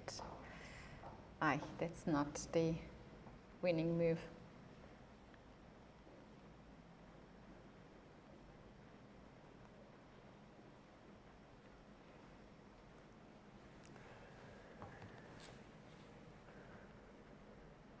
King b5.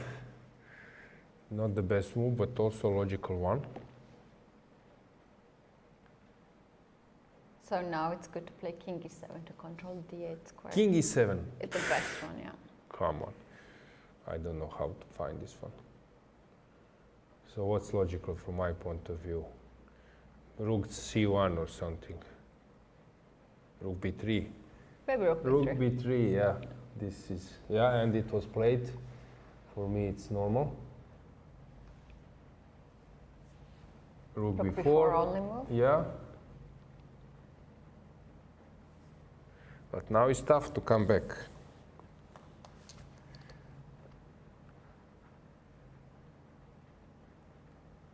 You can also push a4, a6, yeah? a5, a6.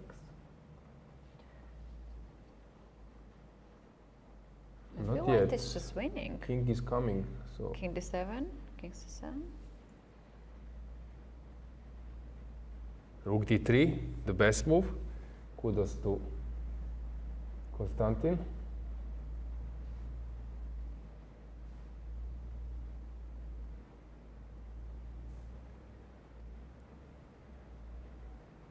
a5 will be played.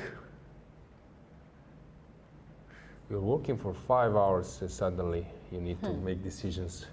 This is the thing with chess. In other sports, maybe it's not the same. Okay, you have it in football, so but you were like calm and many. But okay, football can be intense from the beginning. You had quite a lot of time, and suddenly seconds are important. But sometimes you're losing seconds by going somewhere, walking. You didn't realize that your opponent has made a move, and so on.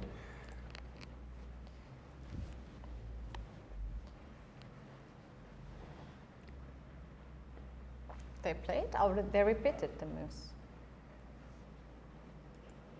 Rook c4 has been played. And Yeah, we can change maybe we have another camera angle, just that you could see the drama.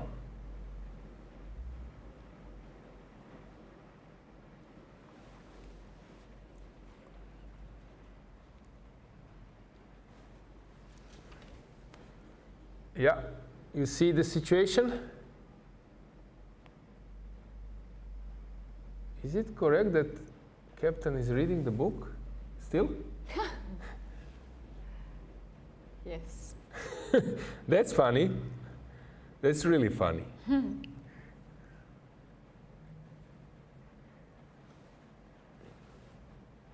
So let's bring the board back.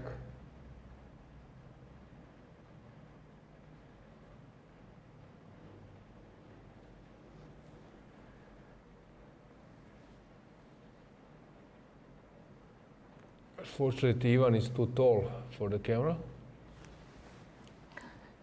It's out of the camera.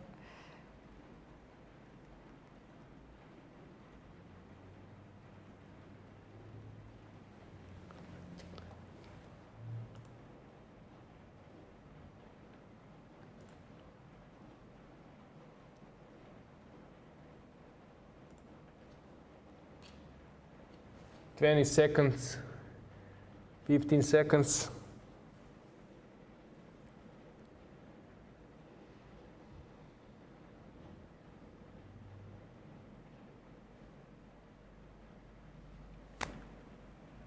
And she goes rook g4. Rook g4. Wait, rook b3 will be free falls repetition. You sure? The pawn is on a5. Not sure. Let's switch the camera angle. From this side. Let's bring the board back. 20 seconds.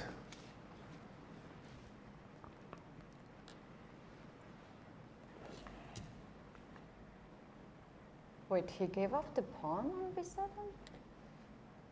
If I take this pawn, the endgame is lost.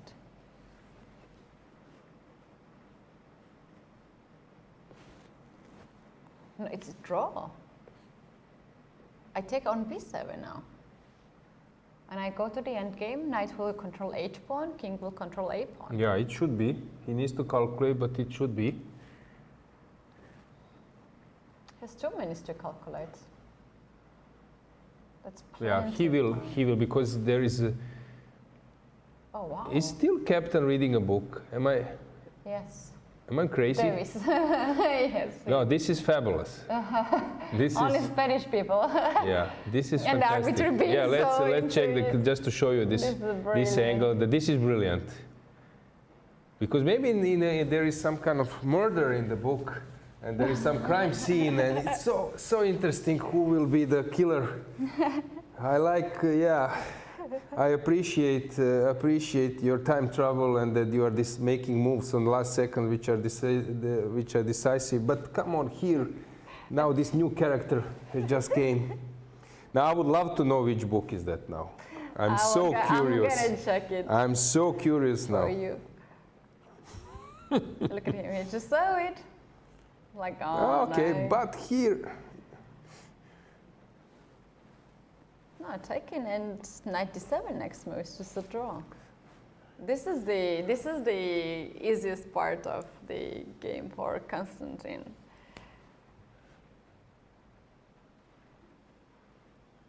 let's bring the board back.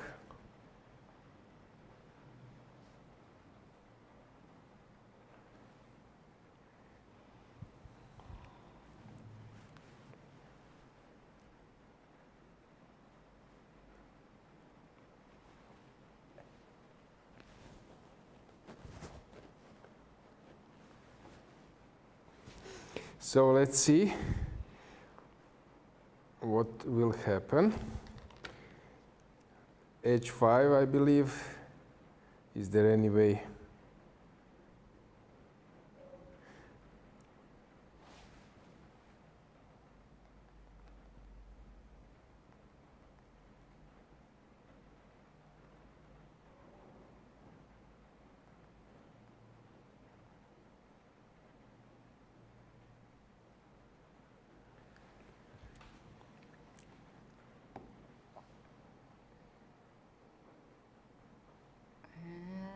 Yeah, I think at this point the worst is behind. King e6 has been played.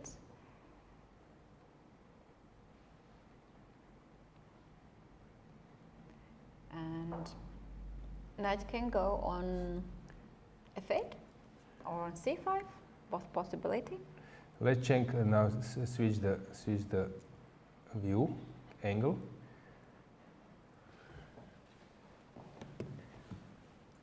Still reading.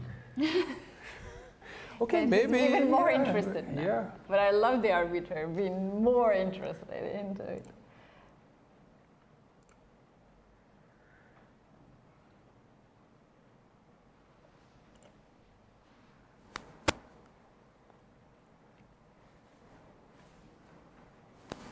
Yeah, Davis. It's very, very famous streamer as well with Pepe. They are like best duo of Spanish commentary. He's actually quite a funny guy. was commentating with Sokolov today and with Ivanišević and Kožul. I don't know, I was a player. When I would see that next to me someone is reading a book in a super tense moment for myself, I don't know. I'm like looking from perspective of player, and I know how tough it was to compete on this level and which kind of effort those players are giving. And that suddenly, I don't know, I like emotional captains. I would never be, if I would be a captain, I would never read a book. That would be my comment. Somehow I would, yeah, but that's just my disclaimer, my opinion, my personal opinion. I don't like when the captains are very much like after the game when someone finishes and they are like very aggressive. And okay, like, that's like, another story. But it's like, just give me a break. I just finished the game. Yeah, that's another story. But in terms of that, like really emotional, like pushing that we are all in the same direction. I like this approach of Beljavski, of Ivan, that they are around, that they are calculating, that they sometimes, they also like really standing for half an hour. That's something I like. Because I don't see then a point of player, of captain being in the playing hall. You can sit in the room. No, he will not see it live game. Well, because you're not calculating, how can you understand what is it a draw or not? You're just sitting, you're resting in your room and players play. I think the point of having a strong captain that he can maybe, at some point he can check the boards and get his feeling that here draw is a fine. It's a fine result.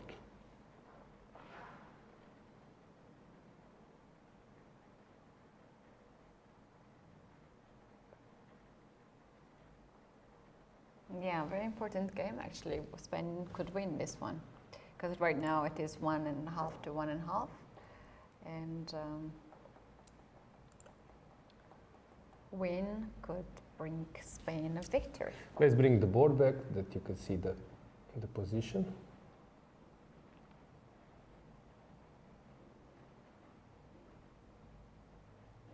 No, knight got on g4 already. This is just draw. King g5, knight e5. And you know what I'm curious regarding those books? So how come you don't know that this is like a chess book or something? Or that there is a page inside the book with some analysis or something? How do they check this fair play officer? I'm not sure why books are allowed to take them into the playing hall.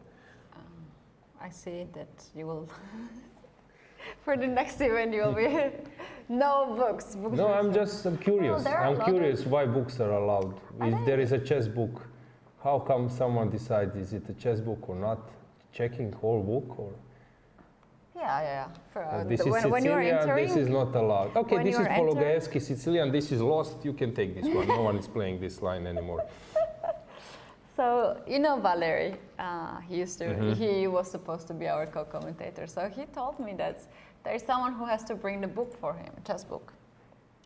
But they're not friends, so they cannot meet after the game. So there's someone, unknown people for each other. They agreed to meet next day and the book will be there. And he was like, now I worry how this person will bring the book in the playing venue, because is it allowed to bring the chess book? Curious, yeah. So novels, for example, Stefan Zweig about chess, is it allowed or not?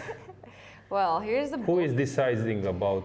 Here's a book that Jan Gustafsson had yesterday.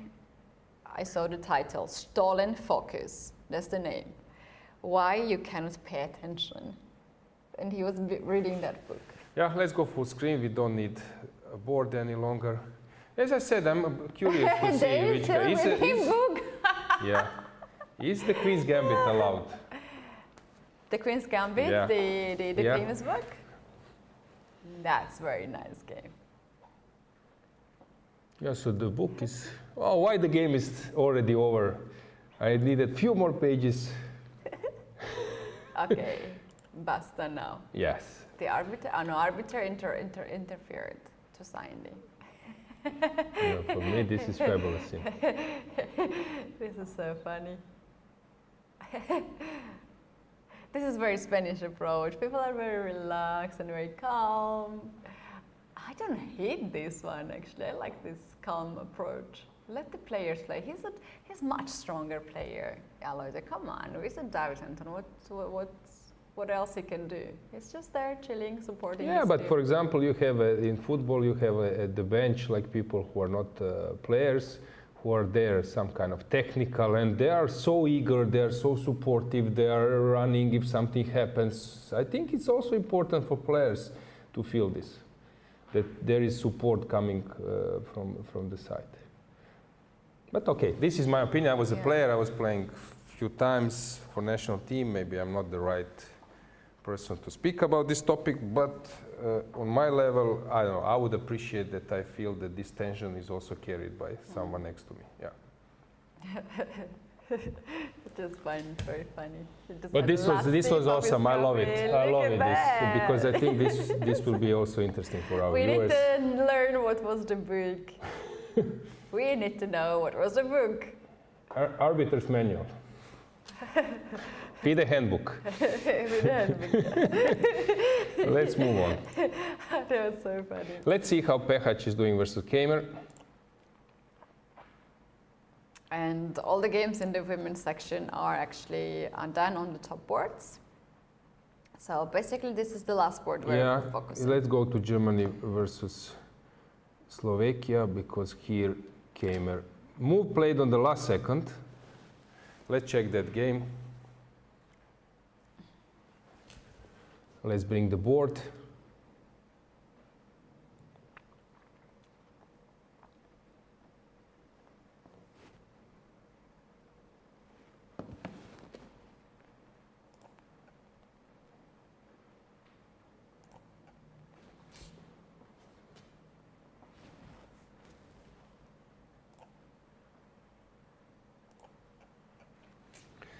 '93, Kamer is delivering. Move played on the last second. What's this? Some brilliancy prize of stalemate? I don't think so. Yeah, Kamer just took with the pawn and we will have a resignation. So Germany is winning this match. Yeah, so basically we have all top matches finished. So just to remind you, so Ukraine won versus France, Netherlands versus Serbia, Hungary, Greece draw, Azerbaijan won versus Armenia, Romania drew versus Spain, England won their match versus Georgia, Turkey versus Slovenia. Now Germany will win this one, and Czech Republic made a draw. Just to check this final position of Svane. It's not so important because probably he will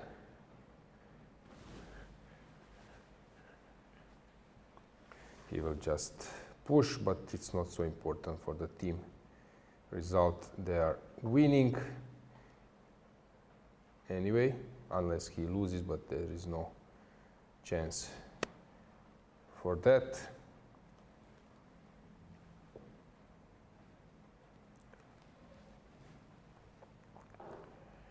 So Kamer, am I pronouncing probably wrongly? I saw in chat that I need to readjust. Yeah, so Keti this day is about to finish. This game will be very long. Maybe it's best that we leave you with this board, because again it will be like back and forth, which is something we've experienced a few days ago, and it's not easy to comment. So I think we can conclude our day. Many interesting matches, but everyone is happy that free day is tomorrow. Tomorrow is a free day, and the players will take a good rest. We're gonna have a busy day. You are involved in a lot of activities in ECU, so you'll have a busy day as well. And then we're gonna have a golden pole gala tomorrow in the evening. 40 years of European Chess Union. 40 years of European Chess Union. We're Celebration. also going to have the match between a robot and the human tomorrow at 4 p.m. So you guys make sure you join us and see what's going to happen, who will win that match. And we'll come back in the round 7 and last 3 rounds, the most important last 3 rounds will be ahead of us. Let's go back so with the camera to the Germany versus Slovakia. We will also leave you with the board and we will conclude our today's broadcast. Let's add the board. You can follow if you want to stay a little bit longer with us, but Keti and me, we are wrapping up. And saying goodbye. Yeah, and saying see you in the round not 7. tomorrow, but see you in 2 days. So we will leave you with this game. So see us in 2 days.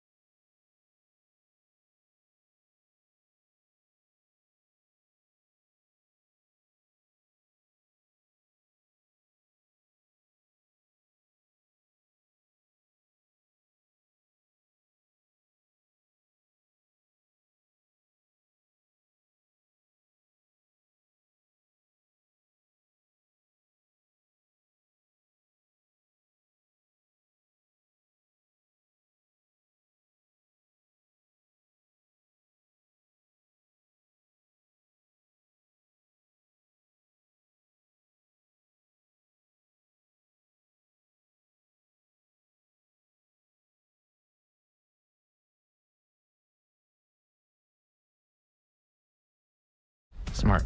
Free eSIM, smarter.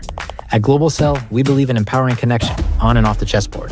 That's why we've partnered with the European Chess Union to bring you a gift as strategic as the game itself, a free eSIM with 100 megabytes of data.